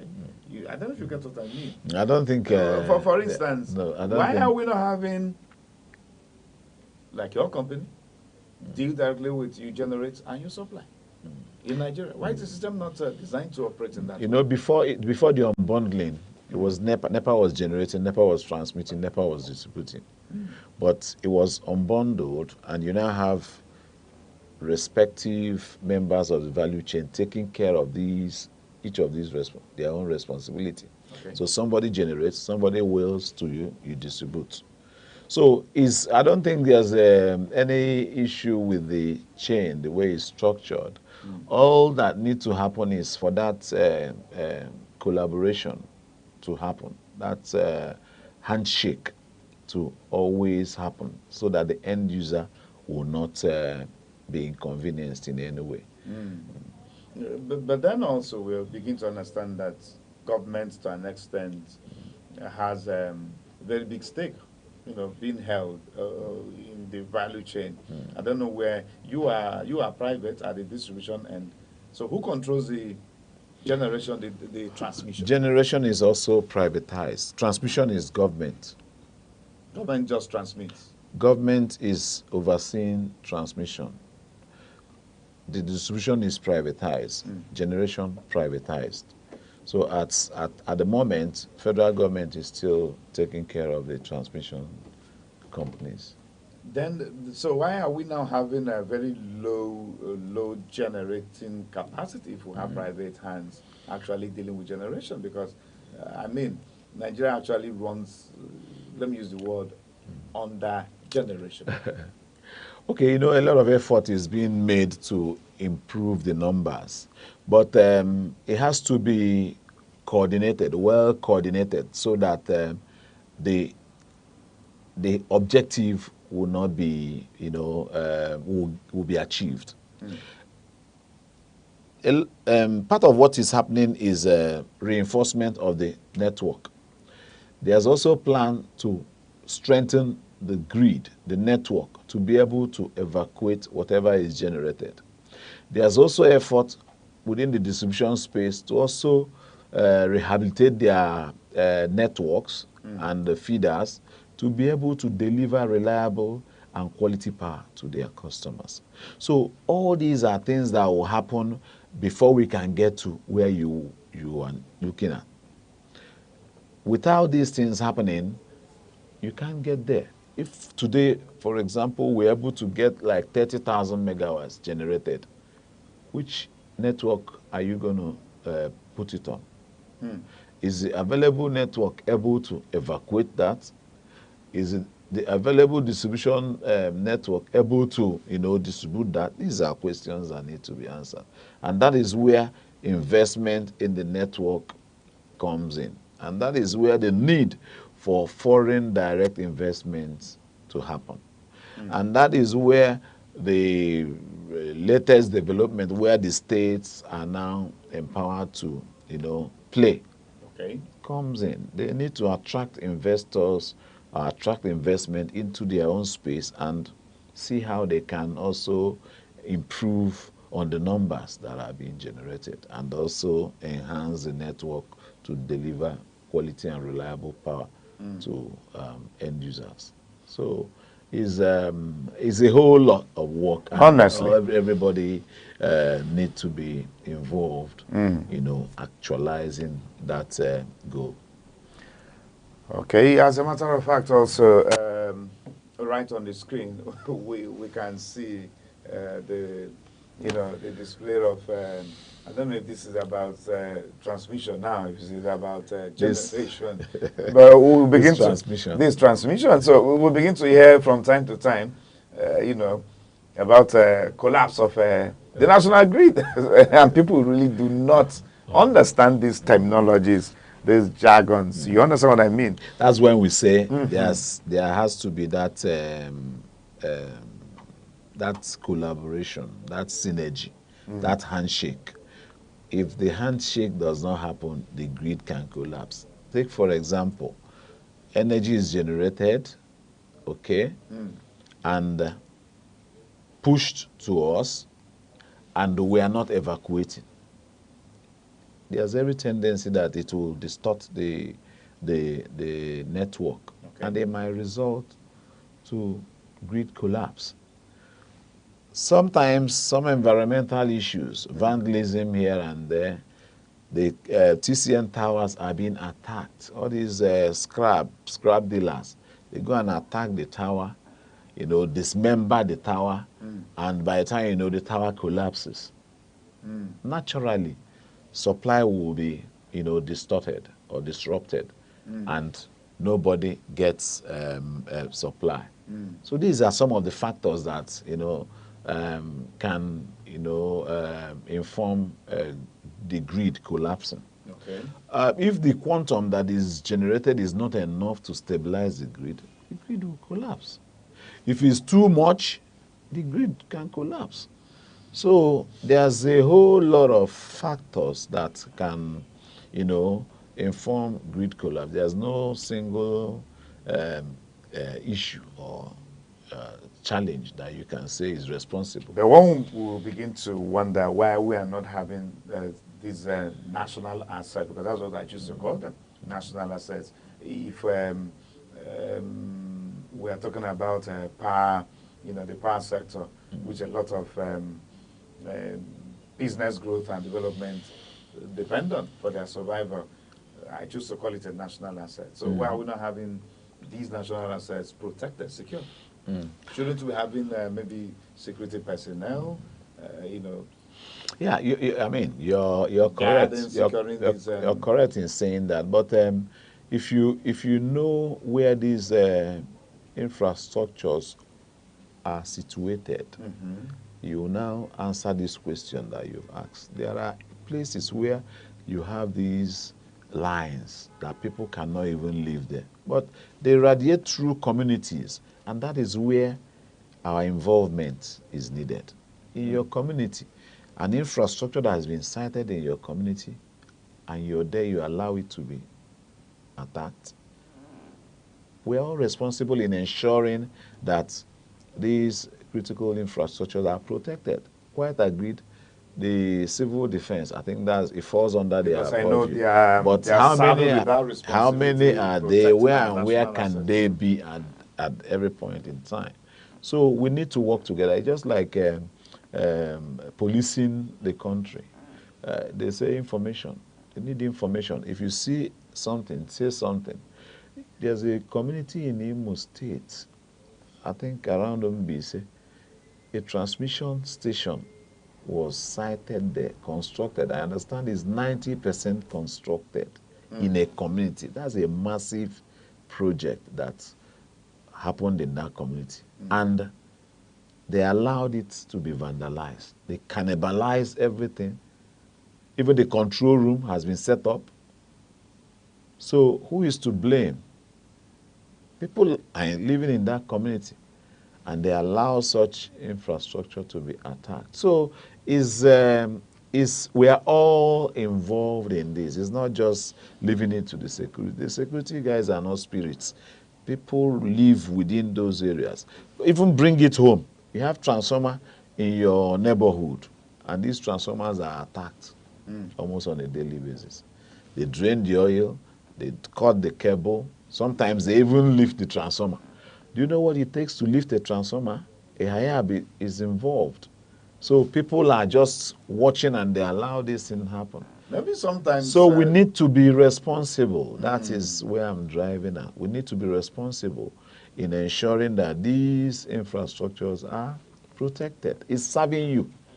You know, an individual will throw the whole area into darkness. Single individual. You know, so there's need for us. It's a call to action. People need to be more responsible. We need to imbibe that ownership culture. See this as our own. It's affecting us. If you see people fiddling with the transformer, you need to know, ask questions. Who are you? You know, ask for the identity card to be sure that they are people that are meant to be there. Because most of the time, knowledge, they say, is power. What you don't know, you don't know. Lots of times, people may just see what's something going on and they feel, okay, it is coming from the companies. You understand what I mean? But then, now that you've let us know, I hope the viewers are learning better. When you see movements, when you see activities around these equipment, you just need to raise alarm. Even in another side to it, I don't know if you're familiar with these people that hook up wire to steal energy. They use bamboo to hang wire to use energy. There's a street language of tapping. Tapping, hooking up of tapping. They steal power. Sometimes in the process of doing that, the wire bridges. It goes to the transformer, it hits the transformer. The whole neighborhood will be out. That's a single individual trying to do that. Some of us have our neighbors doing that. What do you do when you see such people? Do you report or you just allow it? And when the transformer packs up, everybody is out. Who is to blame? So the earlier we, get involved, we need to get involved. And the worst thing is, people who indulge in these activities, you know what they consider themselves to be? Smart people. They just feel it's being Some smart. even lose their lives in the process. Wire drops and they electrocute somebody. It has happened in the network. So these are some of the things that, when you talk about ensuring that infrastructures, critical infrastructures are protected, all of us, we have a role to play in ensuring that those infrastructures are protected. And again, is the fact that maybe you may need to speak to this one. The need for our people to reorientate their mindset. The impression around is if it is government business, it's actually nobody's business. You understand the point? Yeah, we are government. We are the government. So you got it. So it's our business. It's our business. You made a point that electricity is central to our, existence. Is it industries? Is it schools? Factories? They all need electricity. So and households. So and when you have this at the back of your mind, you know that whatever happens to the infrastructure will disrupt this whole ecosystem. We need to change our orientation. We need to come to terms with paying for this service. It's a service that needs to be paid for. You need to come to terms with protecting the infrastructure that is serving you, be it transformer, be it meter, be it lines and all that. People push down our poles and vandalize the bare conductors. These are things that are happening within the network.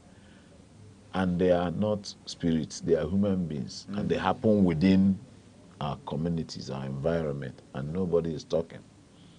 So it's no longer government. For instance, the distribution space is private enterprise. Okay? So if you think you're doing the government, we're just doing ourselves, because we are the ones that will still suffer the inconveniences that will come from it. Well, I hope that this actually it's going to go down well to the target audience, for people to understand the implications behind some of the activities which we carry out around electricity, equipment. Aneke, quickly now, the Mempa Electricity Distribution Limited is now responsible for power distribution in Enugu State. Enugu State, yeah. How far has it gone? How well so far? Yeah, so far so good. Of course, before now we are under the larger umbrella until last year, EEDC, until last year when the states enacted their own law and set up the Electricity Regulatory Commission. NEPA was licensed to take up that responsibility. And we've been doing our best to ensure that we deliver good service to our customers. And our customers have been testifying that things are really changing. We have a lot in stock for our customers, and with their support, we will get to where we want to get. We are not there yet. We're just, taking off. But I can assure you that with the plan that we have, a lot will need to happen, and customers will be better for it. All we ask for is support. We can't get tired of asking for this support. When you say support, because how, in what form? In what terms? Okay, we now? just talked about protecting the infrastructure. We That's talked key, about that's paying. Talked about paying your bills. Let's look at the payment of bills now. Are the citizens responsive? How responsive are they? I mean,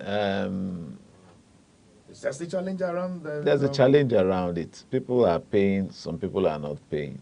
People are stealing, some people are not stealing. Okay, is a mix of issues, but the support we need from our customers range from paying their bills, avoiding all these illegalities, hooking up of wires, bypassing of meters, connecting to the network when you've not even registered. You have a lot of people that they build their homes, they just connect to the grid and they are using the power without paying. Those are part of the challenges that we also experience. You have people that will be metered, and instead of allowing the meter to record their consumption, they go divert the load. The meter will not be seeing all that they are consuming in their homes. This is a major challenge, and they account to the losses that we record on a daily basis. So while we acknowledge that we are not where we want to be, we want every effort we make, to deliver the needed results so that we can move to the next phase. So it doesn't make any business sense for us to be making effort and people are dragging us back. All these people stealing energy, all these people vandalizing infrastructure, they are pulling us back. So that is what I mean by support from our customers. Okay, I would personally want to give it to you at the moment that I think the city, Enugu, has actually been enjoying, very good supply of power. If I have my bell in the city, I'm going to ring it. I'll ring it for you because, yes, of course, a good number of areas in Enugu will attest to the fact that power is actually being steady. It's actually been steady. It's but a then, conscious effort by the business. Maintenance, routine maintenance, replacement of equipment where they need to be replaced. And I know, like I said, there are grounds to cover. There's a lot of projects that we need to do, and we need funds to do that. Those funds are not readily available, and that's why we're taking it one step at a time. At a time. Okay, before we go, the issue of metering, prepaid meter, a lot of citizens have actually come to embrace that metering system, prepaid meter. It's taking us away from, what did you call? Estimated billing, you understand. Now, one can easily sit in the comfort of his room and then he recharges his light. And it's pay as you go. When the quantity you buy, you use. When it gets exhausted, you buy again. If you don't buy, you don't use. Yeah. So I think it makes the whole system very, very effective and seamless. So, but then, not everywhere is metered. So I don't know what plans the manpower is having with this regard. Yeah. Any hope for the people who are not metered yet? Sure. We talked about funding. Funding is a major constraint, and that has not allowed us, execute most of the initiatives or projects that we have outlined. But metering is also part of it. And it's also important to mention that the regulator has also designed some metering programs to serve as a stopgap in closing the gap. I think about 2 months ago, we deployed some meters to our Band A customers. These are customers that are paying higher than every other, and the whole idea is to meter them and ensure that they are able to manage their consumption. It's ongoing as well. These customers didn't pay for these meters. The disco is the one that will pay for the meters. There's also the ones that customers will pay and they are reimbursed. That's the MAP, meter asset provider. Okay. We have meter vendors that bring meters and meter our customers, and we reimburse the customers as they recharge the meter over a period. So that one is running. There's also one that we are hoping to kick off any moment, where customers will not pay for these meters. So these are metering who is responsible for this one? The government or is a loan? Is a loan. World Bank assisted facility. That the distribution companies are benefiting from. So we'll get some meter, and some of our customers that are not metered will be metered. And this will be free. It's free. So metering is an ongoing thing. If we have meter to meter all our customers today, there are buildings that are springing up around. On daily now, in anywhere especially. Need meter. So metering is an ongoing thing. So I want to appeal to our customers, like what we experienced when we were metering our Band A customers. A couple of them were rejecting these meters. Why was that so? I mean, reasons best known to them. Some people have activities going on within their space, and the regulator has said you should build them using cap. So they're hiding under the cap and they are consuming more. So the meter will expose them because they are going to be paying for actual energy they are using. So are you saying there are actually customers who prefer the estimated billing system? Yes, I'm saying that. Like seriously? But when we say it, people think we are kidding. We're not kidding. There are people that you've installed meter for. They come and tell you that they want to go back to estimated billing. But you can't go back. The whole idea is to have everybody metered. So once you're metered, the onus is on you to begin to imbibe that energy management culture, attitude. Okay? Turn off appliances when not in use, refit your bulbs with LED or energy saving bulbs, and buy energy saving appliances, okay, so that you be able to reduce your spending on energy. So the appeal is when the meter comes, they should allow us install those meters, because it's in our best interest for all our customers to be metered. Estimated billing does not pay us. People feel, or they have this impression that we are. That is to excited. your own advantage. No. Okay. No. It's not to our own advantage. Our advantage is for everybody to be metered. We hear that the federal government, I don't know how true this may be, but it's just within there, that the federal government actually is has secured, or rather it's on the verge of securing funding for meters to be distributed, or rather trying to secure fund for the GENCOs, for the DISCOs, I beg your pardon, for the distribution companies across the federation to be able to meter all customers. Then if that's true, our concern now is now that Enugu has pulled away and is now operating on an independent scale, Manpower Electricity Distribution Limited. If that is true, will Manpower be able to benefit from such federal government efforts? Of course, it will benefit. Manpower is still a subsidiary of the holding company, EEDC. EEDC is the one that interfaces with the federal. Okay. By way of contracts, loans. There are some loans that has been advanced to EEDC, which is imparting on the subscos.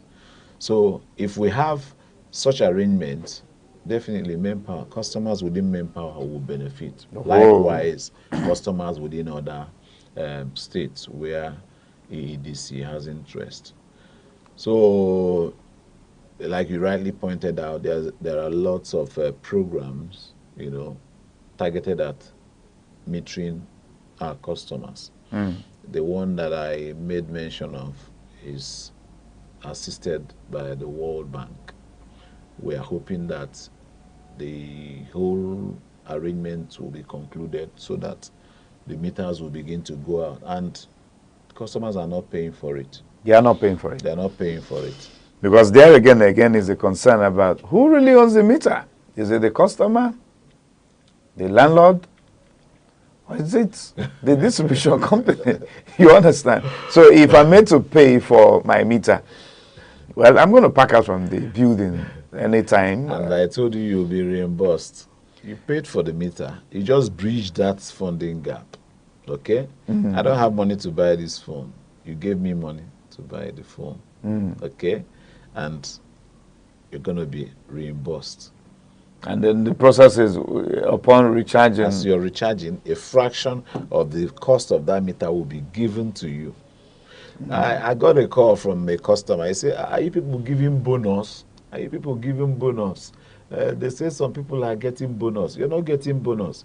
The extra is a fraction of the cost of that meter that you're getting. Okay. Okay. If you're buying let's assume you're buying 10,000 naira energy, and let's assume is supposed to be 30 units, and you get 40 units or 45 units. That extra is a fraction of the cost of that meter, which you are getting by virtue of. And over time, it will be covered. Over time, you will get the things, and everybody. It's a win-win for everybody. Okay. The only thing is that you're providing the funds for this meter to be procured. The meter is tied to the building. You can't move the meter to anywhere. It's the property of the distribution company, because you're going to be refunded for that. And not even the property of the land of the house owner, maybe the landlord. All right, Aneke is a good place to leave it. Thank you for coming. Dear viewer, you've heard it from the mouth of the horse. He has come to clarify that the notification of 10 days of darkness, a media body actually reported 10 days darkness in Enugu. You know? No need to get scary about it anymore. No need to go out there getting panicky, going to buy fuel to, you know, no need. All of that, not necessary. He has just given us the clarification. Besides, he has equally told us that the exercise that was supposed to start yesterday has been suspended. It's been cancelled. So when next they come up with it, maybe we may bring him around again to come and inform us. So thank you very much, Aneke, Head Communications, Manpower Electricity Distribution Limited, for being with us. Thank you for the opportunity. All right, it's time to go. My name is Chris Anibogo. Bye for now.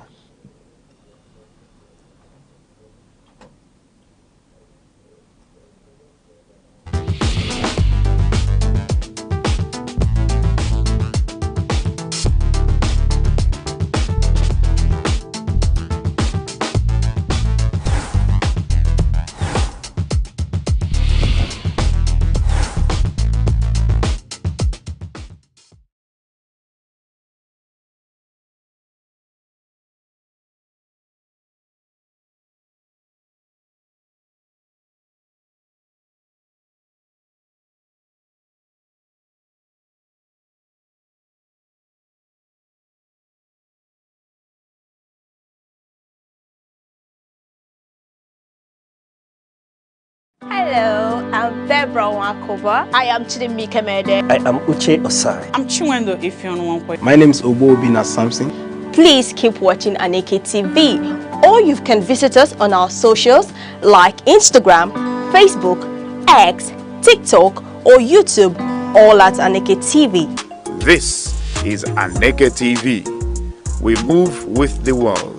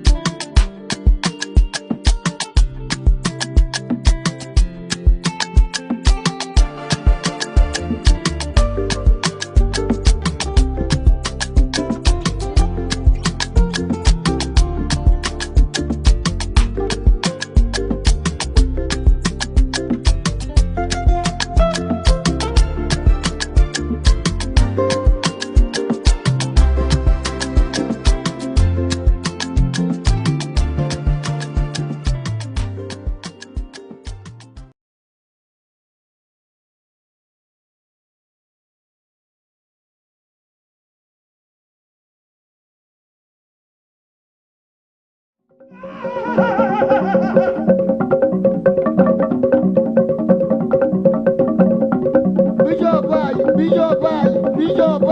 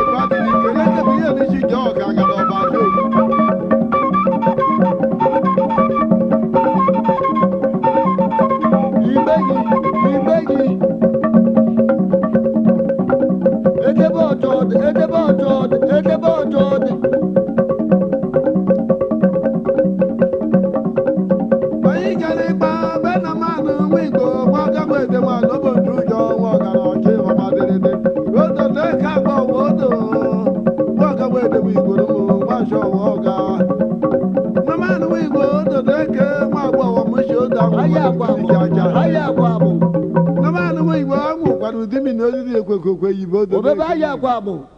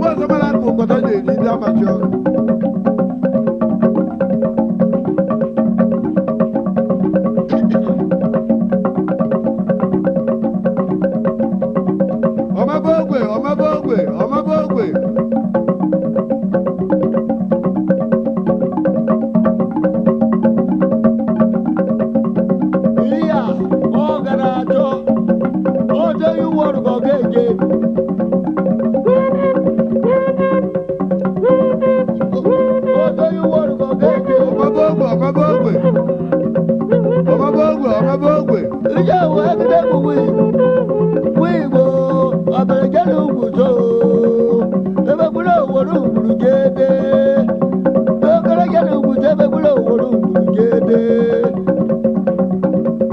abe ma kwalo yu jedle jinu ga dore jo kanu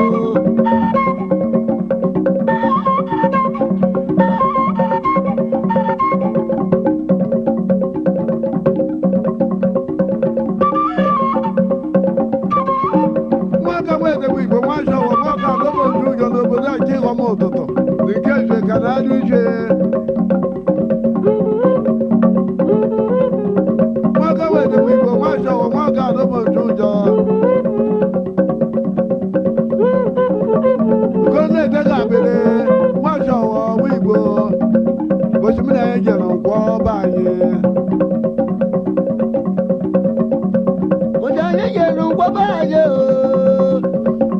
Agena baya, agena baya,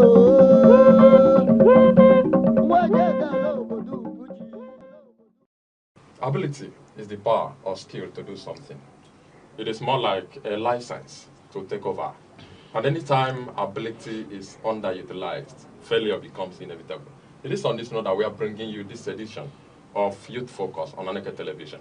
It is the program that cares about the young people as it corrects the errors found in the behavior of the young people in all of the things they do. My name is Chukwamaka Obasi. To achieve this, we will make opinions, we will give commendations, motivations, criticisms, and lots more. Don't forget to find us in our social media handles, Facebook, Twitter, YouTube, X, and TikTok. Thank you so much for being there. Our topic for today is students' ability to pass exams. And of course, in the studio with me today are two young people who have not only passed through their secondary school, they have also passed through the 4 walls of university. And as students, they passed all their exams. That is why they are here today. Thank you so much for being there. From my left is a chartered accountant. She is Petronila Nchedo Inagolo. You're welcome. Thank you, sir. She's a chartered accountant working with the National Institute for Cultural Orientation. And I have Stephen Chima. He is a lawyer, he is a writer, and personal development coach. You are welcome on the show. Thank you. All right, let me begin with you, Petronila. What's the core essence of examination in schools? Okay, thank you for that question. I think that the essence of examination is to test students, to test their understanding of what they've been taught. It's a way of assessing how good their teacher is and how they understand what the teacher teaches them. When you assess them with exams, some may do well, some may not do well, and there could be a lot of reasons for that. Okay, thank you so much. Steve, I don't know if you agree less to the definition Petronila gave to this. Yes, of course. The definition she gave was well on point. And just to add a little more to it, examination has become a very powerful tool to test the knowledge of students. And I will also say that it is sort of a feedback mechanism that schools have arranged in order to be able to, from time to time, assess the extent to which the students have been able to assimilate the knowledge they've been taught, the courses they've been put through. So to that degree, I am going to say that examination is a very defining mechanism in schools. In fact, in some schools, in some institutions, examinations are seen as a festival or a ceremony on its own. It's sort of the biggest thing happening in school. Everybody may be taking school easily, softly, until the day the exams are announced, and you find that people just get serious overnight because of how powerful that particular exercise has become. And sometimes people come up with some kind of questions and arguments. Why do we even need exams? Thank you so much. I think you are giving us a broader kind Yeah. of definition to what examination is all about. That's very good. Petronila, could you please share with us what your ability to pass exams was those days in your school? Okay. Secondary school, right? The secondary school, university, your ability is your ability. Okay. I've been someone who knows that whatever I do, I give my best. So when it comes to school, I was that child that would go to school, pay attention. I was one of those who sit in front. My mom is a teacher. She still is. So you cannot afford to fail. You cannot afford to fail.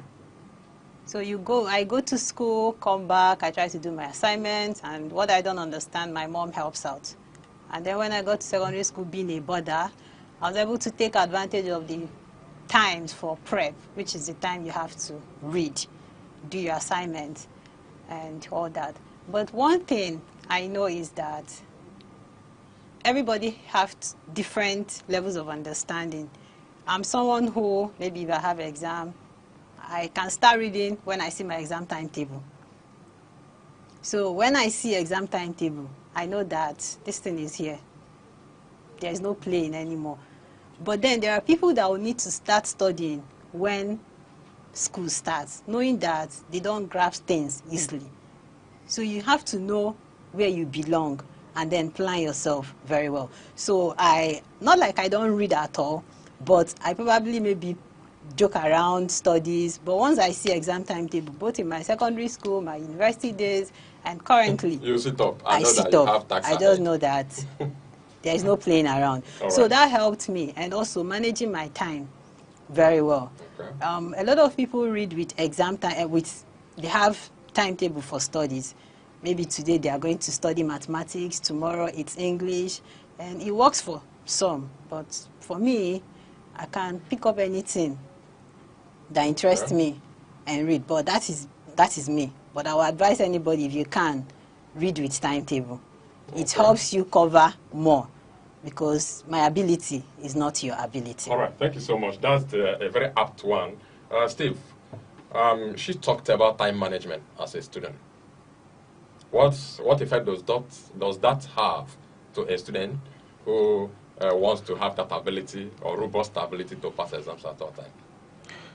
Time management is at the core of exam success, and I dare say success in anything at all.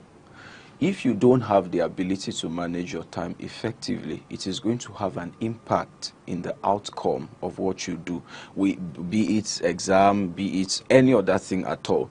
So in the context of student life, some of the people that are in secondary school, or even if you are in the university, in the higher institutions, you discover that there are multi-layered activities that happen in school. It's not just teaching and learning, so to say. Those who, she said she was a boarder, I believe you were not just going to class and coming out and reading your books. No. There are so many other activities that are structured in every institution in order to enable the students to have a balanced life. So when you have to deal with multiplicity of tasks, it is very essential that you now learn how to manage all of those activities so that you have time stipulated for your studies and time for other things. And that is why when you talk about time management, any student who has not learned that art of managing time well is definitely going to probably delve into non-essentials. Like in the tertiary institution, there are so many things that can occupy your time. Social activities, political activities, in some cases, academic activities, extracurricular stuff. So time management is your ability to understand that the principal reason why I am here is to study and to make good grades, all right? And you cannot talk about time management without having a timetable. She talked about timetable. I think I am part of the people that it works for a lot. It is very difficult to track my activities if I don't intentionally put them down on paper so that I will be able to follow them. And that is why sometimes I fall out of those structured activities, but I know I have to redesign the timetable so that I will keep following it. All right. So it is your ability to say, this is Monday and these are the things that I'm going to do. I have time to study. Some people, they study most effectively at night. Others, it works for them in the morning or during the daytime. So if studying works for you more during the daytime, that means you are going to put a greater chunk of your time to study during the day. If it works for you at night, you are going to have to put greater chunk of your time to study at night. So that is one essence of time management. And also understanding that while you are putting out time to study, there are also other activities. For example, church. For example, human relationship. For example, belonging to clubs in school. All of these things are the things that must be captured in your timetable so that you give a little bit of your time to all of these things that will also make you Let's a take it from there, complete so that person. you give a little bit of your time to all of the all things you have. If you're joining us now, it's Youth Focus on Aneke TV. My name is Chukwamaka Obasi, and our topic for today is students' ability to pass examination. Are you a student? Are you an intending student? However it may be. We are moving on, and I have wonderful guests here. One is a chartered accountant working with the National Institute for Cultural Orientation. She is Petronila Inagolo Nchedo. Thank you so much for coming. And I have Stephen Chima, who is a writer, a lawyer, and a personal developmental coach. Thank you so much. Let's continue. I was going to ask you, Petronila, when you said you are the type that begins to read as soon as you saw your examination timetable. Yes, how did that work for you? Do you think you managed your time well, having waited till you saw the examination timetable and you started reading? Like I said, not like I don't study at all. I read, but not with that intent that exam is there. You know, when exam timetable comes out, you just know that you have to do this. So if you used to read a page a day, you know that you have to increase it. You can decide, oh, today I'm going to deal with this. I'll touch this course and touch this course.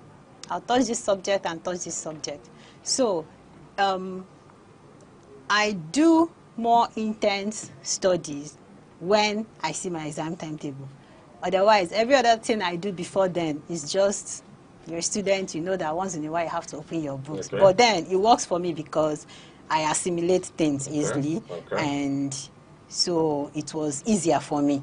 But then, like I said, while at it, I have to manage my time very well, because waiting for exam timetable to be out and you don't manage your time, you're shooting yourself in the head. I understand that in your own way you managed your time and it worked for you. Yes. That's wonderful.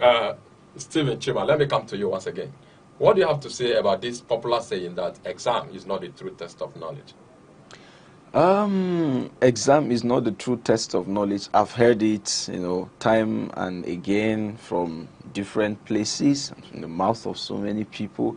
And sometimes that argument is fronted in order to dissuade some people who believe that intelligence begins and ends in the classroom. Or people who think that, oh, I have a good grade, and that means I'm the best of all the people here. And I believe that we should balance that argument, all right? When people say that examination is not the true test of knowledge, I believe that statement to the extent that there are so many other indices with which to test the knowledge or the intelligence of a person outside of classroom exam situation that most students find themselves in. Personally, I believe that intelligence, or what you call knowledge, is multi-layered, all right? It is not just your ability to write exam and pass it, okay? And that is why I believe that there are so many people who may not be able to have that level of cognitive intelligence to pass an exam in a classroom structured situation, but they have competencies in other domains outside of teaching and learning and writing exam and passing it. You have, for example, what I may call social intelligence, that you see somebody who may not be the best in the classroom, but outside the classroom, in a social setting, the person possesses a level of interpersonal intelligence. He can relate with people. He understands the dynamics of relationships. He can land deals that the most intelligent person in the class cannot land, all right? He knows how to coordinate events. And that is the side of intelligence. The person may not have an A in the classroom, all right, but outside the classroom, there are people who are gifted, and that's coming about gifted in music, kinesthetic intelligence. They are very athletic, but they may not be the best in class. So if you put up a test based on biology or mathematics or law, in my own case, and you say the best person from this law exam is the best through and through, that may not be the actual representation of the intelligences of the people that are writing that exam, because there are some conditions, maybe as we go ahead we may come to that makes some students to have better grades than others, so several of them. We so shall come to that. Yes, We shall of course come to that. Petronilla, I don't know if it is right to believe with Chima that life is multifaceted. Somebody can be good in a classroom and may not be good in other areas. Yes. And some other people can be good in other areas as he's itemized and won't be good, particularly in the classroom work and examination. What do you have to say about that? I agree with him. I'll give an example. You can send someone to school and the person is struggling to understand what he or she is being taught. And the person's exam result, it's always bad. But if you try to nurture that person, you will find out that there are other areas where that person is striving, doing very well. Somebody may not be good in the classroom and the exam, but the person have what they call Aneke. This person is very good at this. Bring something that is spoiled, the person fixes it. So now, if we begin to nurture people and find out where they thrive better, where they do well, where they have this high level of interest in, and put them in that area, guiding them, even if it's sending them to schools that have to deal on those areas, it's better. So I agree with him. You can send someone to school and she may not do well, but once you enroll that person into a fashion school, you see her do wonders. And same thing applies to some of the men. Okay, permit me to take it from there. Stephen, for instance, now you're a parent and your child went to school at the end of the term, comes back with a good result. What impression does it create to the child and to you as a parent?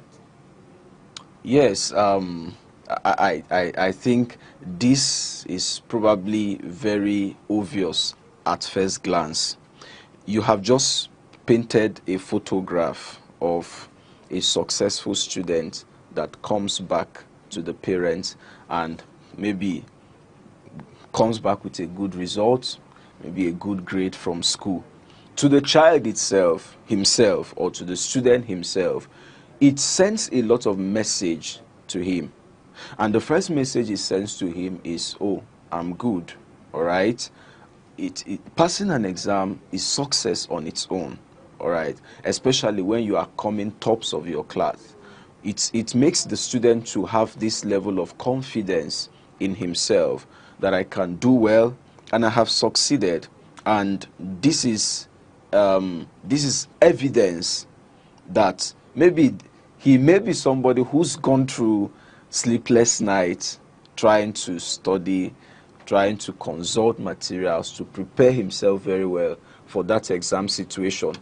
It's like God has paid me back, or this is a good result, a reward for my hard work. All right, so that is how the feeling comes off as an achievement particularly as a very huge achievement to the student.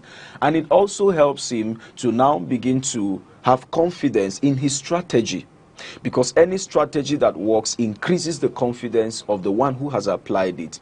Maybe his strategy is reading, or like she said, reading after the exam timetable is out, or maybe reading more of past questions and all of that. He's going to believe that this, because anything you did that got you the result worked. So you are going to believe that this strategy had worked. And for the parents, it is simple. They will see it as return on investment. Maybe they've spent so much to pay the school fees of the child. They've spent so much to encourage the person. They've spent resources and all of that. So coming back with that good result, it is going to increase the confidence of the parents where that child is. And it will also encourage them to invest more, because the one they had invested before has come back in a very good way. So, and of course, in the society in which we live, it is more like social validation. Oh, my child is the best. Parents do not hide their children who are doing very well. They are going to tell everybody, oh, my child is first in the class, or he has a first class. Even if you don't ask them, they are going to bring it and show it to you in your face, so you can at least appreciate what their child has achieved. Parents are always cheerful, especially when their children come back from school and they made good grades in the examination they have sat for. Thank you so much. Let us observe just a short break. We shall be right back. Aqua, water. Water is life. Ancient, sacred, pure. It remembers creation and carries cleansing. It can be calm or it can rage, but it always moves. Aqua teaches us to be soft yet strong, to adapt yet remain, to flow around obstacles yet shape even the hardest stone. We came from water. We need water, and sometimes when words fail and hearts break, only water, falling from our eyes or washing over our skin, can heal what language cannot. Back from the short break, we are still on the program Youth Focus on Aneke TV. I am Chukwamaka Obasi. And the focus for today is the students' ability to pass exams. And I have two wonderful young people here who are, as a matter of fact, doing justice to this particular topic. I have a chartered accountant who is working with the National Institute for Cultural Orientation. His name, or her name, is Petronila Nchedo Iyenagolo. You're welcome once again. And I have Stephen Chima, who is a lawyer, a writer, and a personal development coach. Thank you so much for coming. Let's continue. Before we went on the short break, you were actually giving us the analogy of what happened, the scenario of what happens when a particular child comes back home with a very good result, and the pressure it gives to both the child and the parent. Now, let me come back to you, Petronila. Supposing you're a parent and your child comes back at the end of the term, presenting to you a very bad result from school as a parent.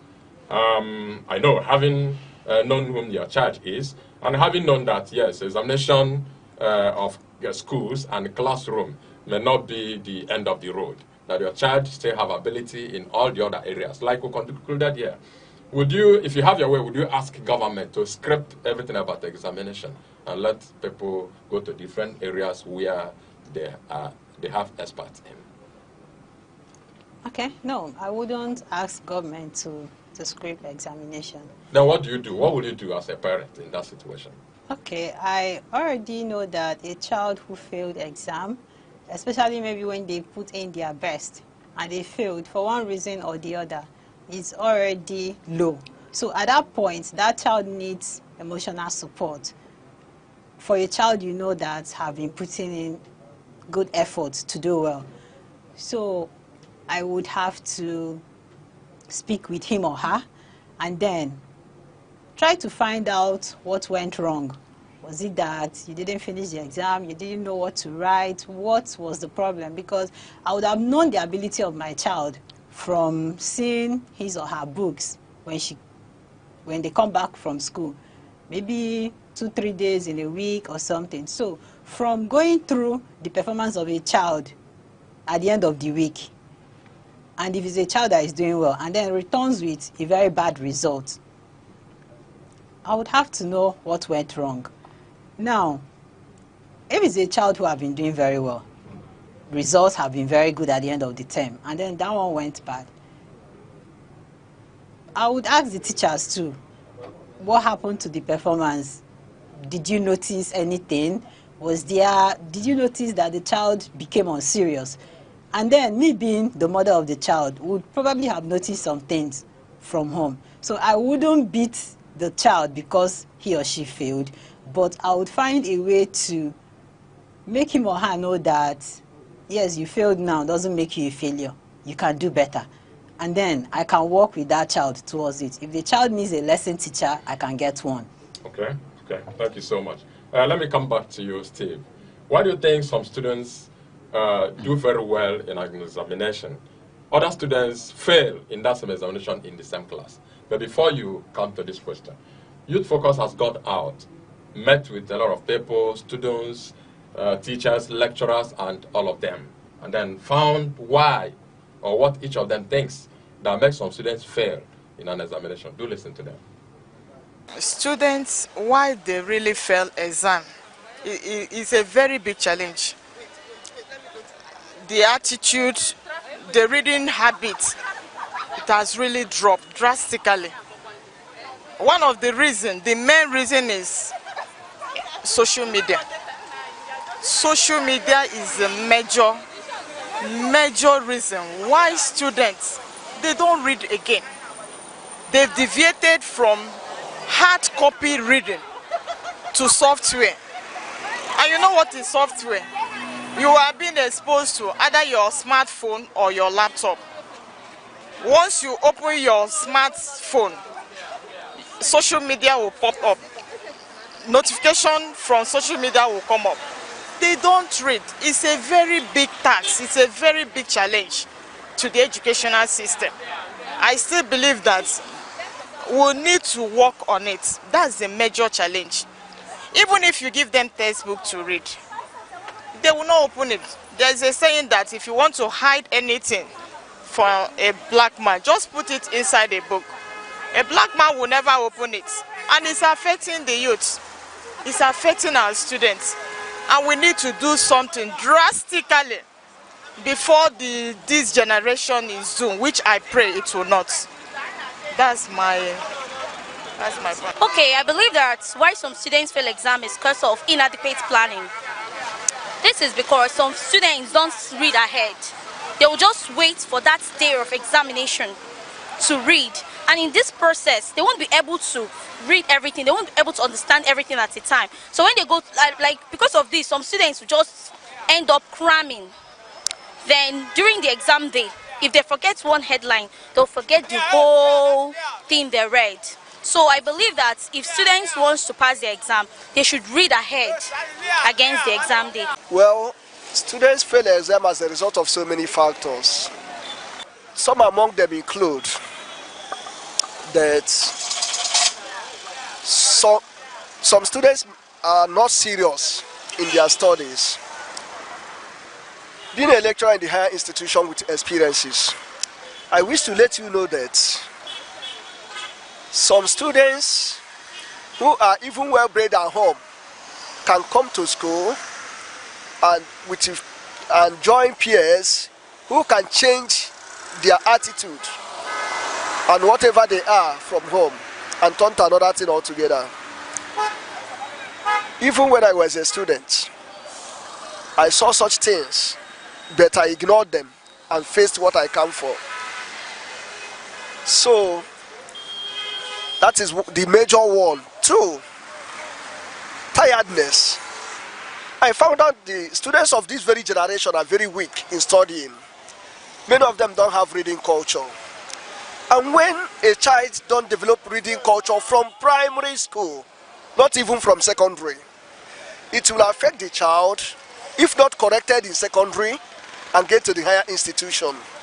The possibility of failing the exam is always there. So, if a child or a student is in such problem, the next thing is that he will begin to look for people that can help him to intimidate lecturers, to award marks which they didn't deserve, if possible. Which I know that good number of lecturers cannot succumb to that, as long as institutions of higher learning is concerned as at today. So I still maintain the fact that for students to pass exams, they need their time, their talent, their treasure. That is the three T's. The treasure I mean is that pay your school fees at Wendu to avoid the distraction.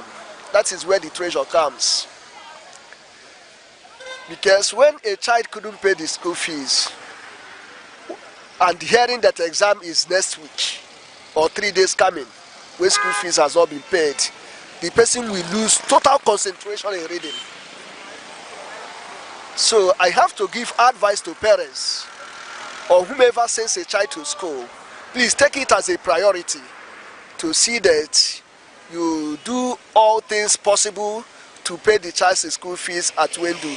2, check the child's performance. Ask the child of your results at every semester. Compute, if you can, the GP of your child, no matter the level of education.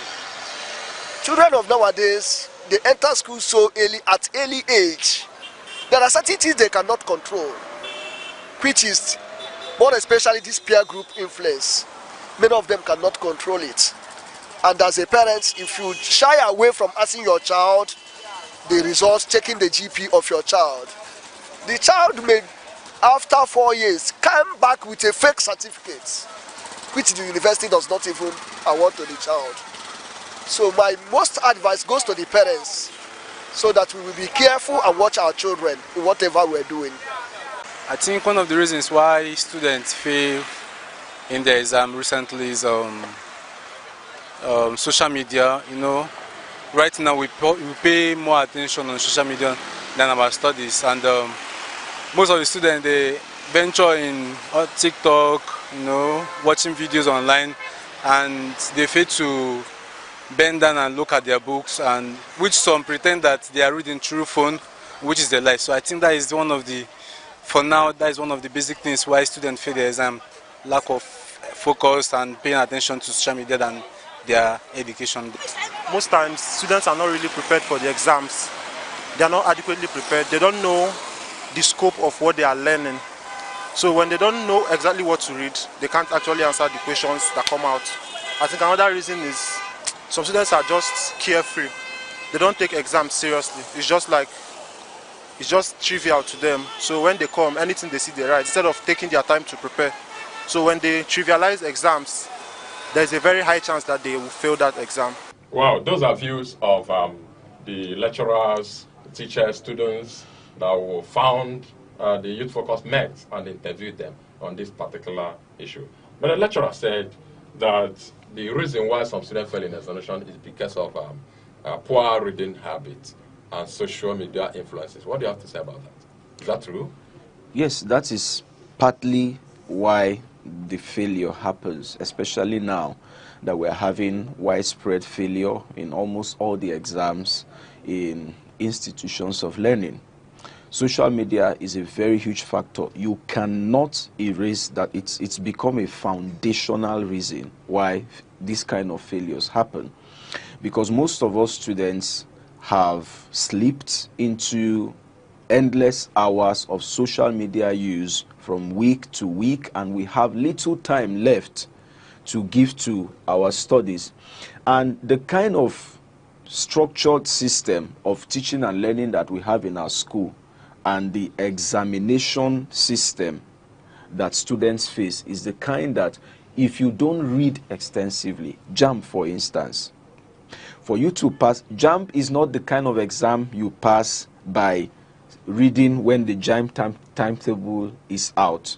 Maybe other people may have different experiences, but based on what I have seen and my interaction with students who have gone through these exams and have shared with me their own experiences, it will take you hours and hours to master you know, your subject combinations so that you can have a very high score. Those that get the 320, the 350, I can tell you, some of them give in not less than 6 months of daily preparation to get to those results. So when you get very distracted with social media usage, it subtly steals in a huge chunk of time away from you, and that time would have been invested in preparing for your exams. And apart from that, all right, some students pass and some fail because of their readiness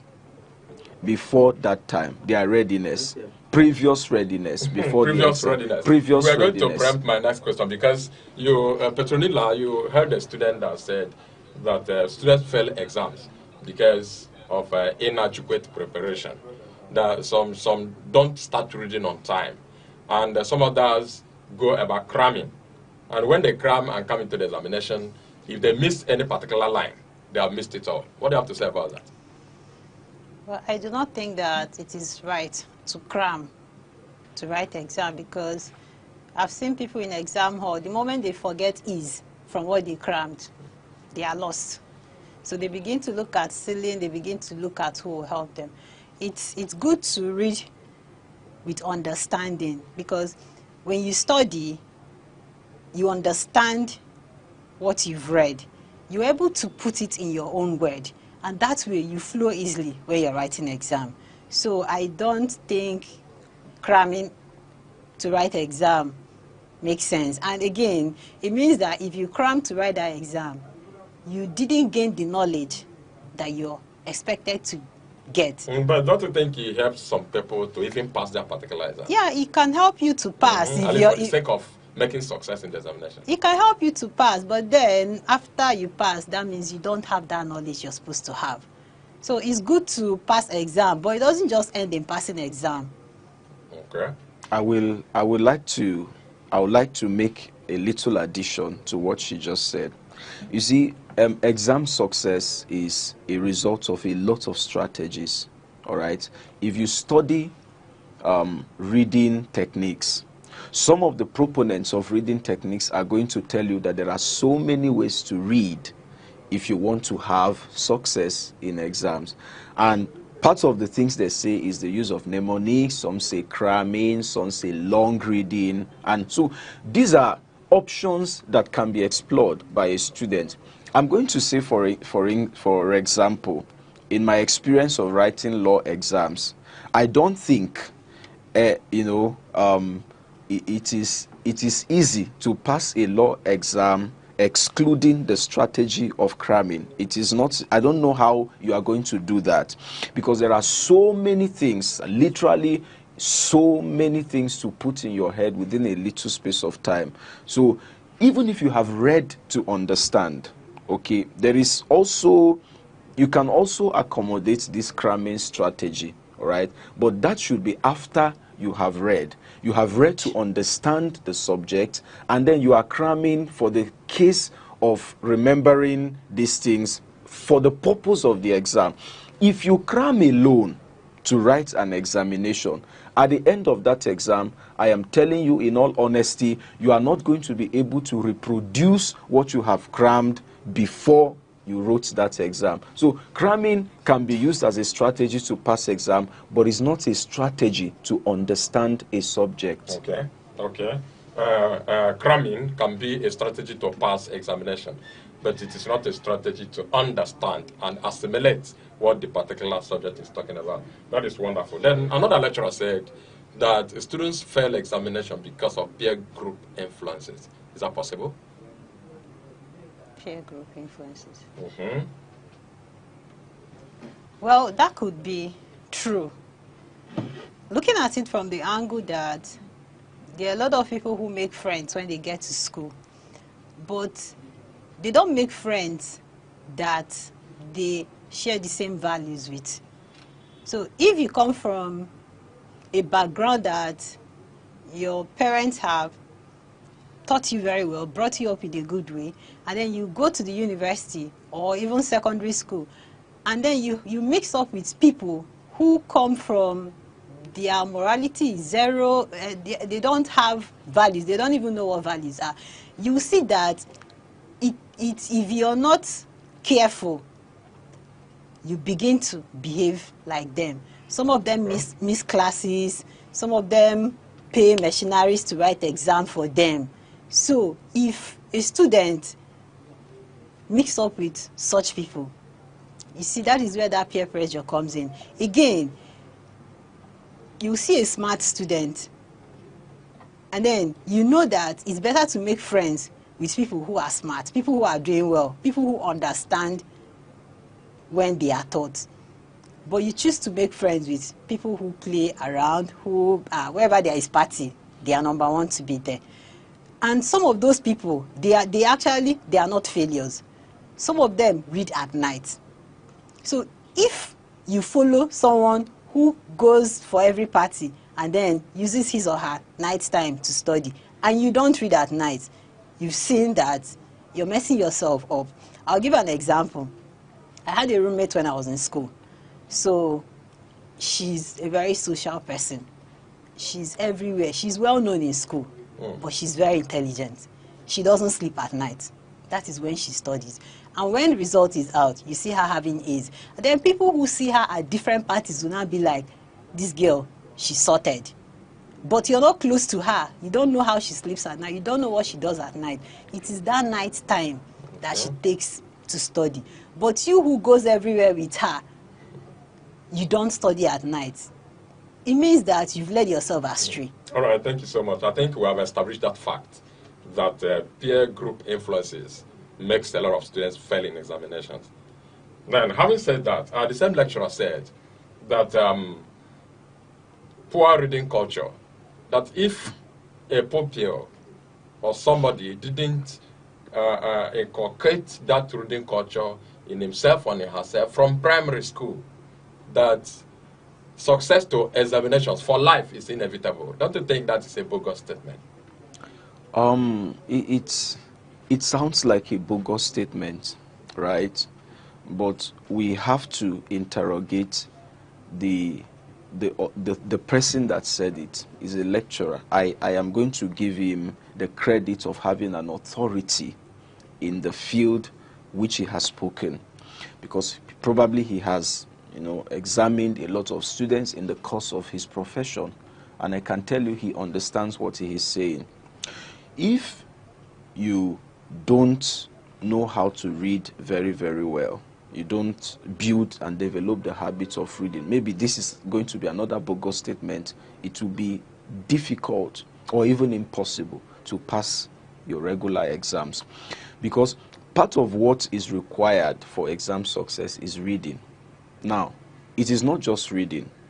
For so many people and for so many examination situations, coming to class, attending lectures, being present when a subject is taught is a booster to passing exams. Because there are some lecturers, some teachers who are going to contain their questions within the boundaries of what they have taught. They don't go outside the knowledge they've shared in the classroom. So being available to hear them lecture is going to help you to understand their questions when you see them. But it doesn't end there. You have to now go back and do your personal reading by yourself. So that lecturer is very, very correct in what he said. Reading must become an ingrained habit of a student. Even after you are done with school, like some people believe that you finish your final exam and that is the end of books for you. You discover that even in applications in life, in your workplace, in your professional endeavors, you are going to find yourself in circumstances where knowledge is going to bail you out. As a professional doing what you are doing, sir, you must have interrogated or interacted with a lot of materials, books, so that you keep your brain alive. A lawyer, you keep reading for eternity. An accountant, like she is, you are going to keep interacting with knowledge and with material. So on the level of a student, it is an essential. But even after you are no longer a student, reading is equally an essential. I learned that an average successful CEO studies at least 1 hour a day. You can imagine business success is also dependent upon the knowledge of the entrepreneur. So he is very correct to say that any student who does not read, how else are you going to pass exactly if you don't read? That is very correct, and we are giving it to him. Yeah. That is wonderful. Petronila, let me ask you this one other question. Is it possible that in a class, every student of that class passes examination at the end of the time? What's the possibility? And what could be the magic? It's possible that every student passes an exam in a class. You know, these days, I no longer see positions like maybe first out of 50, second out of 40 in report cards, unlike it was before. So, but when you look at the average is in the report card. You would be seeing 70, 80, 90 something. So I believe that when a teacher teaches well and the students are willing and able to learn, it is possible that every student would pass in that class.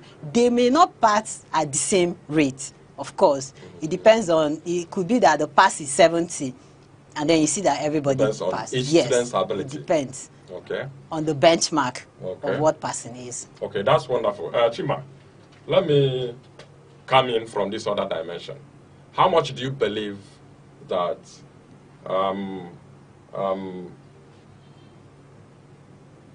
personal belief in one's ability, how long, to what extent can it help in passing examination?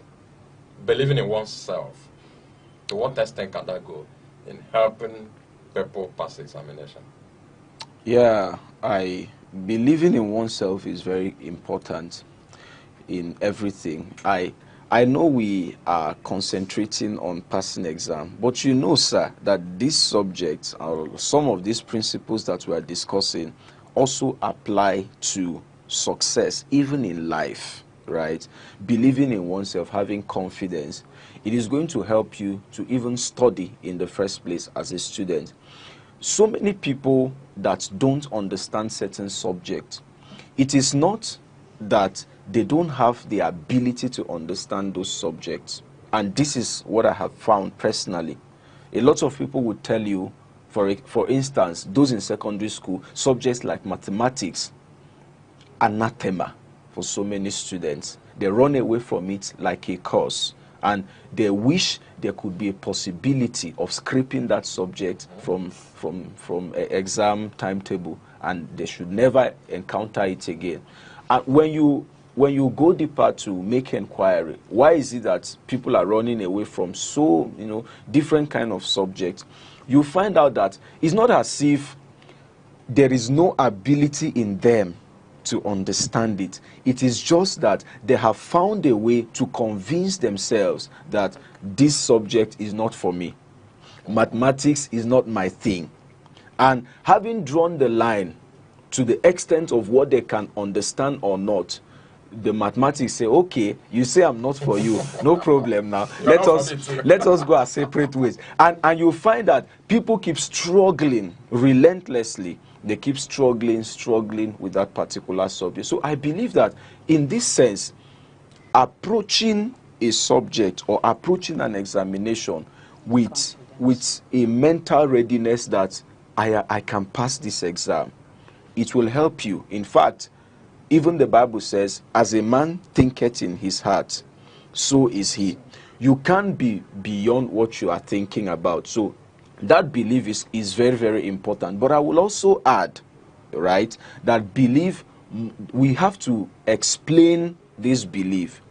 Because there is something I discovered, sir. A lot of people overestimate the belief they have in themselves. Okay.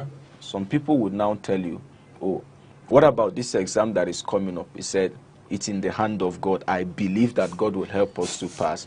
So this God will do it mentality, all right? That is where we must draw the line of belief. Belief plus preparation plus strategy is what gives birth to the success. But if you believe alone and yes, and you don't do something about what you believe, I don't know where God will come down from to make Thank you that so much. success happen. The catalyst will say that faith without good work is dead. It's in the Bible too. As no faith. Yes. All right. Which reminds me, Petronilla, why does it look like external examination candidates now don't take it serious? Because you see them in the morning of an important course like English language or mathematics. You see them doing other things instead of concentrating on their table, preparing for the examination. Around 10 or 11 a.m., they are still wallowing about. I think the first cause of that is they depend on expo. Because if you have an exam in the morning or you have an exam by 2 p.m., I don't know what else you will be doing that morning, if not doing your best to do your revision, look at the parts that you have not looked at. So for somebody who have an exam, let's say English by 2 p.m., and then the person is doing other things, the person is all over social media, the person has something that is giving him or her a strong mind. It could be that, oh, we know that the vigilators, we've settled them. They are going to allow us to do whatever we want. Or they are going to bring in what they call Mbo, Expo, and then pass it around. Secondly, some people are beginning to lose interest in education. It could be as a result of maybe they have elder ones who have gone to school 4 years, 5 years, they are still looking for a job. So somehow it affects their psychology. When I finish, when I entered university, is this when I finish? Is this what I'm going to face? So if someone have an elder sibling who have gone through JAMB, WAEC, NECO, did excellently well, got into the university, finished, and person has a job, you will be motivated. You want to be like that, your sibling. But when your sibling finished and still come back home every morning, she said he or she's going to look for a job, come back and there is no hope. Somehow, it has this multiplier effect on the younger ones. But then, for one who has an exam in a day and you leave preparation to focus on other things, it's either you already have a backup plan that something is going to come in through the window for you. Which might not really come at the end of the day. It may not come, and it may come, and it will be the wrong thing, and then you're doomed. All right, thank you so much. Stephen Chima, on a conclusive note, we want you to encourage the student outside there who has believed in himself or herself and has been doing well in examination and other things. Yeah, I don't know how much time I have to make this conclusion, but I will go straight to the point now. An aspect I think we were supposed to bring into this conversation was to really encourage people that things are changing and the world is moving so fast in virtually everything. This traditional system that encourages schooling and certification as the only means of relevance in the society, I think it is fast eroding. And I'm going to be brutally honest with you. A lot of people are afraid to explore other competencies outside of schooling. They lock themselves up in a classroom and they believe that if I don't get this certificate, I'm not going to amount to anything. It is not true. Many people, like I said, are exploring other gifts and talents they have. The basic education, of course, everybody should have it. Everybody should know how to read and write. Everybody should understand simple arithmetics. But even as you are going to school, find a way to develop yourself in any other area that you find, oh, I'm gifted in this or I'm gifted in that. A lot of great people we know their names today, probably they didn't come to greatness by what they read in school. I just heard Dangote say yesterday that his drivers, probably the least level of workers that he pays, they earn 4 times Nigerian minimum wage, more than what any university graduate is learning. So that tells you the importance of skill. So apart from that, if you find out that you are in school, don't trivialize it. all right? If you want to be that doctor, that lawyer, that whatever, and you now are in school, make the best of what you have and come out excellently in it. But if you know that that is not your thing, don't force yourself. Find a way to get involved with other things that gives you satisfaction and helps you become a better person. Thank you so much. Thank you so much, Stephen Chima, a lawyer, a writer, personal development coach. Thank you so much for coming. And thank you so much, our chartered accountant. You're working with National Institute for Cultural Orientation, Petrolina Nchedo Di Inagolo. Thank you so much. And our viewer will also thank you for being there. It has been a wonderful time we shared with you. And they have nailed it, that you have other abilities outside classroom. But it's important, whatever you do at any particular time, do it and do it well. My name is Chukwamaka Obasi. You have a wonderful day ahead of you. Aqua, water. Water is life. Ancient, sacred, pure. It remembers creation and carries cleansing. It can be calm or it can rage, but it always moves.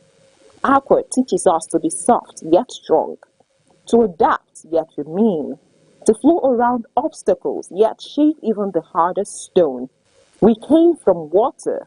We need water. And sometimes, when words fail and hearts break, only water, falling from our eyes or washing over our skin, can heal what language cannot.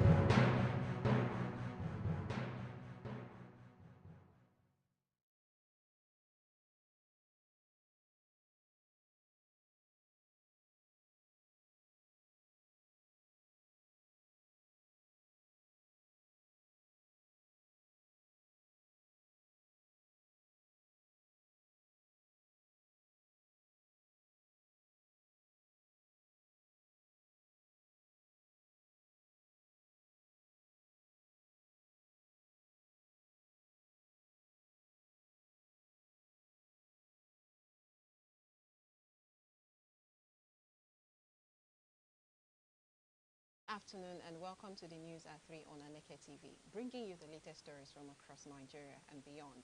I am Amaka Niji. We begin with the headlines. Amupiton sworn in as INEC boss. Kogi State sets date for local government polls. Dangote denies link to Ondo crash. Nnamdi Kanu defends self in court as lawyers withdraw from trial. Court fixes October 29 for hearing police case against Shawore over pro-Kanu protest. Akwa Ibom faces backlash. Defections hit Enugu APC. Federal government backs $1 billion port upgrade. Now the news in details. Professor Joash Amupiton has officially assumed office as the new chairman of the Independent National Electoral Commission, INEC. His swearing-in ceremony took place at the State House in Abuja with top government officials and members of the diplomatic corps in attendance. The 58-year-old law professor replaces Professor Mahmoud Yakubu, whose tenure ended earlier this month. Amupiton, who hails from Plateau State, was confirmed by the Senate last week following what lawmakers described as a transparent and merit-based screening process.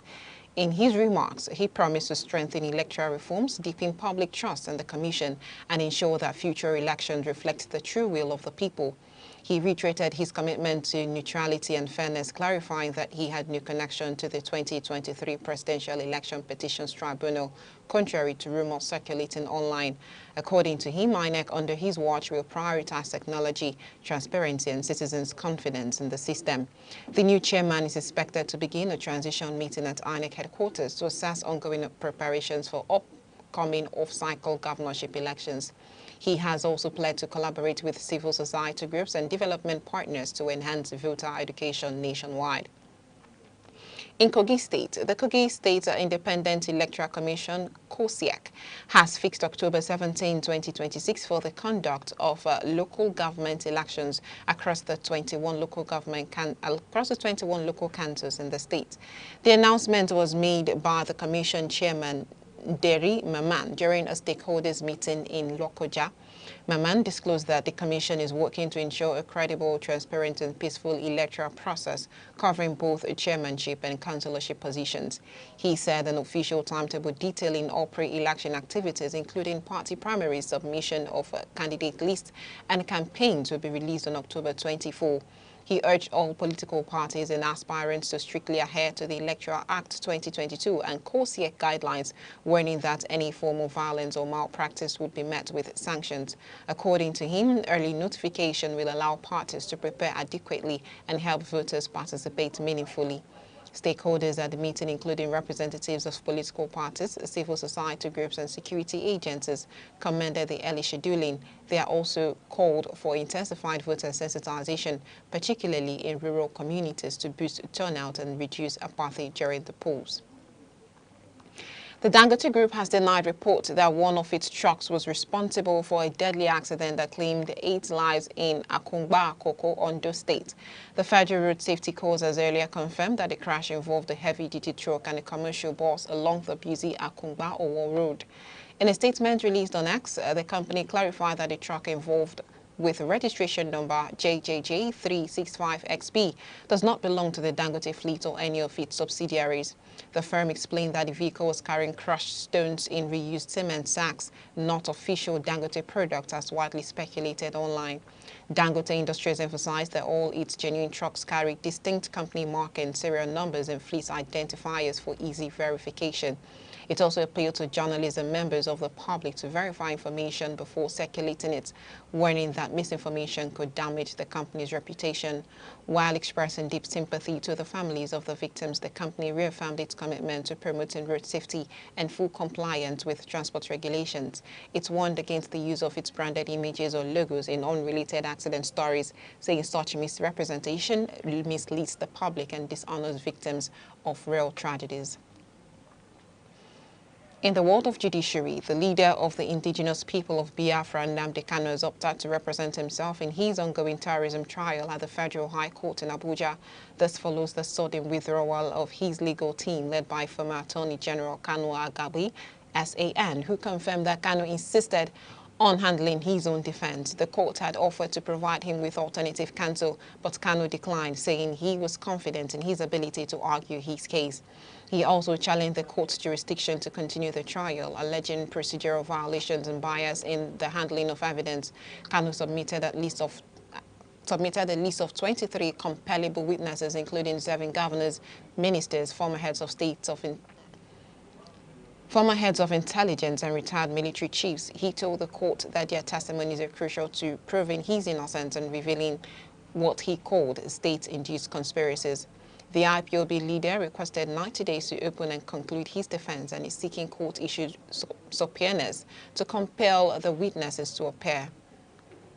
The case has been adjourned for further hearing, marking a new phase in a trial that has kept Kanu in detention since 2021. In the meantime, the Federal High Court in Abuja has fixed October 29 for hearing the suit filed by the police against Omoyele Sowore and other conveners of the #Free Nnamdi Kanu Now protest held on October 20. The case, earlier scheduled for hearing on the same day, could not proceed due to the protest, which disrupted court activities in Abuja. Justice Muhammad Umar had earlier issued an interim order restraining Sowore and others from protesting for Nnamdi Kanu's release in certain sensitive areas of the federal capital, including the Aso Rock Villa, National Assembly, Force Headquarters, Court of Appeal, Eagle Square and Shehu Shagari Way.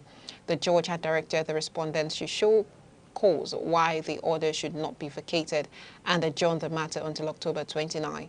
The police in their motion filed by Counsel Wisdom Madaki, Joint Sowore, Sahara Reporters Limited, Sahara Reporters Media Foundation and the Take It Back movement, among others, as responders, alleging that the protest posed a threat to national security. Sowore, a former presidential candidate and publisher of Sahara Reporters, had mobilized for what he called a peaceful protest demanding the release of the detained IPOB leader Nnamdi Kanu. Several protesters were reportedly arrested, including Kano Special Counsel Aloy Ejimako, who is expected to appear before Kuje Magistrate Court on October 24. And this news broadcast is coming to you live from Aneke TV. Remember, you can stay connected with us on all social media platforms: Facebook, X, Instagram, TikTok, and right here on YouTube, all at Aneke TV. Now, a quick recap of the major stories making the news. Amupiton sworn in as INEC boss. Kogi State is set state for local government polls. Dangote denies link to Ondo crash. Nnamdi Kanu defends self in court as lawyers withdraw from trial. Court fixes October 29 for hearing police case against Shawore over pro-Kanu protest. Akwa Ibom faces backlash. Still to come in the news, defections hit Enugu APC. Federal government backs $1 billion ports upgrade. Please stay with us.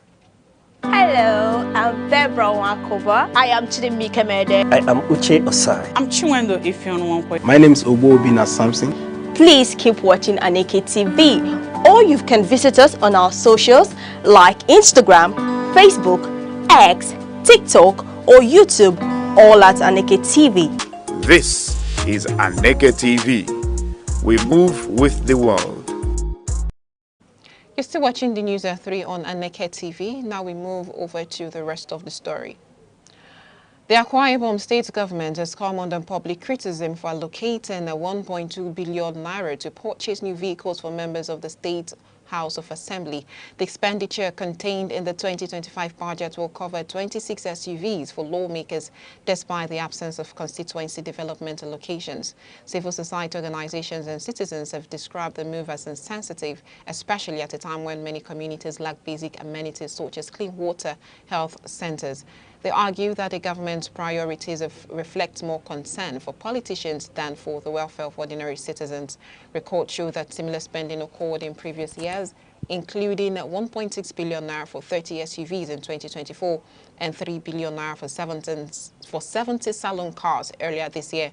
Governor Umo Eno also drew public outrage recently after gifting luxury Land Cruisers to all former deputy governors of the state. Critics say the new spending highlights a governance pattern that privileges the low political class. Meanwhile, the state government has defended the purchases, insisting they are necessary for lawmakers to perform their oversight functions effectively. In Enugu State, several former members of the All Progressives Congress have defected to the African Democratic Congress following the defection of Governor Peter Mbah from the PDP to the APC. The development has triggered internal party tensions, leading to a realignment of political forces in the state. Among the defectors are former APC chairman A.C. Ude, ex-woman leader Lolo Nwankwo, and more than 10 former local government chairmen. The group announced their defection at the ADC State stakeholders meeting, where they pledged loyalty to their new party and promised to strengthen its grassroots structures. The defectors cited dissatisfaction with internal wrangling and power struggles within the APC since Governor Mbah's entry. They accused party leaders of neglecting loyal members and concentrating power among a small circle of political elites. ADC leaders have welcomed the defectors, describing their move as a sign of growing public confidence in the party's democratic values. The party has also begun a membership registration drive across the state ahead of its congresses and local elections.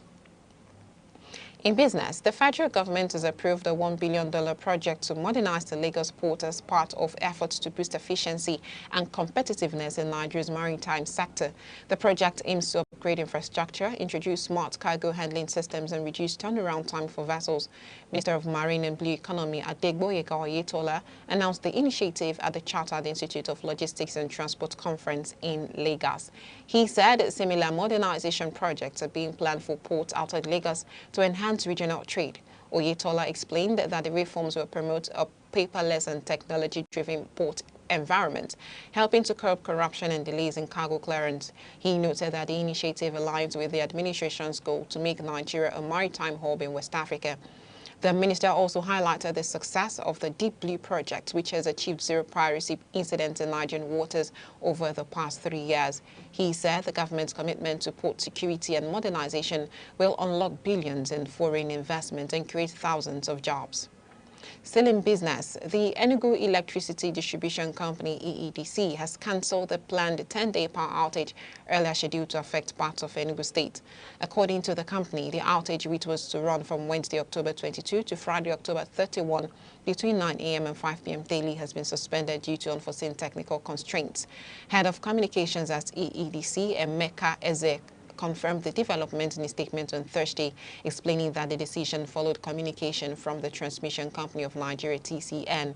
The planned maintenance was initially expected to affect several 33 kV feeders on a rational basis, including Kingsway Lines 1 and 2, MNA Industrial Lines 1 and 2, Thinkers Corner, Trans-Ikulu, Ugogo, and Ituko-Ozala.